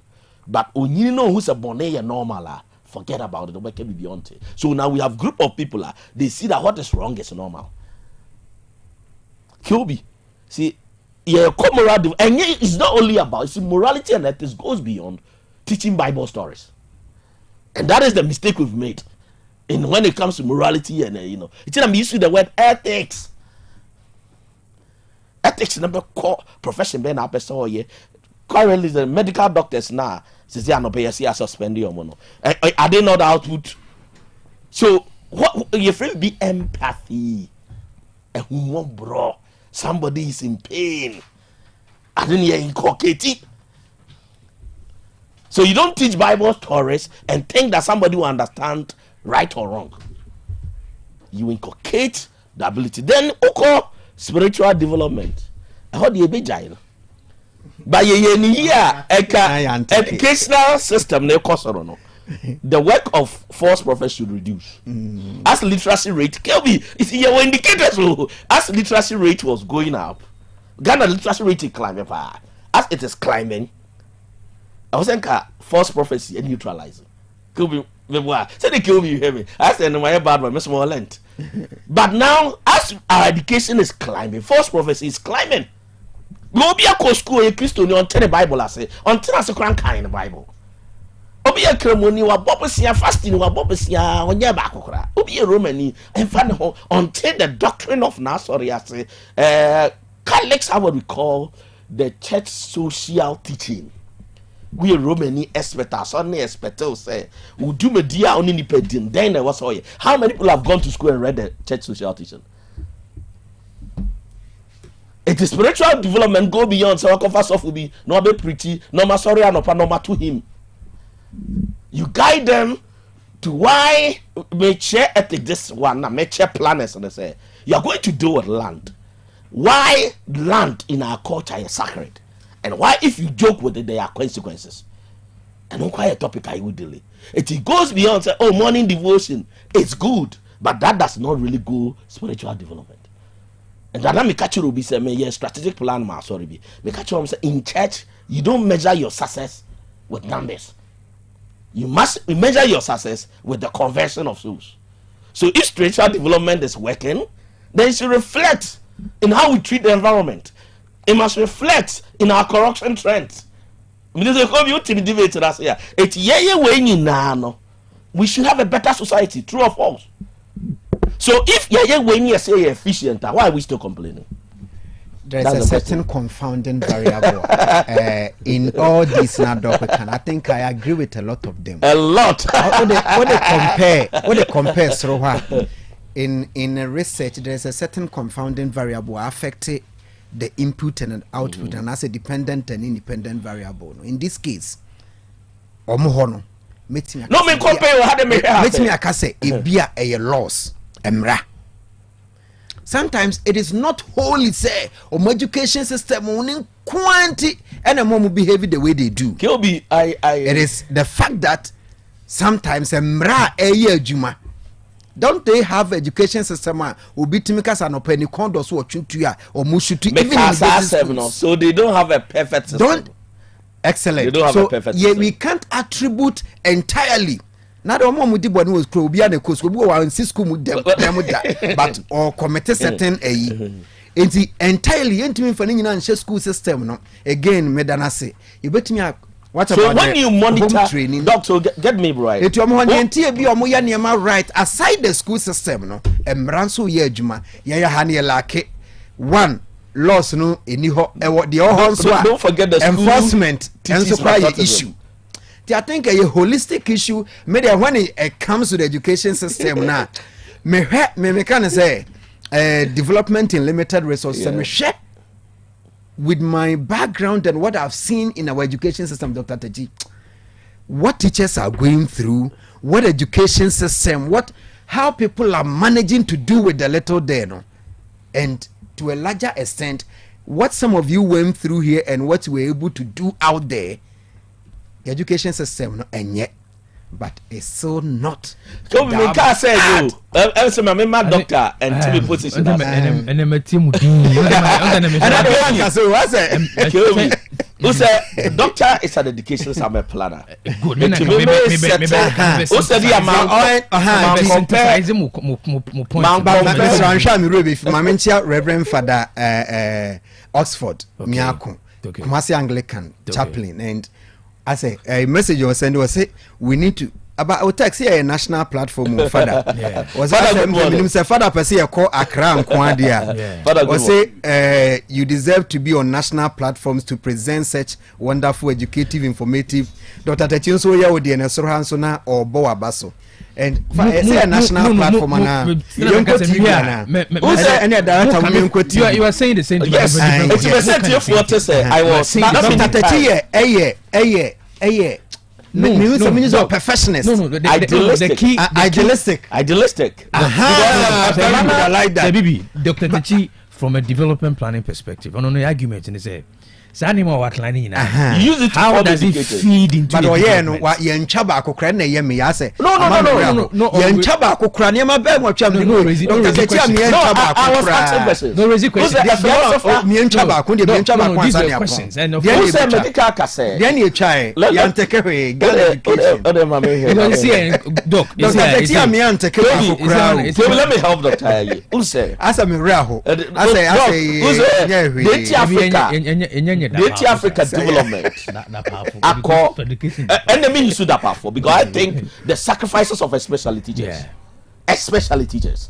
Kilby mean to me baby more teachers so their sacrifices and I think that I know a different conversation different conversation but Kilby where I wanted to hit this say iPhone 13 Pro buy bro you buy for the white man is slow to celebrate what we call success. They be an share monitor and evaluation mechanism or the better.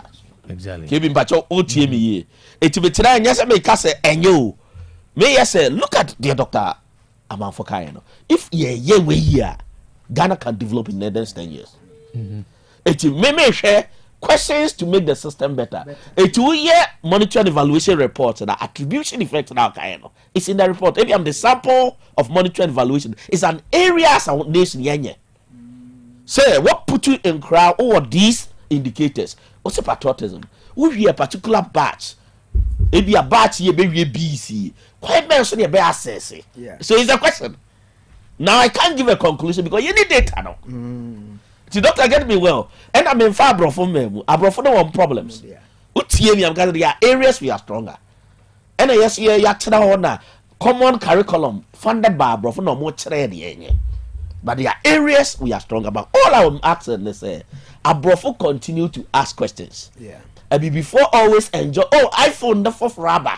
It's be kwakoto, and I told myself sit back and ask yourself, say, then the be a kai for bet back at yourself is perfect. Maybe nanapia meboa. But they be no different for by improving the pixel of the camera. My way. Development planning is a continuous process, a work in progress. And that's why I don't believe that any country is a developed country. Now they are using global south and global north. Every country is developing. It's a process. But nobody's a developer. It's you who share the concept and philosophy of development or say it is a process. not that we are saying it's not good, but we say a process there. Not the be also the ultras anonyms and the chair day. Actually, so monitoring evaluation will let you say, Mimbu compound and go hemechi. Namen has actually be or Nama, you cannot do this if you don't have monitoring evaluation report, which we don't have. And what is making, I can tell you that. And what is making it worse is partisan politicization of it. Professor Tiao, very interesting conversation. To summarize my to not to confuse a TFO, a development plan and exactly. May no, they be a development. Say Bibi, I'm young. What the content seeks to achieve. What is supposed to be. What is supposed to be. And I also know what they check is whether as a development planner is really helping meeting the needs. We have products never out there. Can we say they are more patriotic than Kwame Nkrumah generation? No. Can we say some cultural ethics, national value more? These are the questions. May answer I kill be the answer, Doctor. May answer technical and vocational. No. Mental development, critical thinking, moral development, spiritual development. After comes upon the apostle, spiritual development. I'm here to say, you're dancing. Interesting discussion.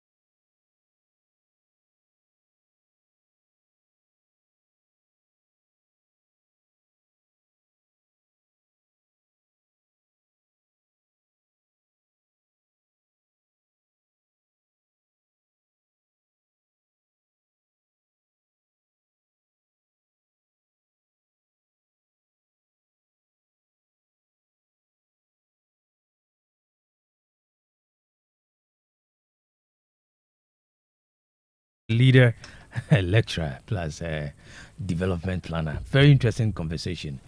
Dr. Adeyama Famieho, the content, what Ghana's education system seeks to achieve. Dr. Techi, or question whether for so many years yet me achieve. I'm sure say we be other conversation for another day. Very interesting discussion. Maybe this Akwaba. Madam saying doctors tweet me almost too much. Tuesdays are hot. I love them so much. You know how much I said. Yeah.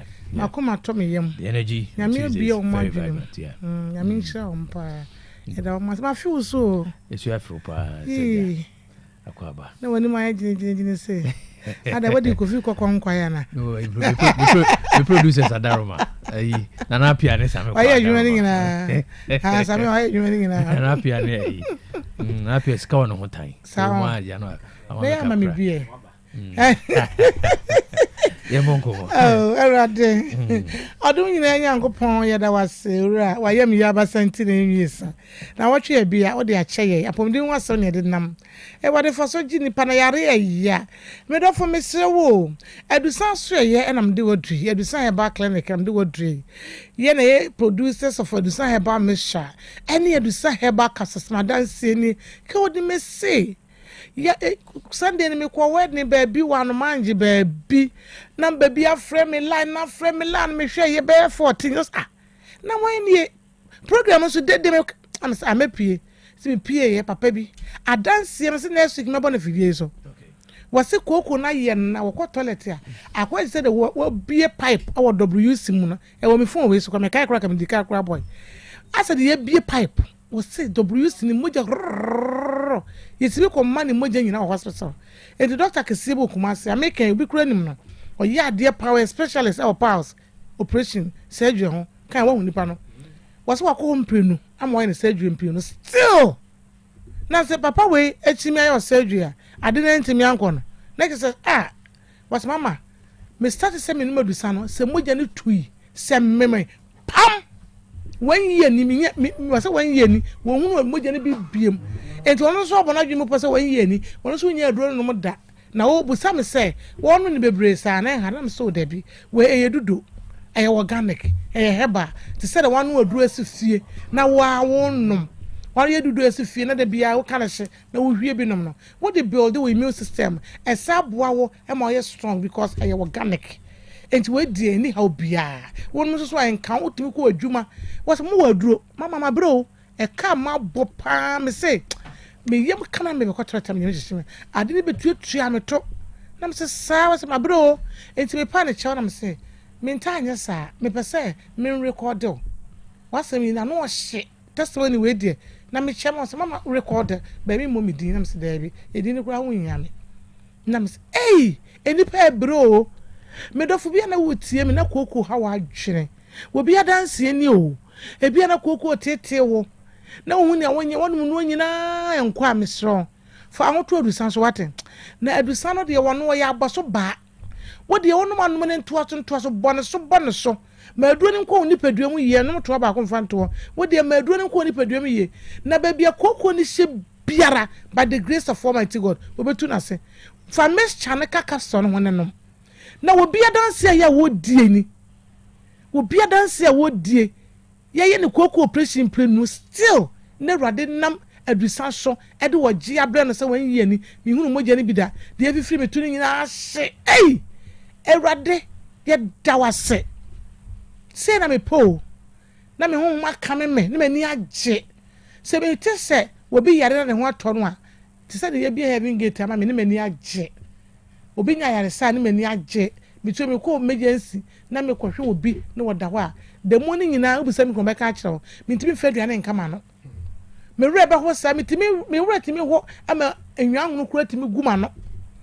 adaya makọ emergency me ko na we da katita chede to ebi se we me the morning nyina na me mood asen me pesa yare be kani pato enya makoma so ade no enti obi frɛ no ase me wato me ne mo dura ye me say ye na akanya me spirit wa wutie me na rade nya wo sa wate on sma batansa ya yare san ensa no mfa ma na na obi se obi o ye ne mobo pa ye de wo yare eye no kure wo hia ni nya mobo wo hia wa nya mobo de wo yare na mobo yare ya kwato abisani bi na nom fa ye waduro koko ne wo bia ho wo bi wo wase koko no yam fifiri no nti me ne koko fifiri me da nti hwe na wota wansi bebre wota posa wani ya ne nso ta wani so ya na de bia no ti dwaw wuti fatimi ya na wo pru na amamman na wasuma ke kaw wo de wonye ye koko koko nsanche ne fa du sam mes chane ka kapsa no ne numbom wo be ye free wonu so ayen kan wo ye timbu bom kukuru na wo hu ne wonye ho koko wo jawa nan ya moje hwieo se de me be kan yen afifiri ne to wasene transa na wa chia me to fifiri ne to ni ade wo bre adusa he ba mes chane de ba kapsa ne nyina be ko ne nyina be free wa ko ama wo ato wo be dia danse edi sisi yade anu ode be ja wo so koko sisi yade na ade be ja wo so koko no mo yekuro ba bi yekuro wo bia ni hu moja enti koko na de sisi yade be ja wo so wo je ho anye wo bra fadu sansuo no kaka so no wonenom drasto bia ni wo Ghana ha wo padu sari bia wonya bi nto wo ko Freddy Mens Misty Qualinak PF Apidank have made pharmacy adiya o sons cames ba bia answer ba repajansin bia na so ba bia to do bia NNA Sax pharmacy PF ba bia to do Ghana ha bia no wo kasa wo padu san ba mission ne kapsasa wo benya bia to very effective very effective ayi adwuma ene yi obi benum kokko adura ne yam hyehye no wo yi obi adwuma anya sa so yi ono na adwuma kora no a dakope wanko a efie nye dakope obi anko adwuma empokosia da ese de kwa aso no kora no wonya akode be kwa adwuma ene ba bebre je aso kora de kwa adwuma enye wono o awon chire wo fie no dakope wanko a abusua no kora ne buchi aye nso ti se okọ enti wono kokko no so ha no wonya kokko adura obenum na enso obenum e wasa oja tede fie na wodi yin nsu mu na abayi nsu mu awie na wo yemada ho ne na abedie yese no madusan ba me shan ne kasas fa ko wadwuma num fa ko wadwuma wonu man kan num fa ko wadwuma e beyi wani so kokko ma wontime nkeka o bible e ma wontime nkeka Quran enti ma nkeka graphic wo hwe TV na wani puru nsuo ne mani so wo anano 27 December makasem we wa ha wo bia danse so onya cataract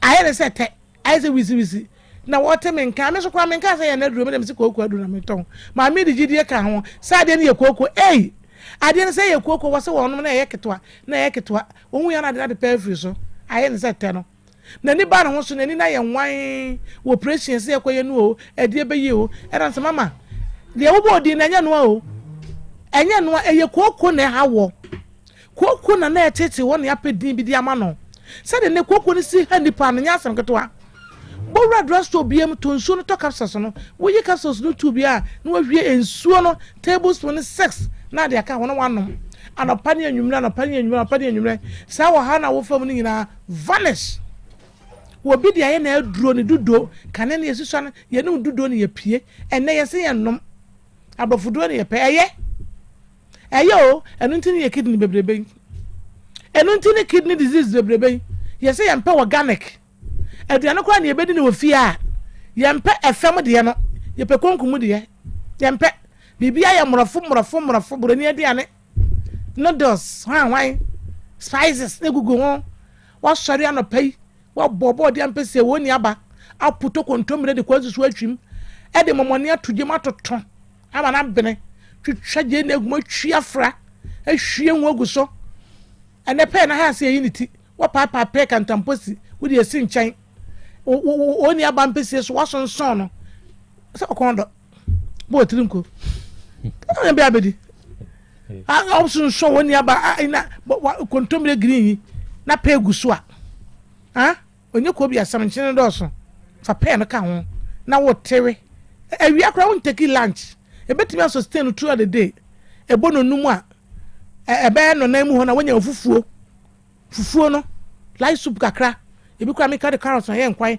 ana garden ese ye nkwan dry nti sa wane amanso wanom na opesu pekubi na de atum wo de prekase kakra na wo de atum wa magene na kom kakra wa fufuo no twa bankisini wa fa bode be 8 banche kakra bi bode wa won kokokokokoko no nan wo de waduane awie na wo de da ma de ache ya de na wo hinfa wanum nkwa bibre aguso amanso wa wibi nkofa beef bi akotutum ya de we eno ne organic ya ka ho asem no enye kwankum de we ka bo mu a wawie awie aduane de se ni kurumedi wa chari prostate wa chari kidney je number no ye beto program no so me nkoma ya ode wa ho ye muni organic sa ne ye ka eduro kwa no no mo no maduru a e free farm eduro organic na ye dudo edusa ye nyane nwie ne yanom ko frediments we gu ho na no me ko prosamite me frediments mo nkoto u prostate ha wa dwene wo dwunso na ye wo ya na bi ya kem na wo chem just so rough be ma unya 40 years kwa ya se no prostate supplement wo ko frediments wa wo se mama wo do sa prostamite any man me ma de no kabom ne no wi wetu na de bo ho ba dwunso no betwa emu na ye o ye hye wo no ko frediments wo ana se kwa bepo janche am se ba before so wo ko nsan fi envia na se wo se ma me do sa se wo prostate drobi prostamite na do saman ma me bi nko me mene wo ye be ma na wo de bo ho ba no wa ye free dwunso ntentem ne betwa hwe je telephone number no na yento program no so wate 0500 110 115 0500 0500 110 115 110 115 0500 0500 110 110 115 and 055 700 9824 055 700 9824 the chat way 25 055 79824 and 055 79825 055 7009825 na ba kon so why 24 and na Vodafone na Telecom is 0500 110 115 who's the number there 0500 110 115 0500 110 115 what do the sound say you kuma so me magazine microfinance road would do overhead na say jina you go down overhead na say na cry wala pass kuma say sunyane you new town won't be biasa number na wa free person back clinic your meme do opa wo abra be ma na wood da fam kodwuma kan wansam brane ma odu mfa obire dia you are betting for your so no wajo back clinic o sere o fo obire dia me ma wo wa fo obire na wa yo bone so wo fo obire na be ma no adwo one sorry a na say atwere si a ahomache be ma bonu numa wasa wotimi twere 1 one kyerɛ 1 akɔkyerɛ 9 twabutu a asɛm ato te sɛ wonim sɛ wontimi ntwerɛ 1 a bra bɛhu ame odusa na papa odusa na abɔ no num bi nti ma ntwerɛ 1 na bɛma ayɛ bɛma adɛ wontwerɛ 1 ana sɛ ɔtwerɛ apɔmuden mapadeɛ ɛno ara ne hepa plus mixture Pavi Plasmox Hepa Plus mixture ɛtutu malaria n'ase koraa. Sweet darling, my beautiful baby. Hepa Plus mixture ye busia ya no mama hoɔden aba. Busumi pii nie. Menti asie me do. Tie Hepa Plus mixture ɛnyɛ adwuma ɛbɛyɛ wɔ nipadua no mu no. Afei kora na ɛbɛyɛ nwanwa mɔ. Ɛduro yɛ ma general well-being. Abusua pɔmuden ho hia me yie ɛsene bibia. Enti me ma no mpɛ fie ha. Hwɛ, woyɛ Hepa Plus husband. You the one Hepa Plus husband, and you also will Hepa Plus wife. Na abano Hepa Plus mixer. My dear Dura pa Pavi Plasmox. And Hepa Plus nina. A pin for a battle more manufo. And Quada will infuse me in Nuncamu. Our pharmacist and her bash at phone for 0542 778 572 and now 0549 297 463. Hepa Plus mixer. And Mapobudra Mapa. MDRG Edwin Kratoya. Mid of Fopa. Adia Bakwa, and self confidence, and it said, oh, good oral hygiene, and num apomodane. Obey obini dim koma, unstretchy, a sense of him saying, ka, and a pampa if you were no mubano, or how be enim. It won't so would me, bra, by Grace Dental, never no dentist, more show no more for mount. By scaling and polishing, now was centum be a shamubiano, yenny impie, mawonum and naho. Would you also send a swabu? 2 CSC near DBC Somawa, bra by Grace Dental. And now would you also send a ka? 2 money jina, a bra entua, yes, showing him, ever by Grace Dental. Kakane how a bubone was simunto krontokro, a moya tuntum, penisa, ye chewo, ever by Grace Dental, near ye wachuma ediamau. And now how ne dear you say mwebi anyho, by Grace Dental, ever moi edimau. By Grace Dental, ewa bremai osekwejo DVL in Champe, BBN Amien Kasa 0244 97 68 05. Obi benya wa na free yade ena apomuden so yenhire nkokwan energy protein dietary fiber iron vitamin B12 and C omega 3 folic acid molecule ena selenium ena wasum dia go future life smart food aduane mu me pochinyifo Thomas bi se o magime aduane bi nkosonhwe setimi sanyarwa be se wo hane akire esichire yade mojabroso kokram ahotutuo o de epua be ma ne hunsu agene no aye mre wo mpam de ne nase atata stroke ena de napos waye Future Life Smart Food bebo afeidie aye abusuan chemfa Maltabella sogum wom enti a regulate sugar level no san ye adwuma kwa nkasa enimu sana diabetic cereal no so boa wani a enya esichire yade sickle cell typhoid asthma brantia ne maba wa kwa gym mompe high protein no binto oba bia opese ne yefunu ye flat no wohia smart fiber any zero smart food a Future Life Smart Food diabani ya Bolivia Enterprise na kofa nuani ye ba omayimu crying. Wani Ghana Telecom University no your opposite. Kumase, Waben Sofoline alignment. Ena tema, Kubenya Biato Evergreen Supermarket. Fre 0246 010150 0242 878090. Future Life Smart Food. About that chehuban. Mekai pan seme nana so sori anopa. Na wodi bidie atobo ditri so. Na wodi atwitwinese. De bia na ne sia ye fita. Enke bie ni nanum. Nyame adubunti. Ofoso mensa and sons. Akofa Omen's original lemonade charcoal toothpaste. Ediaba. Ye de bidie akakadro. Eni anke chade na akabo mo ye dia ye. Omen's original lemonade charcoal toothpaste. Yasa de moringa ahahaino. Aye original herbal moringa toothpaste. Aye purely herbal. Sawudi emu biye chichi wosia. Ema wosia fita. Eye nkaboni biye fri wonum. Na ema wosia hoden. We die ebusuan chemfa. Sewu pe Omen's original lemonade charcoal toothpaste. Ana original herbal moringa toothpaste dia. Enkran. Okanshi fre 024 634 4818. Kumasi yewo solid FM edanda danimu. Yene ade katlas dino ena eshe nimu. Ehonso fre 024 381 4661. Ana 024 471 8672.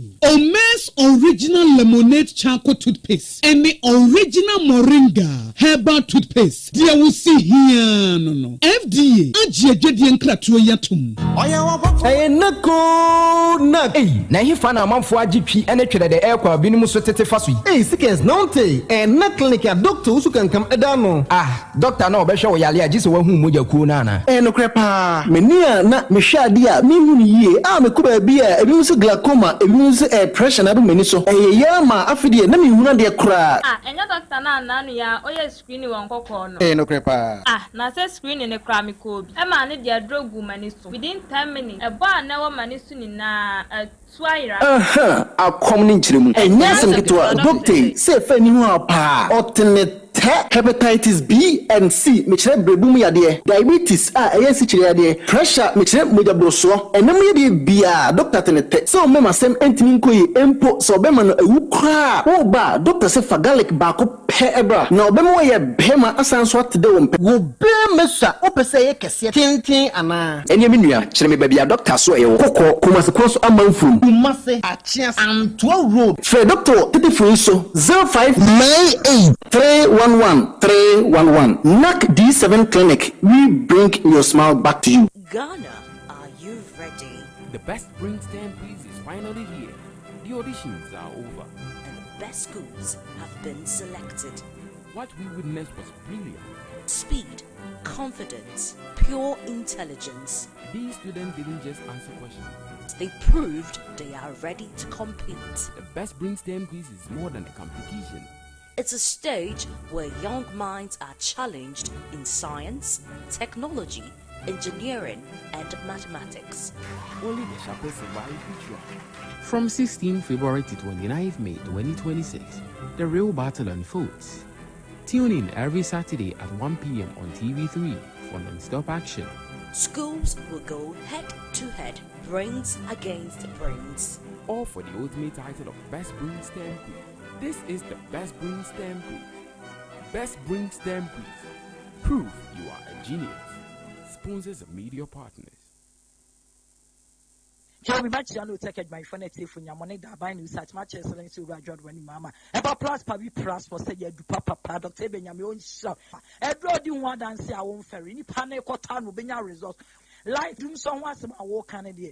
Maybe when he said go on my general problem.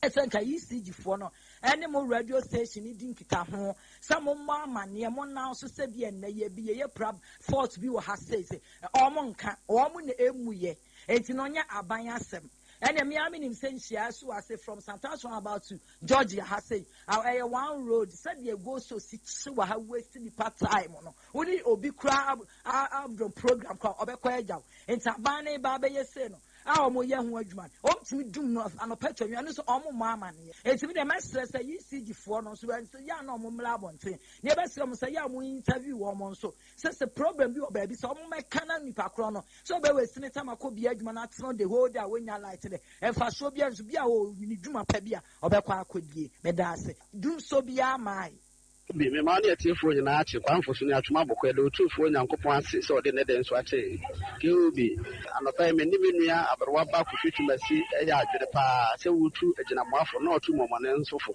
ase bi ho no ma mpeni fo se nka ni wachi a wo se agoro ye de nka mofra de muko school mu a nka nyense maka sese na mode manoka na okoka che o teacher ni so ni kumo bi a du ba bi a wa hwe ya de besi ni wum se otufo abrasa santimem ha no mo bia de oye na entwa ye de na so du baby a so ni ale kan na se wonnai mu popo a fa de obeya no na da se hello Kobi dum so na wo ho me wo atwema kwa anwoma kotwi be kwa me e fa sa area ho nyina ala odum de do musiye no edi kan a edum baako na o maso na asa baako na o maso miensa na o mo so afei de to so do madum no kra omunum ni omun so biem didum sa na ho nti so omu ese omu hu ya na ye ka kire omu atwema kwa anwoma ye ndie ye face nu no aba se ye coast ye nyina se me ye coast me nkofa nam ye frɛ be cha me kasa firi ko be kwa me eti bi se me nyama me nkofa nam me gum because me suro ye dum na ye nso sa bo be ni penyina ada no bo hu so o masa aso bye bye Good morning, Otec for Kobe team, a chairman of Payo, Patel. A family join, make us a free Tafunsia yeso. Dumson de no crepa, Mr. Tafunsia yeso. Just not a single, just a single dempo. The beer, dear Betty Bia, what to our canny fine, Uber 1 hour, 2 hours, 3 hours, beer, when I light in the nedum. A fridge in a fridge, now is a fridge, and who say I was kiki. Me bought my day and tell Dumuno. We do na see 1 more bed 2 hours. And I'm coming out with very I will say, a Dumson the buy and Timin Sanso. And to Dumson the Abapa, yes, Remo, Samuya won't be my neighbor ya. Money woman Cassa. Sikaso Homogeneous Grace, Okotokania, Utokania 1 million. 1 million, no matter 500, near more 500. Oh, but all the bet ya, check 4 days, 5 days. Never saw Sakoto 1 million. And so, and most habits say, near Manso account, yes, Remo me pacho. With the Yamidis, there's a mocha who be ya, money electricity for Nankasa. No more quay. KOB, good morning. But the good weather didn't say. KOB, almost do so my. I can't have to make it on. Philip, a bonk with a Paja, Mr. Paja, and Quan my still my mean and not was a video better. Me fear will go, Matumako, me fear to must say a fridge in your moment. There's Adam says, and I fear. In talks, we are the Akai, we am cotton to a 50 million and fear to Ade. Mamma won't be some of them. Almost do no Pacific channel pa. What the almost was what. And then because you all women are so best now means and feeding your mother. Every year no promo, in Tibin. He said, wow, 1 year do our best support on Nabia Benya Sanyaman. TV also feed them like there is panic and you won't have that's all more penny for no movie somewhat. Kumano abega fuati umate chweni stadium sugura wa muni ndura. A school for Kwalano, Tito punishment na ye free war musum. And any woman Jimmy baby you. Can you know Aquala was through with teacher ni teacher ni Benham Hana so do Jakuraha. And then ye is a punishment in free war. Say teacher ni ko punish Aquala. Ye knew where they transfer. Into the Ababa no.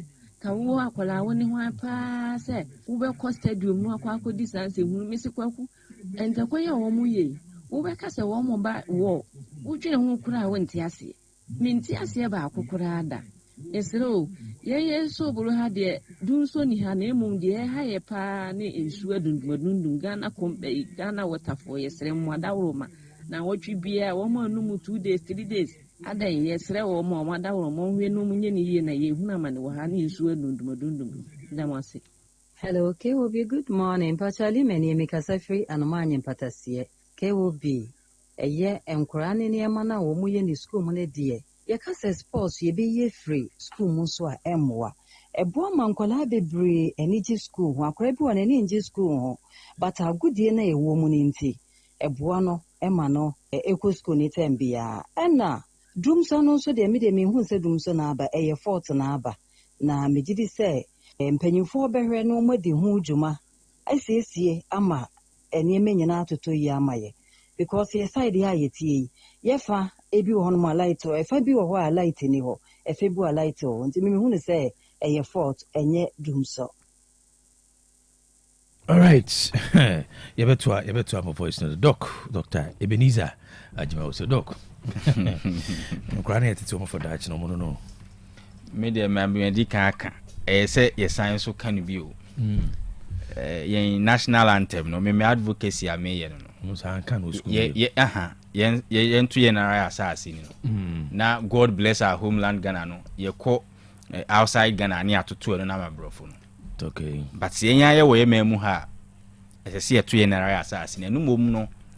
The sense of responsibility ba. Se wadni se usua otumi to sa anwum ne nko ade a obesa se adwen yi. Now to God bless our homeland Ghana, wo responsibility e dey. What you na wo twen se Nyankopon enye bibi ma ho. But yes asese ye to yen nara ya asase ni a wo be hu se won so aduru so asese wo ye bibi to aso. Se e hwani bi o because dey ekone dey. Ya tena ho ache. Ebe mas and was. National anthem. Yeah, national anthem. I say you tuni. Na de otro no kwa so onya akan ni. Yenara asase ni. So onya akan ni but wa tro nti ese nyina ye gitum ne ye. Because de ekono it's just bad. Emwa nyame aduma Saturday ye ko containers. Yeah, me ankasa me mechanic master boot ne ma me ayi. Okay. Enti nyame aduma memene da we ya o de di anim ya containers ye be ye yi ni nyina ewo eye bosomtwe rural bank opposite hono ma ho na yi ni bekoso eye madam Agnes Donko dodo na afre no antiata na yi no baso memene de yanti yesrese adofo nyina amra meboa mi ankasa wo bi de enti no wo ben containers ana wuti Otec FM a wonso betumi aba abeboa na yakwako ye bibia boko ama ye maame antiata Agnes Donko enso yes ebe koma bibia so aye kama enti master boot maame aye freno antiata Agnes Donko nyame aduma containers bosomtwe rural bank ho no ma opposite ho na yie no ebe koso but keobi hepa plus pavine plasmos ho dance no so nyame adom esura na ekona menda woni ye adwuma wo hospitals ahodo no ase in fact nipa ya dia osayi ohwe course eba any feedback na ye nya no a obi be frɛ nyame nhira mo me call hospital we ena nurse sometimes doctor ebi wa midwife and a pharmacist kamfo ma me se me kwa me to hepa plus pavi plasmos ni bi enfanka ho and I'm seeing very good results and ebanesa na keobi ekyerese ye kwa anim se ye betumi ama Ghana yetumi ayusu yen ayede ede aka homa ya pomodin no akonkan ebia wuti Otec hepa plus pavi plasmos ne kra no ontida anase wati nanso unya akonya UC bi da ene memo akonya keobi enuro no bo nyeden eye miensa yenum bom we eye medicine oh no not because ebia wuti o ya anase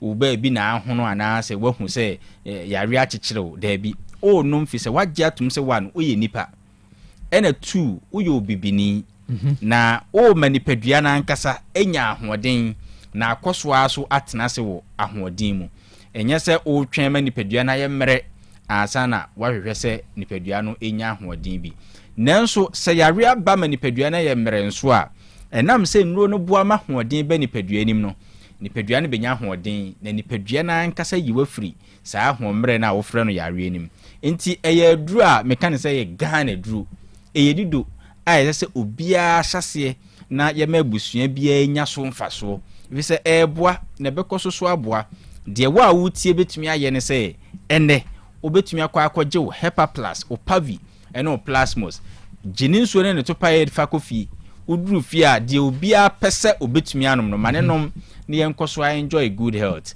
me personal lines abetumi afrɛ me ebia na opese obisa se me de me to ase kura asase atwetweme doc na ansan ya na mensa im titriti me sisi aya na ye me ya doc me de infections tete me himfi ho pa doc me mema sem no enkoye sisi kura de afon doc me nante kakra bi a na me home ete me nipadua ni nya hoɔden amfaso bɛy na metumi nya na mpo metumi afiri ɔhawe mu ana me personal line is 0542 77 85 72 0542 77 85 72 and 059 13 67 898 059 13 67 898 se owa manonia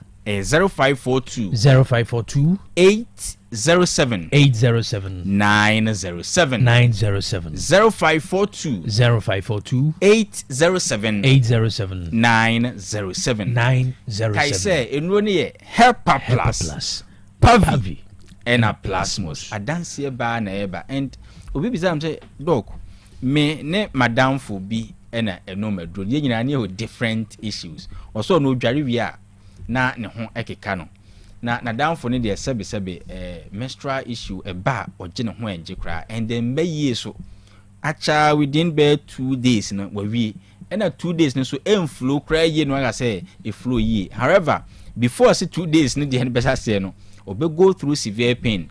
After 2 days no so ensign man pains are no den and all fam into no de na odware an ho keka no enu nti na opɛ sɛ okɔhwɛ ne well being ni gina yi a mfaso be free mu aba na danfo ne so sɛ sɛ o yusu bi o sɛ dog ma ho keka ne jai madam for ne so bosome so ye no botumi abu ne for the first time 5 days one go through sa premenstrual ni postmenstrual sa pains na ayo fam no, and this time so we flow sabi to the extent say otumi asesa ne ho be 3 times in a day. Wow.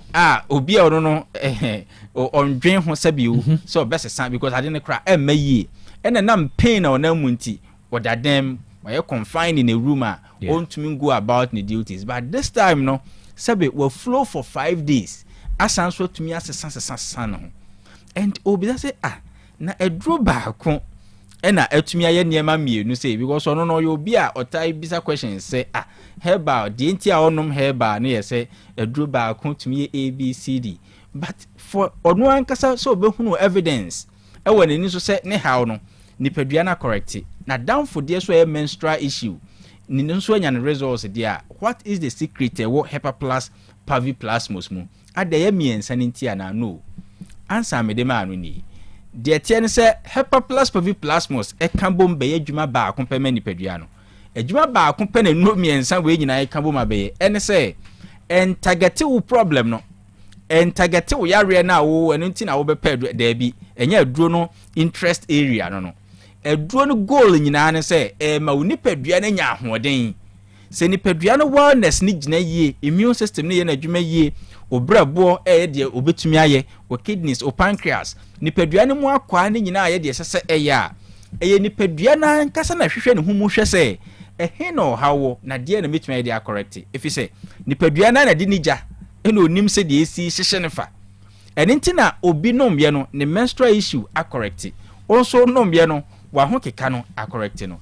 And there are a number of or how we nipadua mu a ebi kura ye nyamfa edin to say or how we will nipa so because science nyan discover it doesn't mean say or how ni nipadua nim, but say nipadua no wa ahoden a or how ni bi wo kura emba ma wo hunu so wo sa how no ebetumi overcome enu ntina biribia na me encourage say hepa plus pavine plus mosonom no akwatra say me yefunu ya me ntina me no akwatra se meto ase twetwe me no ma ajaye akwatra se wo me no ma mitumi edaye akwatra se sise mitumi no nso mitumi didi akwatra se metia na edwa me kenkenken me no me ajaye enye ho na epem ekọ se ma nipadua ni mom agina ye na how bi mpo ho a wonya wa nipadua no etumi acorrect eno ntina ka obi wo de otai kan pa yare bia na etumi kum na kum ye before say bekum okra ne tumi to ne bo asese wo say de obonsam ya describe no gospels nim no also before ne ma say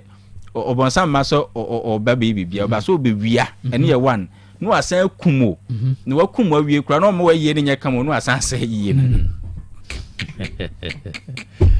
what ya say obonsam no oba bewia ni padua no problem no asan so akum ni padua no owia ni padua na yie no asan say no eninti yare bia na etumi yesa anema miensen ya maken no odi opa ahwe your friend say a silent killer opa sase bobo silent killers no brebo yare hepatitis your friend say bi kidney problem your friend say bi akoma problem your friend say bi ni nyina internal. It tells you say o ma nipadua ni mbom so enya ahoden a eno so ye silent helper eninti say ya ye di nkomoyi obi so utie me se ye bie phone lines near biza se ene ye de iPhone 16 Pro Max we ato honum obi mfre enye obi o yare kidney problem obi mfre no ma 5 benefit of kidneys onu ankasa hu a onya bi ma obe struggle, but obi a onko school da onye science da wanya kidney problem or da dialysis machine so mana konya se onka kidney no so mfa so 15 obe ma 30 denti onya problem no ti say onu aba behunu say saa mi kidney ye hye ho a memfa mani hunu saa ne ma we ni na eye na me yare ye kra na mahunu say saa na kidneys need to me eniti mfa so bebre wo ni padua ni mu a ni padua na eboa yen a ye hunu Jiso how abeni peduano ho, and that is idea hepa plus pavi plasmos epese a fairly gab no. Na ebua enisi ye twen hunu yare. Ese at all times, oma ni peduano nya hoden na ekoma wabra wadwen kra enkoso. Eniti hepa plus nom no, ti say na be Ghana dru. Ebusua bia nya bi ni nso ne ntopae na ma wabusua no nya so mfaso. Ke obi ne bo ne nsesan 60 Ghana cedis. Eniti ba bia wo tie me free bia no.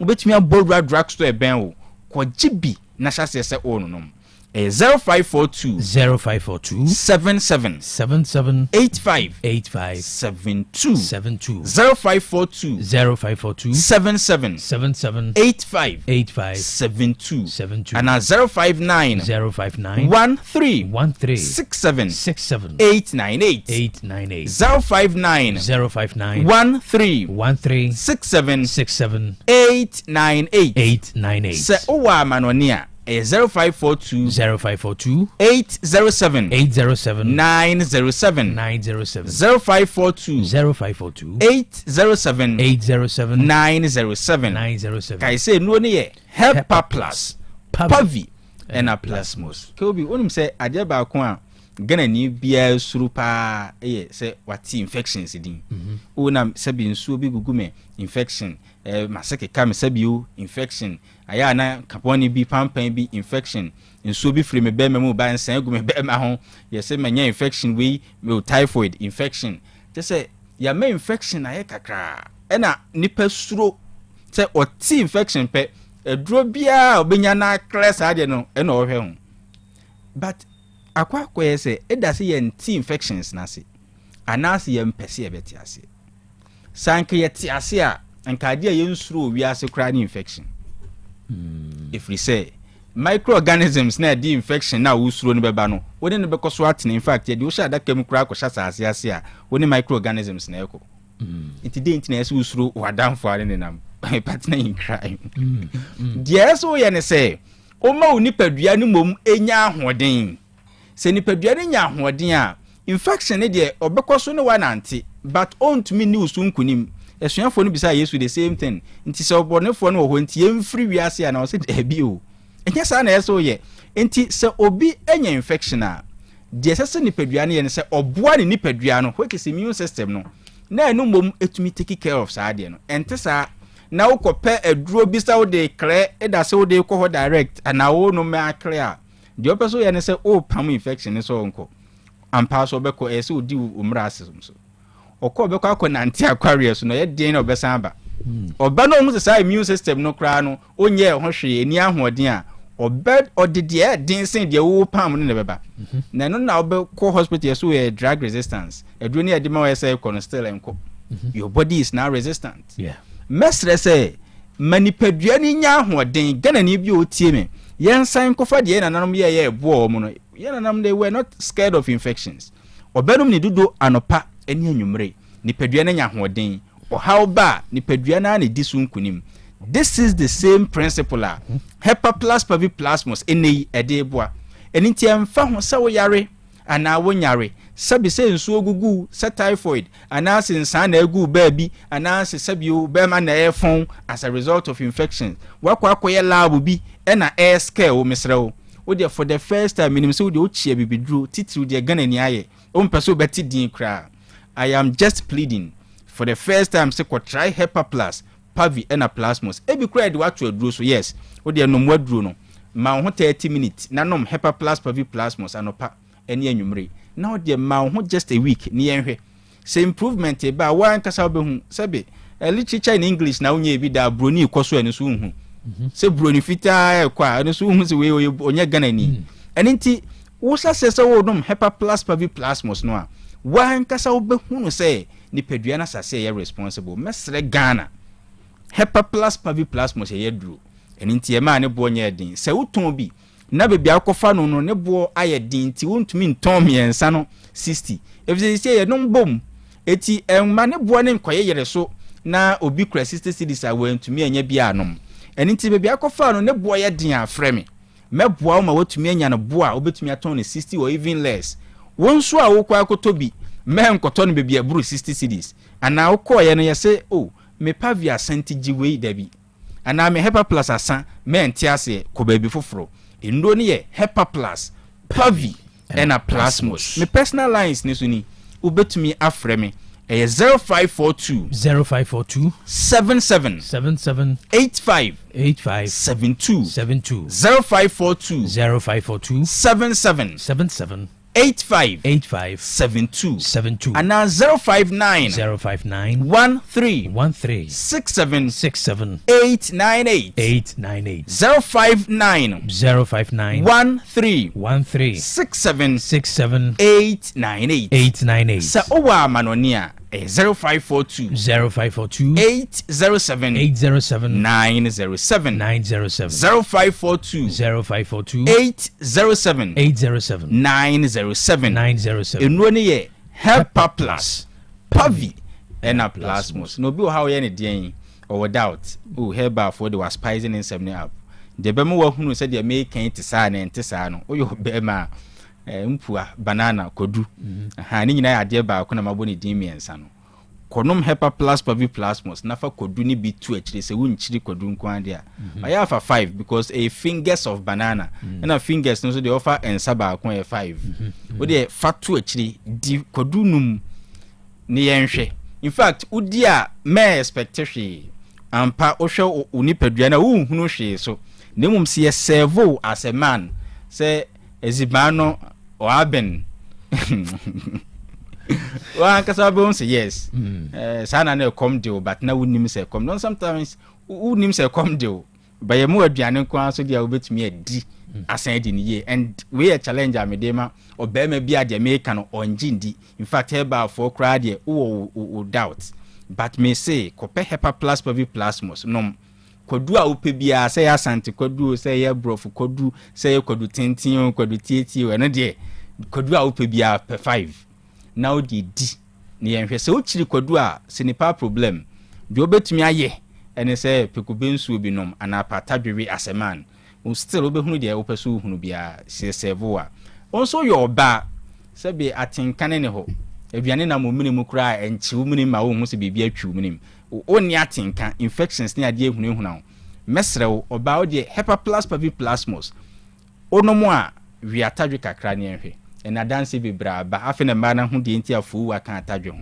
wo de fa atadwe ne bitutu akiri onso ntumi nwi atadwe a nothing prevents you so betumi de kodunum atu akiri asoba ana say blend ya atadwe no na onso nom se wonum juice no obo nso sa na Nyankopon do pa so oye wo ba and mwa no yefuna ebomu omo praduane ho nyina this time obeti ase sisa na mene mo twie wo yi ede se wo didi na ntwu mene mu a so wo nya ndidi ye nti sometimes so nya that experience no asoba maduane ntwu mene wo didi amensu si ho ade ni doctor for so didi amenu nso wo akodi oto na twu amenu nso na tena hoye enti Hepa Plus Pavi and a Plasmos o yo ba ubehunu de enti a ye di to ya na nso si ho and for the first time who did you so basi ho ama and you will be very happy Hepa Plus no no dey atadwo kwa to ache unhia any external adro bia de be kwa hemfie no wo de no mo Hepa Plus Pavi Plasmos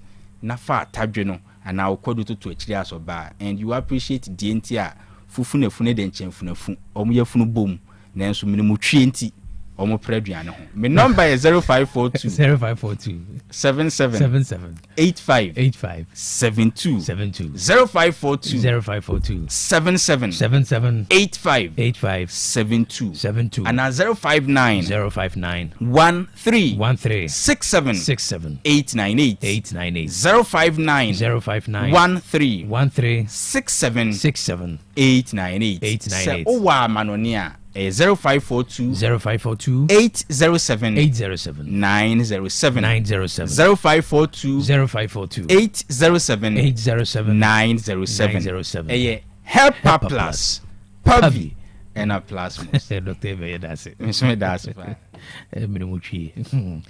Perfect series books as young Goswanka open Mama first year. A free nurse run copy JHS, GS, and Enaka, Ajiatum, Shannon. Na Opebia, Busu Benyabia, Tobebia, 2 books to be a open English language. Every basic one copy JHS 3, History of Ghana, basic one copy basic 6, RME, basic one copy JHS 3, Computing, every KG1 copy basic 6, Creative Arts, every basic one copy basic 6, Science and a Mass, Ninano, Ubenyabi, Sansuna, Eba, Preschool, Mitre, and Shasi Sukuna, Ubenya Nursery 1, a free nursery 1 copy KG2, or Numeracy, Language and Literacy, Creative Arts, Furnace, Computing, Coloring, and a Writing. Uba JHS, Ubenya English Language, Social Studies, Science, RME, Computing, and a Career Technology. Perfect Series War, mock exams, terminal exams, and a midterm exams of watch a show for Nadisha for Musisi Omo. Now, Umudru, and so what me actually training. What you call Kumasi, Putuja, Oben Station, and crying, dance man, first stop, a one war. Furniture mo bookshop ya Odubura house open perfect series and go man be bunyabi say wo bookshops na pebia 2 and I say wo suku na pebia ma addition for one share kama de my friend 0243299938 0243299938 and 0540-755-465 0540-755-465 perfect series your worst future it's secured. The fearsome 3 Hepa Plus Pavi Plus Mos. Sisiana Dr. Eddie Wadansie. The Bekoswaka was away for general well-being. Ononoma, Unipeduana Kasa, vital organs Nina Hoding, determining infections, and the Yadu one idea sees and a bear, Yadibian count or Shanaso. We and train Yade and San Juan Timiano. Busumi bia doctor senom Hepa Plus Bako, Pavi Bako, and a Plasmos Bako. You need so you want to pay the open bit me akoji. A Drunuso Nibonia de 20 cities means 60 cities. Now on Saka the fear something. We be a church for Dr. Ebenezer Ajima 0542 778572 0542 778572 and at 059 1367898 059 1367898. I'm on any phone with me details. My address 0542-807-907. 0542-807-907. Kai say eba apomodin mapadia enwane Hepa Plus Pavi and a Plasmos. Abapamo shopping. See Uncle Swanka say, oh yeah, still your number 1 Ghana's biggest online shopping for quality products. Say open so tenefi na ofa phone na divya also. Na open so be ha ho di traffic so a pre waka ho akoto adia. Abapamo so stay at the comfort of your home. Trafie juju ho na nyu mudidwa. Na eni gisem no say adie bia beto bia no or the bebro. And abetimi akọ www.abapamo.com. Onye do ha say fa asodum niam me phone, laptops, fan, TV, air conditions, any day keka obunya bi. Adie bi edi dwuma ojade say yen chancing, rice cooker, blenders, air fryers na sefo. Ni nyina ebuso ewo Apapa More. Sounds now per fashion, tade mpaboa any day keka obunya bi. Sounds never furniture, mpa enkonwa apona hodo ni nyina no ebuso Apapa so ye. Apapa so yen koso anka say open portable washing machine, washing machine ho ye nika iso between the anantil between the two kwan. Eno osini bono eda for 399 Ghana City. Baby, I'm going to be a Makayo. Say, what a bebro, or your free delivery nationwide within 24 hours. Now, on Saka at the Corona Open. Also, water for 3 miles. So, between the nature more 3 miles, wa Sakasaka Park, no, a wana on the showroom or phone ya yam, ubit me afraid. Now, at the crowd open, Chichi Muchomo, na Enumo Casa, or the bebro. Our money is 0593 386 133 0593 386 133 and at 0593 391 848 0593 391 848. Hepa Plus live band. You go so I do weekends now. Ope live band papa and one Hepa Plus live band. Instrument no papa a bow say yes instrument ne boni a kama sound no good sound so na wana wo bon senko no so no wa benipa bi albeit me wo say high life hip hop gospel reggae R&B other them ni na obebo am kama ntifre 0593 386 133 0593 386 133 and at 0593 391 848 0593 391 848. Edusa Heba Center say Nkoswan Cow say so you be a usisi yo ya Kwaku agye pedwana boso bema wa mre anasa untutu wo so oba eni dane hawa do hia Edusa Heba mixture eni Edusa Heba capsules wo kabomo be to ase na mom say malaria fever wonu na to a untimi ni di wona mre wo so do hia Edusa malhep waposo yo ya sasabro hawo anasa ensa egu hunamania do hia Edusa Heba ointment Edusa Heba ointment be to ase kuma say baby ope baby o to adru bia benya bia to obetimi akọ Frediments Colinac Osons Pharmacy Costa Pharmacy Danny Heba PFA Pharmacy ubenya bia tu say yade bi ete so na say mo de chine onya no adru ma me Edusa se furniture mo Edusa Heba Center and clinic o Kumasi Swami Magazine Macro Koi filling station dane mu ehwa no de djuma udo ni chimo ma me Edusa won infidie kama o de besi usu no ahwe ni peduanim yade kura haw na wo wia wotu ase ma frɛ 0500 110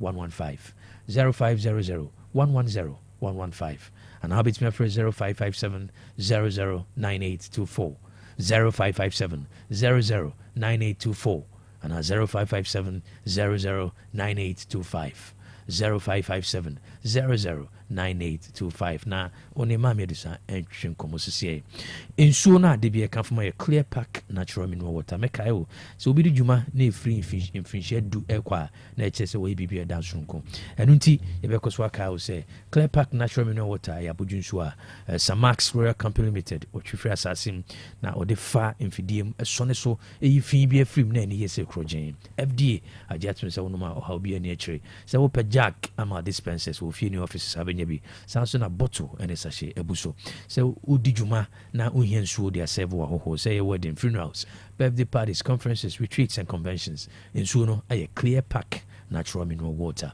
anything school for financial institutions ni yumaku yakoso aka mo say nsuo a mo fa ndi djuma aye clear pack natural mineral water one wood kwano furniture mo little and ventures ubenye bia to ni bamboo spot no ene di hwe ni mu manso datano Kineben Ventures ubenye bia to na uwo Asante Mountain na pendedo to Nissan Max Royal Company Limited kasa e 0244041913 0244041913 and 0558001765 0558001765 Osbel Electronics Ekoswaka house say ope fans papa to and I say anything electronics or say your number one stop shop furniture mo na obenye bi so ope rechargeable fans o charge you na subo djuma and I say ope battery fans normal 12 volts obenye bi so na ba student fans we were head yama asukufo adesuafo or no or 12 and a 10 volts wa no or the ma adesuafo so no TNT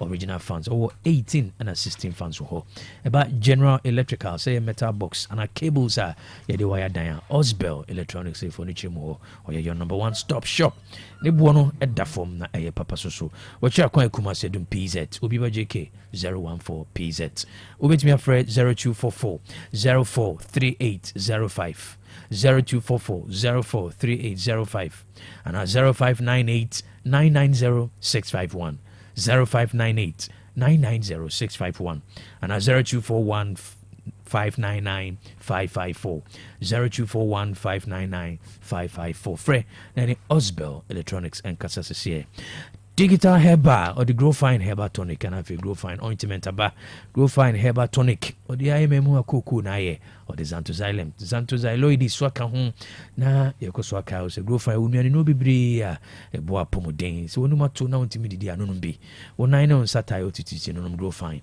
edu anwumra ontimi nda bomodin se onsabeka Grow Fine nom na betimi ada sabofra anopa o sore no aswa yemra anonum Grow Fine ubetimi atie gina na wakodu djuma so your ba na wo haw no e fichi krom nko ade a ye kan for Grow Fine de ma se no bi na beti ase de ntia ma na to ni doctor menses Grow Fine onua no bi te se vitamins aboawo ama ni pedua no nyana pomoden sanso na se wayade na afi na hotowa no Grow Fine ho beton tem sukra Grow Fine ointment honam tutu honam yo ya fa bisrasra osisi eyo ya fa Grow Fine ointment fa twitwi ana anaasɛ wokotodwe ɛyɛ wo yɛ a wapɔ yɛ a fa grow fine ɛtwitwi so Kumase wopɛ bi ato abɛnyɛ bɔ PFA pharmacy Tafuni Road Misty Herbal KGT Emrom Colinac Herbal KGT Emrom and afi Costa Pharmacy wɔ KGT Pampa so Habime Asafo Poly Danny Herbal KGT Emrom Apidank ɛwɔ Mrom Chris K ɛwɔ Sreso Edupac ɛwɔ Atonsu Tenated Herbal ɛwɔ Sofoli Smart Herbal ɛwɔ Boase Bibi Achiro so ne Digital Herbal Center Nkasa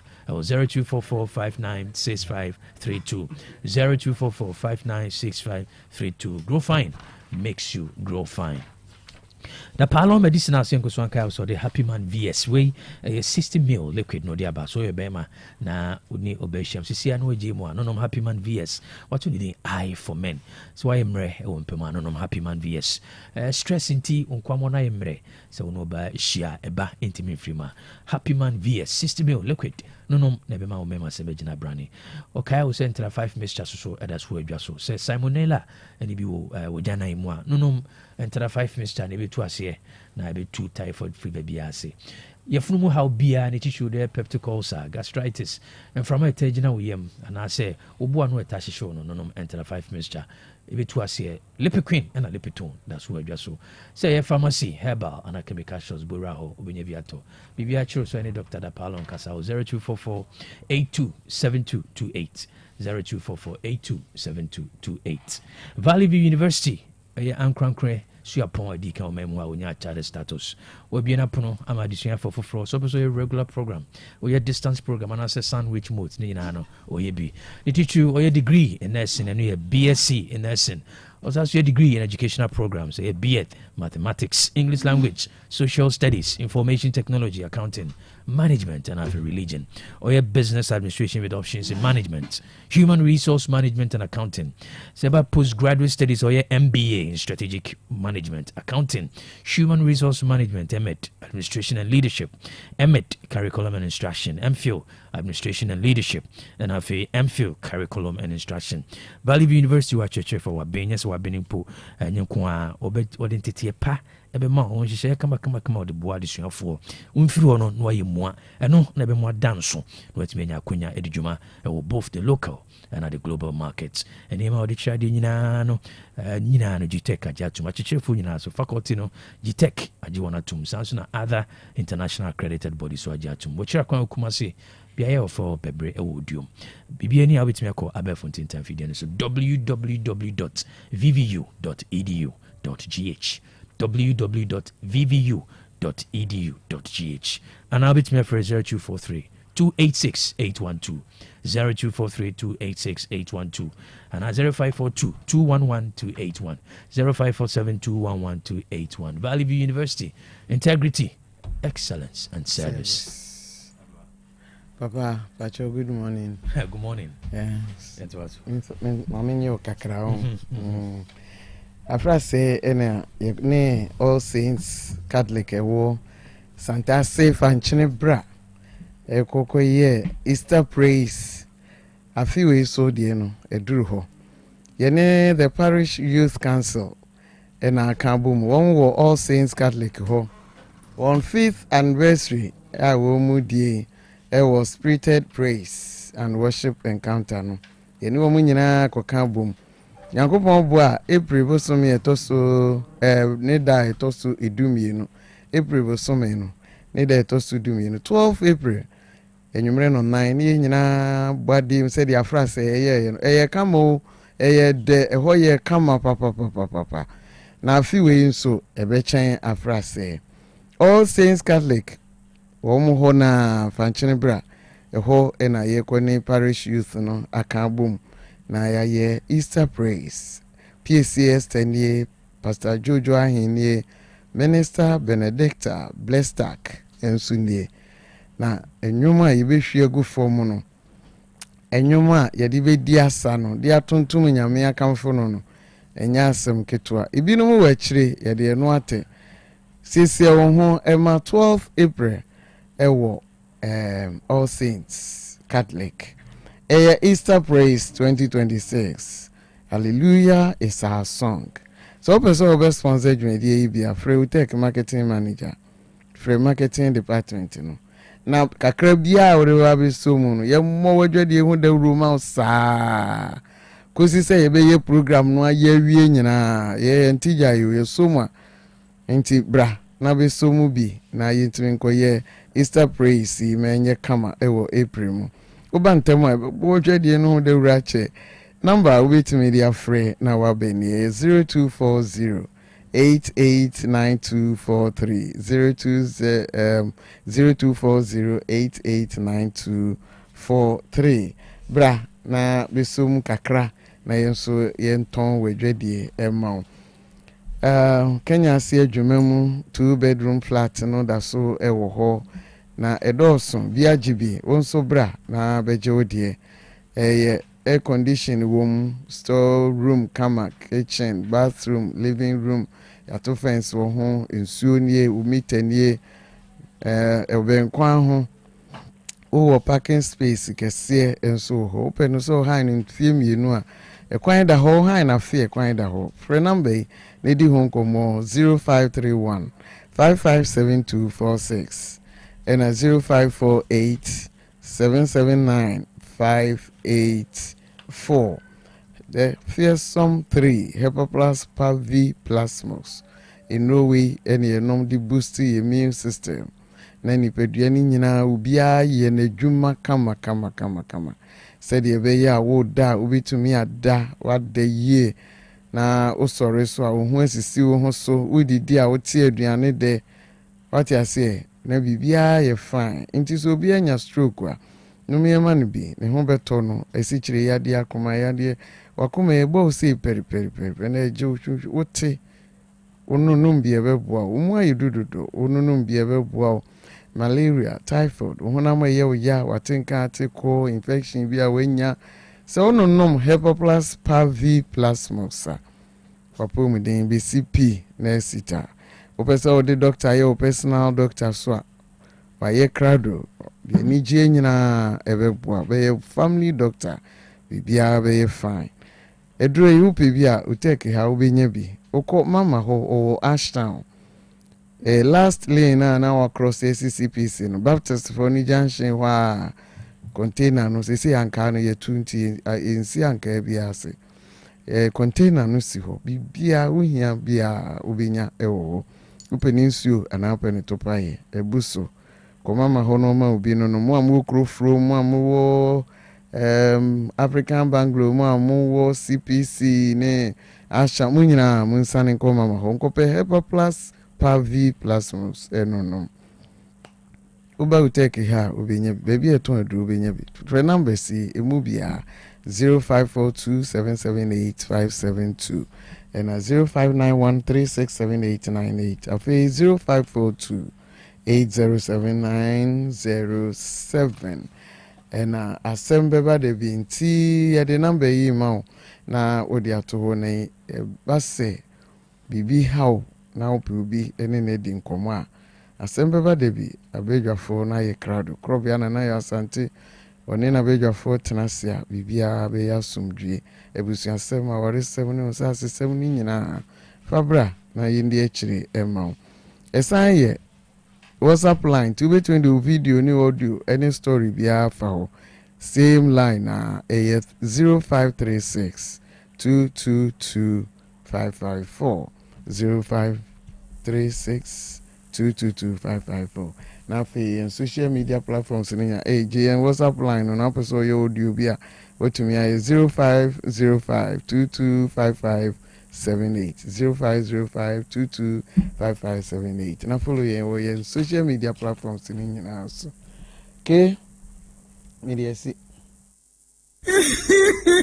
obi amedwa benu ma kira me nanfo se be me wedding papa bi hwering basa bia wakoto tatnya buti I don't sweet as and then mama bas sometimes so am dia buda but we jam wo ka bia ma me anasa be ka bia ma the wife here can dey recruit sawo ring so dey papa monko ejaba jewelry e hon wodi pure gold e ya gudie bia ejaba jewelry e ho dia na me pe all right ye be ko ejaba jewelry e hon na wo pe pure gold ya ye dia ye wedding any engagement rings bracelets, anklets, waist chains, asumadie, komadie, papa, ne border for more ubenya. Woye bi ewa Ghana, no ye bi nsu amanone. Enye chene hoy, wo a Jabba House, a Dum Kumasi, Prempre 2nd Street, Monfre 0277 10 44 88. And Menshia, wo a Jabba Family House, Menshia Traffic Lights, Monfre 0277 40 44 88. Website www.ejabajewelry.com and email info@ejabajewelry.com. Ejabba Jewelry, a good day papa fee no.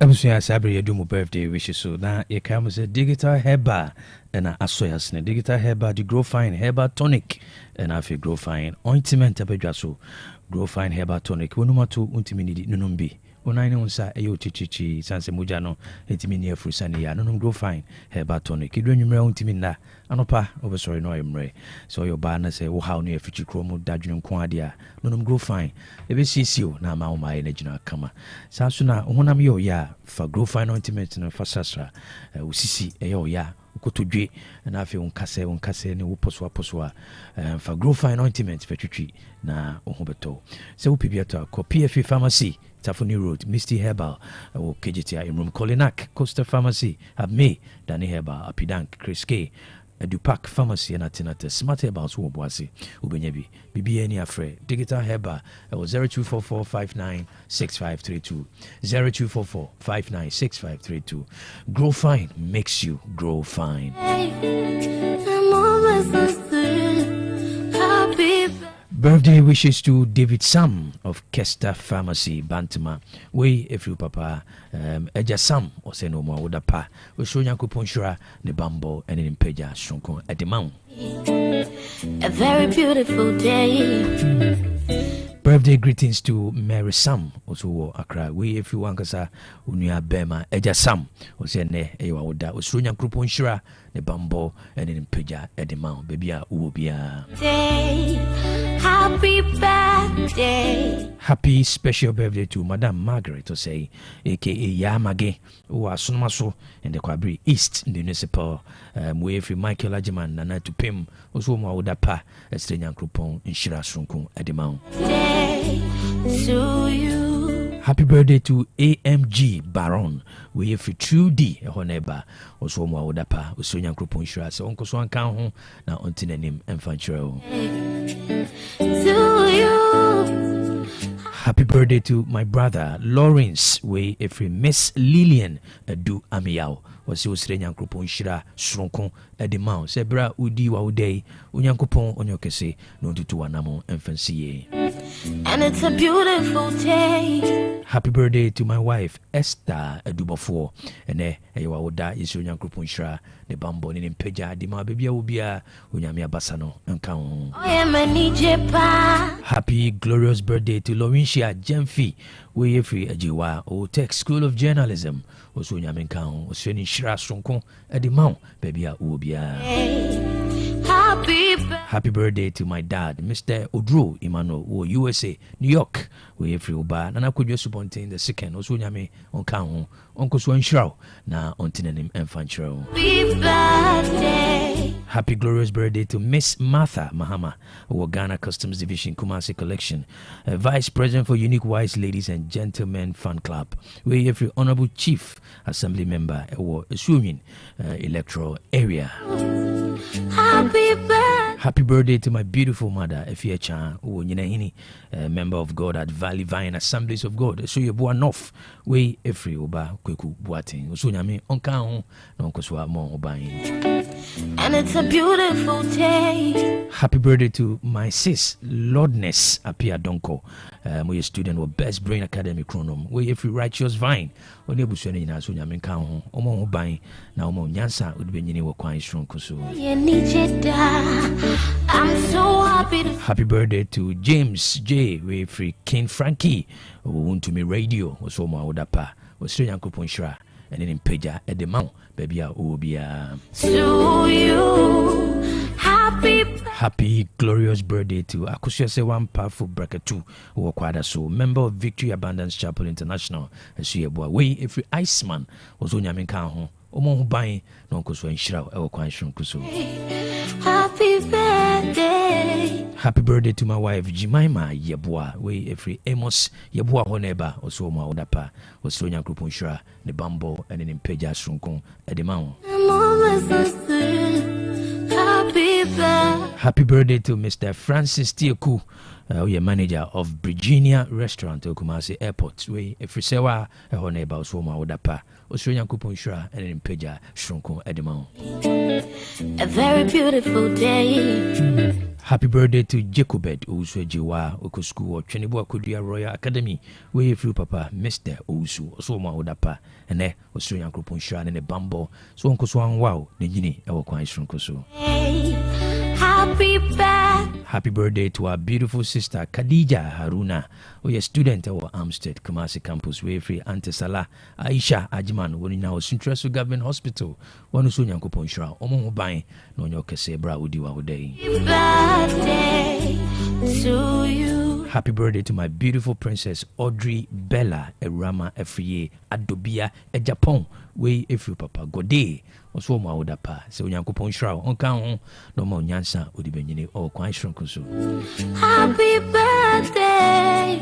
Happy birthday to Janet Owusu. We if yonko Theresa also ma odapa se onyankopon hwira de ma so onko so anwa no nka ho mfia ediwani min.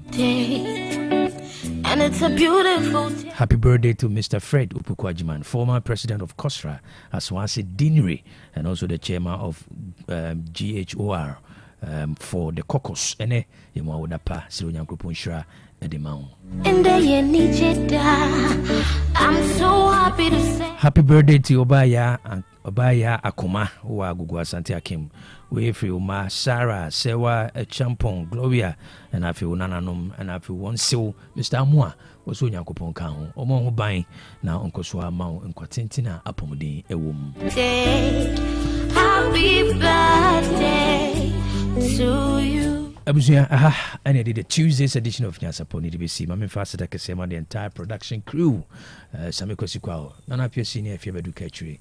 The news team, led by Ovanchubo Circular Bo, Mamia Joana Tatando, Asunaba, Ohine, Kwaku Boateng, I brought back a feature Messi, MCR, one so boy, Mamunya Bisho, social media handle, Cinema Mozi, Eugene Maradona, Emmanuel, Dirich, Michael, and the Spices. You try to come be designer as usual. Lofty One of Lofty One clothing.